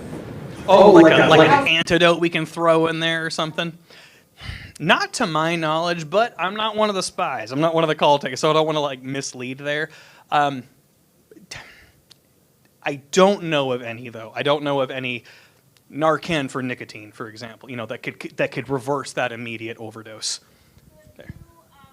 Suspect exposure, then you should, worst case scenario, it to the hospital? Call the poison center first. If that individual, is, like I said earlier, is breathing, they're responding, they're not having a seizure, call us first. Because it's not every single exposure to a vape product that we send to the hospital. There's just a much greater likelihood that we're going to, depending on the symptoms that individual is going through. There is a chance that it didn't actually absorb. And so sometimes in those, we're not sure right now, let's monitor, the Poison Center is going to give that caller a list of symptoms to watch out for, and they'll call back pretty frequently just to do a check-in. Great question. Yes? When talking about vapes, like say, I'm a vapor, mine die. Like we run them dead, and the coils are starting to get burnt. I try my best to make sure that they're thrown away. Occasionally, one or two gets in my door of my car, sitting around. Sure. I have teenagers. My teenagers are stealing my dead vapes and selling them at school to other students. Oh, goodness. So just so that everybody's aware of that is happening, what worse things, what kind of symptoms should we watch for if these kids are smoking on burnt out coils? That's a very good question. I don't know if there would be inherently different symptoms from a more defunct device compared to a standard one. I suppose there could, this is just me kind of guessing, I could be wrong with this, but if it's burning out in a way where it's overheating, it could basically be combusting some of it. That would be somewhere in between vaping and smoking then. So it arguably would have a greater risk for some of those like long-term chronic issues. But yeah, I'm not positive. I'm curious if there's been any research with that. That's a really good question. If this is helpful too, because I know not all like drug take-backs will accept vape cartridges. A lot of times with the devices themselves, you have to find electronic waste disposal sources as well. And that, I'm unfortunately not very familiar with this area's landscape with that, but that might be a way to kind of help get rid of those. And I want to say too, thank you for sharing. Thank you for sharing. And no shame to anyone who's using or dealing with what they will. So thank you for sharing that. Well, but great question though. If I find an answer to that, I'll send it to Ben. He can kind of distribute from there. Thank you. Any other nicotine questions? Okay, I'm going to move on, but if you have a nicotine question later on, don't worry about it. Feel free to ask. So, Cannabis, I'm predominantly using this term cannabis, but there are 1,000,000,001 terms for this substance. Marijuana, pot, weed, kush, ganja. You want to entertain yourself, Google terms for weed. There are, I kid you not, multiple 100-page DEA documents dedicated to slang of substances. It's fascinating. Now, we could spend the entire day just talking about terminology and the unique history and stigma and nuance of each one. The short of it for now is that I'm gonna use cannabis as kind of this umbrella term, and then when I talk about specific components, I'm gonna label those components. So, cannabis sativa, that is the scientific name for this plant. Now, this one plant has so much variety in it. You can have versions of this plant that folks don't make drugs out of, and it's used for textiles and rope and soap and food and all sorts of interesting things. Then you have versions of this plant that folks make many drugs out of, and they're all still considered cannabis. So to hone things in a little more, these two terms I'm going to make sure everyone knows.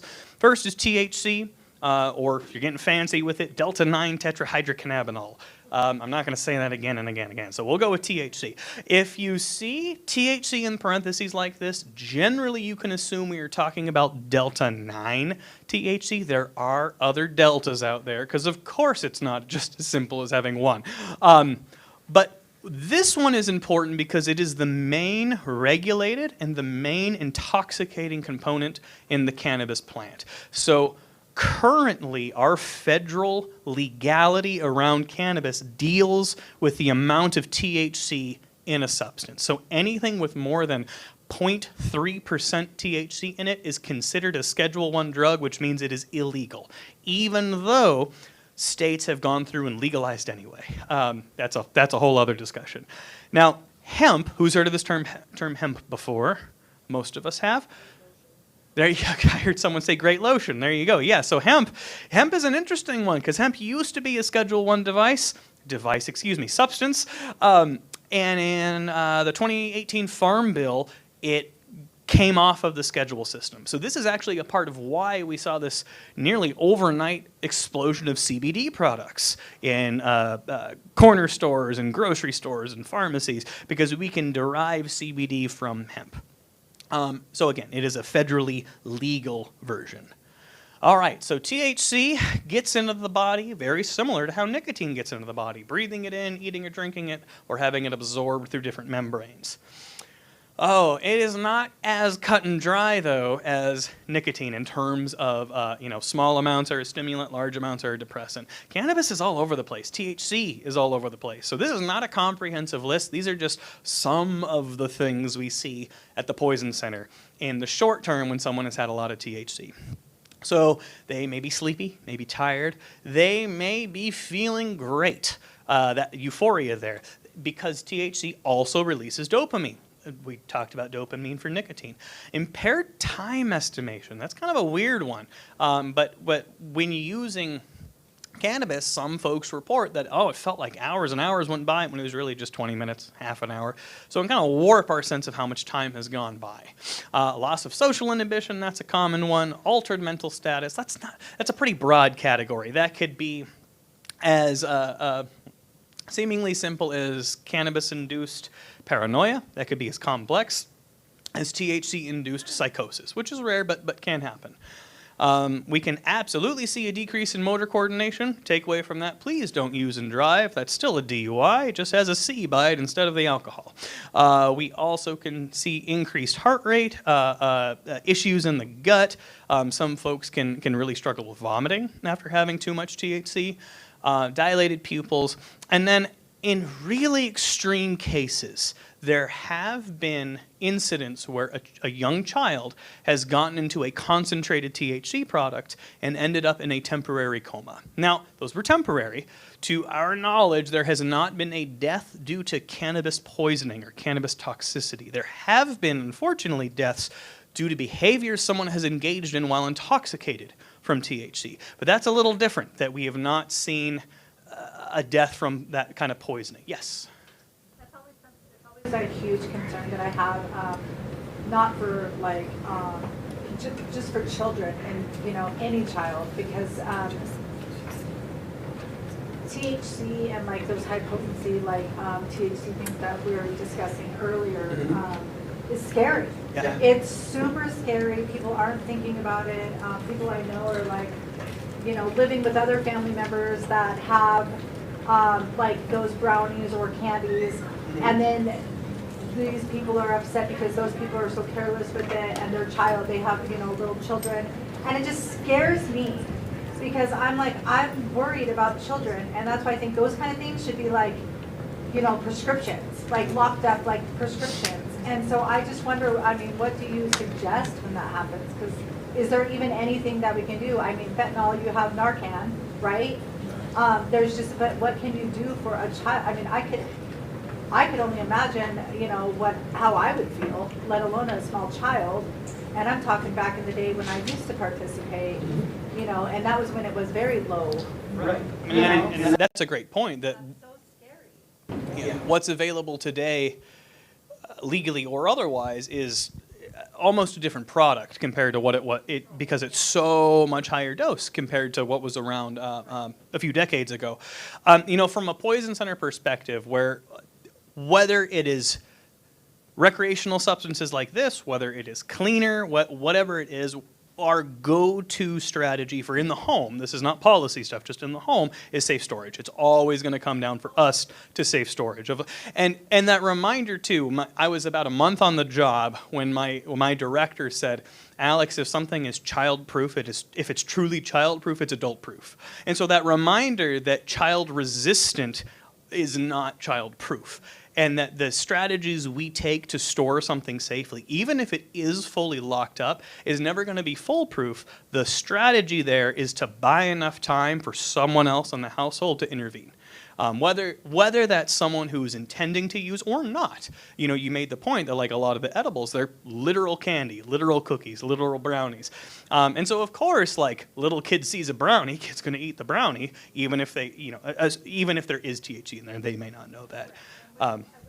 The mom, sorry, but as a mom who has young children, I'm always, you know, myself, and I've shared this at these meetings before, I'm always telling my children, please do not take candy from other children, please do not take cookies, brownies, all those things, and it's sad that I have to share that, but it's a thing, and so, but I know that, so I'm talking about this with my children, I just worry about other children, my heart just goes out to it. I really think that those potent things should be a controlled substance, but yeah, so, there we go. And thank you for sharing, and thank you for asking that. And I'm sorry, I can't really like go into a deeper dive on some of that, but yeah, But there's no antidote for it at this time. Yeah, and I think too, there's such a last little thing I'll say, and before we move on, there can be a false perception that because something is legal, it is benign. And, you know, I gave the example of medications earlier. The dose makes the poison. Something that is incredibly therapeutic for the right person and the right dose can be very harmful to the wrong person and the wrong dose. And cannabis and THC and the other cannabinoids are really tricky because we do see there is more and more evidence for very specific things where it can be seen as a medicine, where it can help with specific ailments. And again, medicines when used wrong can cause a great deal of harm. And so there's just not the level of like cultural understanding of these substances compared to medications, compared to other substances like alcohol. Someone made a really great point, and I know this is going a little off track, but cannabis beverages, when we're looking at like the way they're labeled, the way they're measured out, there is a cultural understanding that a fifth of Jack Daniels is not a single serving of Jack Daniels. There is not a cultural understanding that a cannabis beverage with 100 milligrams of THC is not a single serving of THC. And I think those are just other examples where, because it is still relatively new in terms of legalization, there is not that kind of shared cultural understanding and that assumption that, oh, it's legal, so it's not harmful. Yeah. Okay, no, thank you for bringing all that up. All right, a little bit of data from the Poison Center, same time frame, 2022 through half of 2023. A little more spread out than nicotine. We get calls from other age categories. Most have been for those little kids, again, typically getting into edibles, but other products as well. But we do have, and this is an increase from previous years, more calls involving teens with cannabis compared to earlier. Now, just a very brief overview of different modes of use with cannabis to kind of set up vaping a bit more. Smoking, just exactly what it sounds like. You light the plant on fire, you breathe in the smoke, there you go, that's smoking. Vaping, we already defined earlier, and again, reminder that it is an aerosol, not a vapor.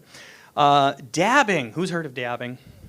All right, dabbing's kind of vaping's bigger, badder cousin. It uses a slightly different heat, but basically it is hotter and releases a whole lot more, and it uses a concentrated product to begin with. So it's always going to be a potent, a high-dose exposure.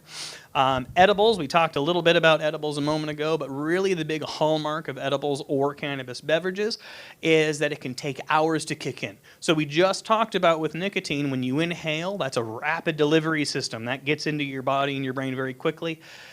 Because it has to go through your digestion, your metabolism, and all that, edibles can take much longer. So especially with early legalization, a lot of state poison centers see this massive uptick in edibles calls because folks took one, waited 3 hours, didn't feel anything, thought it was a dud, and took another one.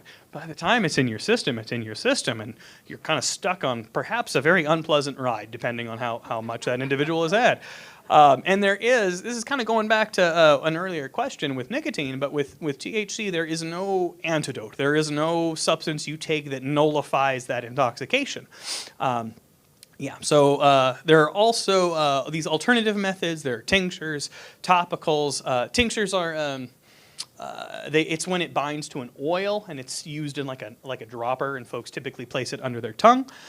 Let it absorb that way. And then topicals are like lotions, balms, ointments. Generally, folks cannot get high by putting a lotion on. There are exceptions. There are transdermal patches that have these other chemicals added that can lead to intoxication, but generally that's not going to lead to that intoxication. There are also suppositories that have come out with THC and CBD and other cannabinoids, and more types of products all the time. We don't have a ton of data on them, on how they work. To my knowledge, the Poison Center has never had a call on a cannabis suppository, but that could change. Yeah, so many things. So in setting up vaping, there are two large categories of cannabis that folks use to vape. Dried flower or dried bud. This is a less processed form of the substance. You can still see it's a plant. There's a pretty big range in THC potency or concentration here, anywhere from around 5% to around 30%. And as I understand it, 30% is kind of the biological limit. That is like the most THC you can grow organically in one of these plants. So when folks want a higher level of concentration, they go to concentrated products. It's an array of oils and waxes. And so we can, butane hash oils is a very common one. That's using butane or some other kind of harsh chemical to extract cannabinoids from the plant material, and you get this kind of gooey or crumbly substance. And then there are different oils as well that may be in a cartridge like you see there. We can see anywhere from around 50 to around 90% THC in some of these products. So looking at the evolution, I kind of tried to map it similar to what we saw with nicotine vapes, with the big exception of this first one, tabletop vapes. Has anyone ever seen or heard of these guys? Big suckers. All right, got a couple hands there. If you want to see something silly, Google like infomercial for the Volcano. That's what this one is called, the Volcano. And these have been around, I think, since the early 2000s. So prior to 2007, when those first e-cigarettes hit the U.S. markets. And I bring them up just to show this is like where some of the technology came from. It was just much bigger and less portable. And folks could use it for cannabis, but at the time it was advertised as an herbal diffuser or vaporizer for aromatherapy and all that. The big balloon thing you see there is there are two typical ways to use it. One is through a big hose or through this balloon. And again, in that infomercial I mentioned, folks would fill this big balloon thing And I kid you not, it was like, now I can take it wherever I go. It was a very funny commercial there. But anyway, so that's where we see some of the original technology, or those tabletop or desktop vapes. Dry flower vapes. Folks have heard of heat not burn products for tobacco. They're not very common in the U.S., but they pop up in other countries. It's the same kind of idea as those, but it's with cannabis, with that dried flower or dried bud. We also have disposable e-joints, similar to the disposable e-cigarettes. Use them until the power or the substance runs out, replace them. We have solid concentrate vapes or dab pens, and I'll differentiate vaping and dabbing on this next slide just a little more if anyone wants to look at the physics of it, I guess. Oil vapes, so a lot of these are pre-filled cartridges, so folks may own a battery and then they attach these different cartridges to it. And then you get these like the one vape to vape them all. So like multi-product vapes that have these different attachments and modules you can swap out depending on the product folks are going for. Now a little more on vaping versus dabbing. If you're getting technical with it, vaping uses convective heat. So it's a more indirect route. It heats up the air, which in turn heats up the substance. It is a quote-unquote cleaner heat. Less efficient, but there's a little less that's released. We see this approach with both nicotine and cannabis products. Dabbing, we typically really only see with cannabis products, uses conductive heat. That's where you heat up a surface, you put the substance on that surface, it sizzles and heats up and releases everything all at once. So it's a more efficient heat transfer, but because it's so hot, a lot of chemicals and additional carcinogens are released. A little more on dabbing. Dabbing typically uses very, very high heat, around 750 to 900 degrees Fahrenheit, and it uses those concentrated products. So it's already a high potency product that is like flash release, so everything released all at once. So it is going to cause a high level, did not mean for that pun, an intense level of intoxication there. There is, of course, the potential for burns because part of this device is superheated, and so someone might use something like a blowtorch to heat up that portion there before they add their dab or concentrate to the superheated metal there. And again, there's the potential for a much higher dose than someone has intended. Now, this is older data than I'd like, but I think it helps show the breakdown of our calls, and we see similar trends these days as well, where a bit over half of our calls involve edibles. Excuse me, half of our cannabis calls, not all calls ever, cannabis calls deal with edibles. A part of that, I think, is because edibles and cannabis beverages legally have to have that not for kids label there, that big hand, and that is, as you all know now because you put it in your phones, that is the poison helpline. And so right there, we've increased our sample of folks who know to call us if something goes wrong. That label is not on the plant material, on concentrated products, or others, so we understandably get fewer of those calls. Like, what do they call for you about, like their symptoms or? Yeah, so most of them are for those little kids, kids 0 to 5, and typically it's, my kid found my edibles, they took 2, what do I do? Sometimes though, especially with those older cases, it could be I didn't realize my roommate made pot brownies. I thought it was a real brownie. That sometimes happens. A lot of the times, though, it's where weed is not, or cannabis, excuse me, is not the main substance of concern, but it was one of many substances that someone took, intentionally or unintentionally. And so that's one tricky part with our data is figuring out, are these cases where cannabis was the only substance involved, or was it multiple? And for quite a few of our teen and adult exposures, cannabis was one of many substances taken. So I hope that answers your question there. All right, perfect. Any other questions before I move on to the next slide? Okay, cool. All right, endocannabinoid system. Who has heard of this system? couple folks. So endocannabinoid system, this is in every human, every mammal. I'm pretty sure this is in birds too. Like, so you can go your whole life without ever using weed, touching weed, smelling weed. You still have this system in you. And it's a fascinating system. We're learning more about it all the time, but it intersects with a bunch of other body systems.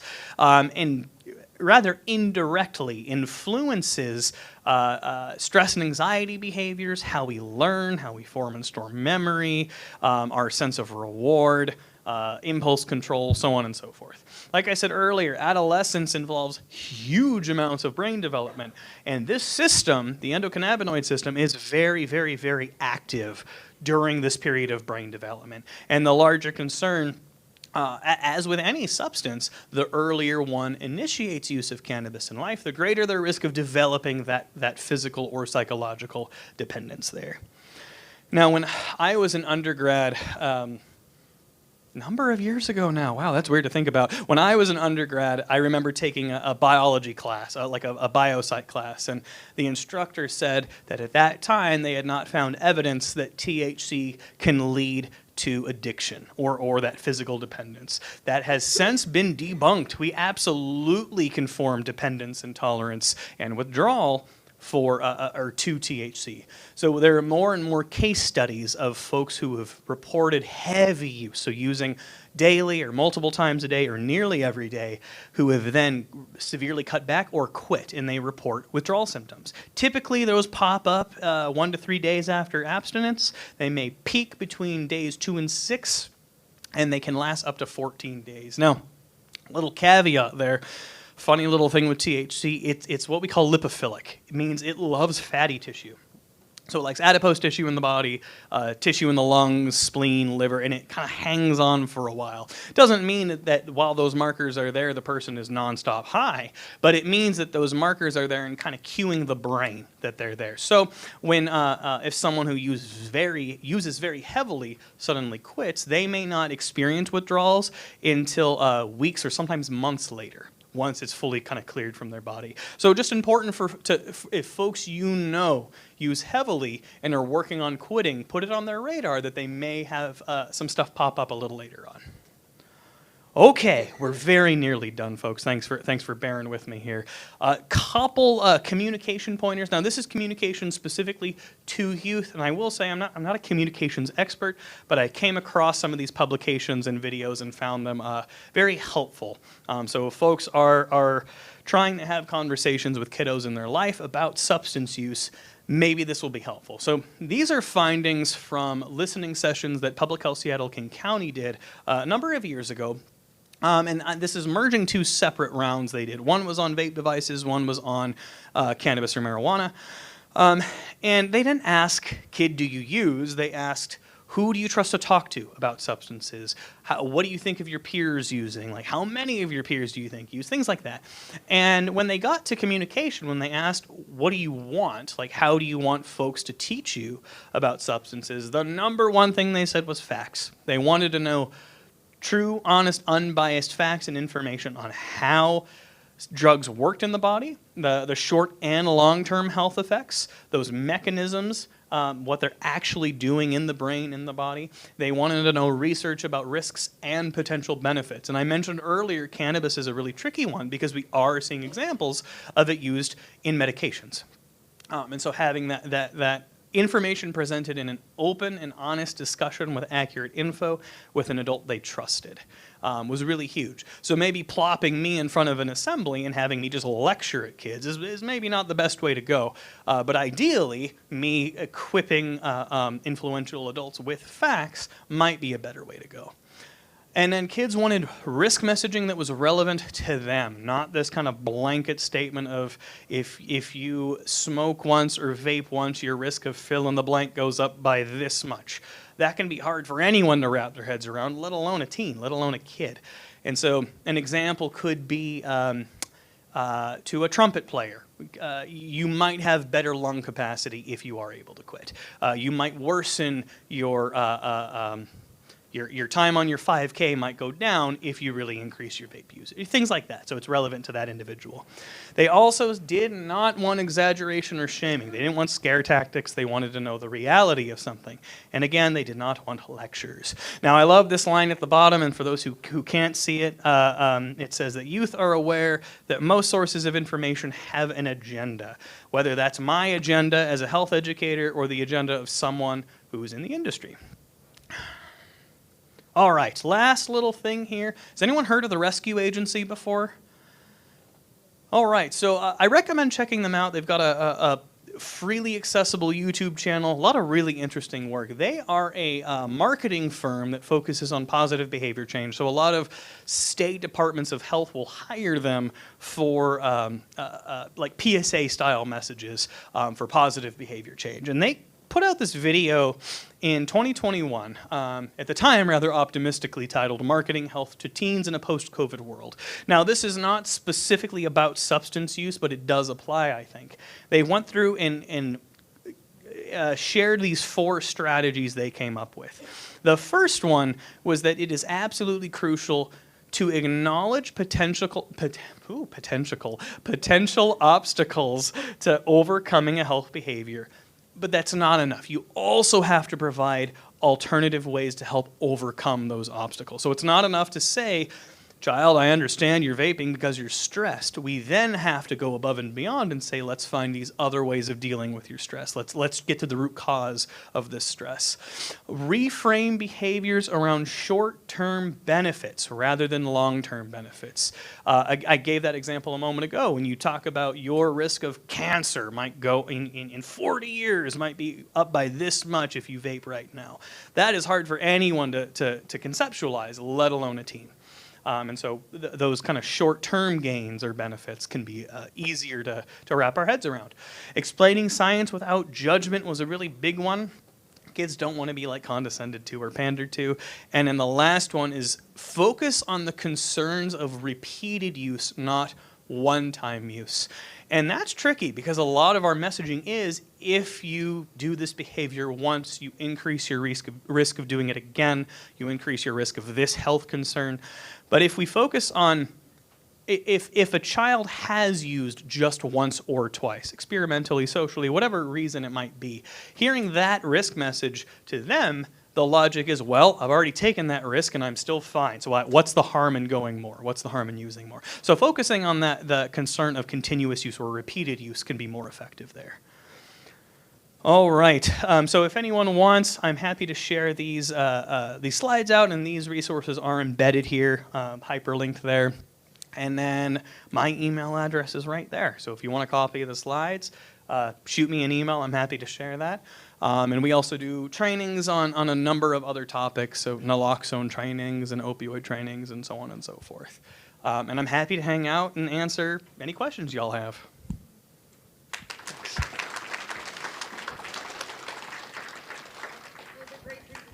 Thank you. I appreciate that. Awesome. There you go. Appreciate it. Yeah. Awesome. Terrific. Well, so we're a little ahead of schedule, and we will get you out of here a little early.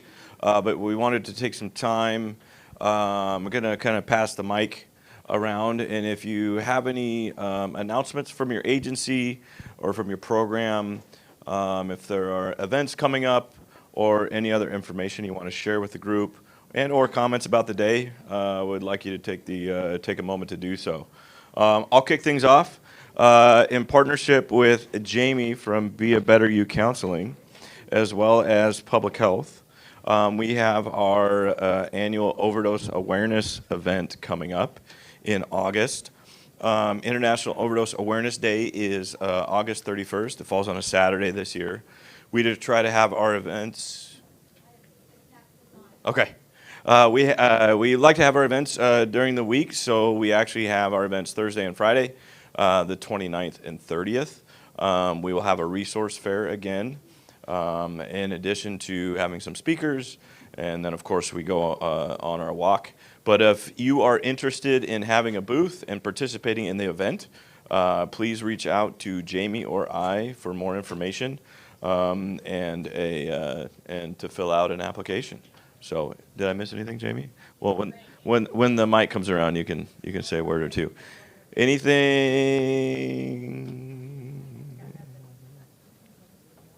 Natalia had something she wanted to.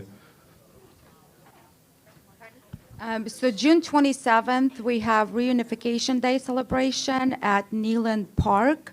If you like to be a part of it, or if you want to have a table, please contact me at FAST or Gabby at Family Reunification Day. It is for the parents who reunited with their kiddos, and it is community effort, and so we would love to have you all there. Thank you. Yeah, that's an awesome event. Awesome event.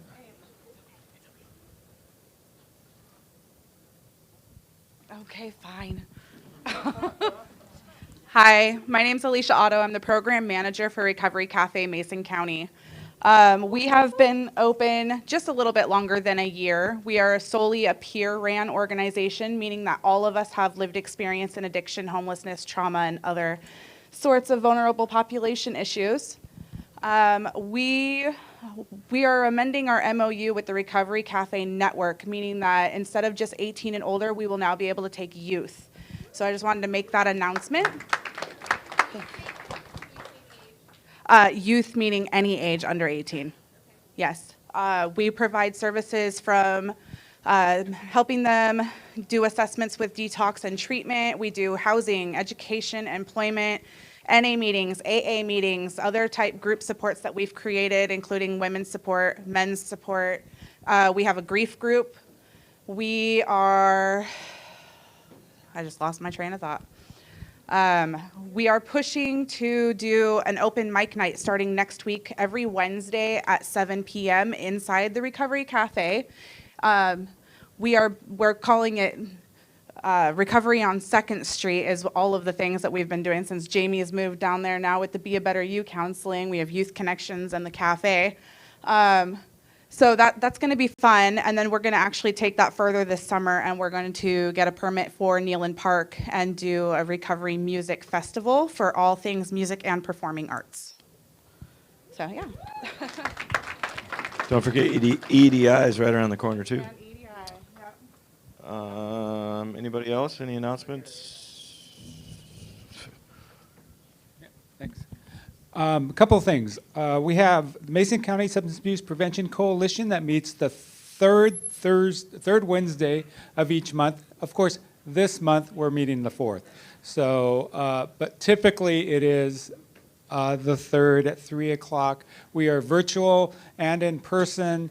We typically meet at the FES office one month, and then we'll go up north, the Youth Connections up there. If you're interested, you can grab a flyer, get in touch with me, email me, and I'll get you on the list.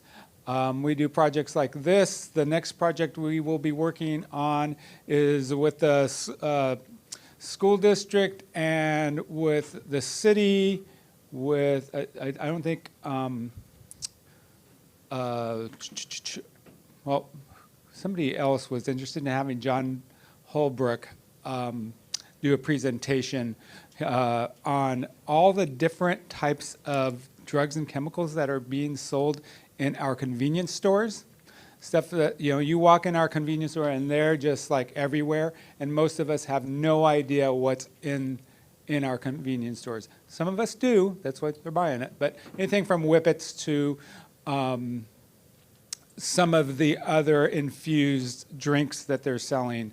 There was just a whole list. I don't even remember them all. I listened to his presentation, thought it was awesome, and we want to bring him back to Mason County. He was working here at the school district for the last few years and did a great presentation with our coalition. So that's the next project, and I'll let everybody know about that when it comes up.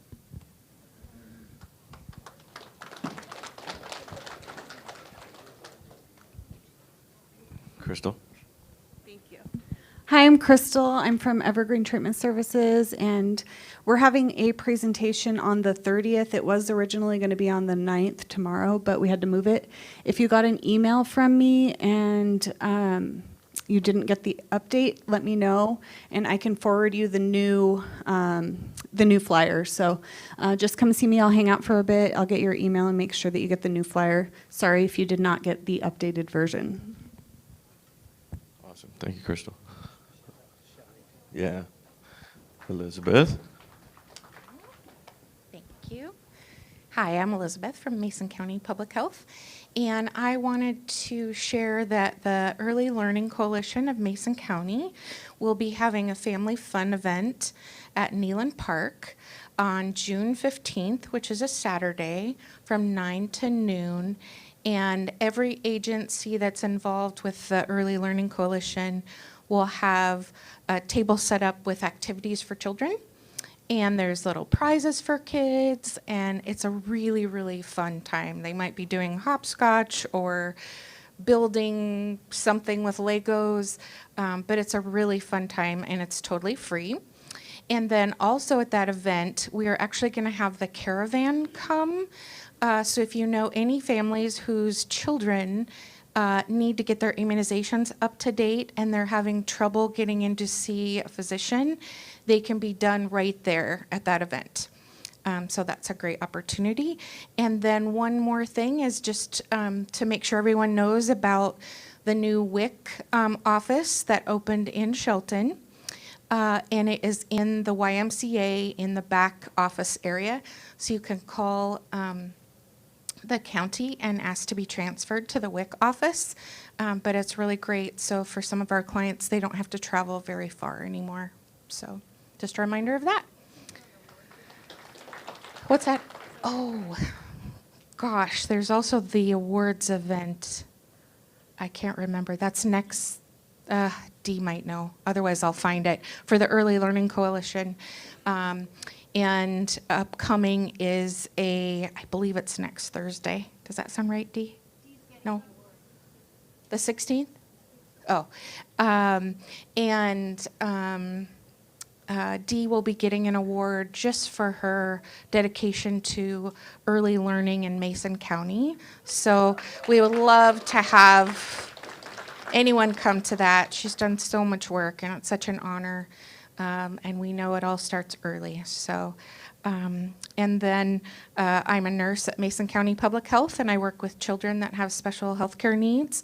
And I work with families half-time to help them get the resources they need, apply for Social Security for their children, help to get to appointments, kind of solve some of the problems to make things a little bit easier when their child has an illness or disability. And then I also work on immunization improvement. So if you need any help with that, you can contact me. Ben and I work in the same area of the office. So if you don't have my contact information, you can check with Ben. Thanks. Thanks, Elizabeth. Amber? Hi, I'm Amber Anderson. I'm the Community Outreach Coordinator with South Mason Fire and Rescue. It's a mouthful. We're having our first fundraiser for our Firefighter Association. We just got it back up and going since COVID. And so that's actually this Saturday, May 11th. We'll have a pancake breakfast at our fire station out Arcadia. And it's kind of a Mother's Day theme. So we have a fun treat for the moms. So bring your moms, grandmas, whatever, and come support South Mason Fire and Rescue.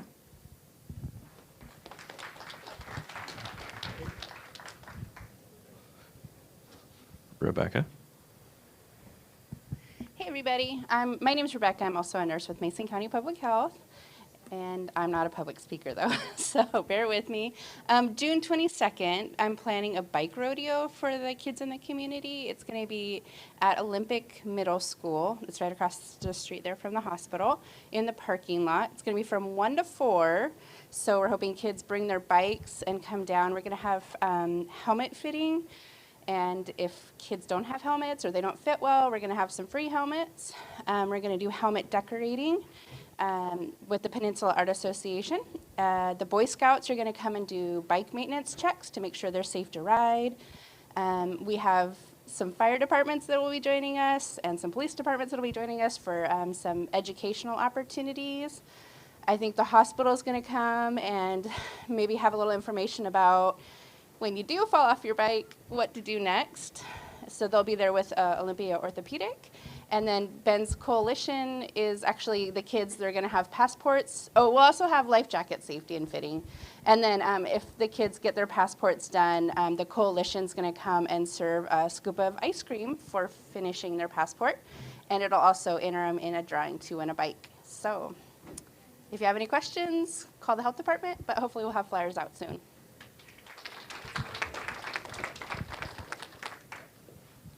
I think we got another. My name is Gloria Hill. I'm a Squaxin Island tribal member here, and I just want to thank all of you for coming and attending this summit here. Thank you for all the presenters, and I just wanted to get up and say thank you on behalf of our tribe.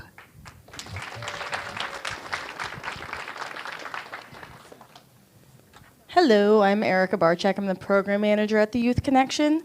On June 9th, we're having a provider party with a purpose, and the goal is to build a collaborative outreach system in Mason County so that we can serve our most vulnerable youth together collectively, that being mental health, substance use, homelessness, and so we want all the providers to get up. We're going to have like 5-minute little elevator speeches so that everybody knows what everybody does so that we can somehow manage to do this together. So yeah. Awesome. Can't have enough of that. Love it.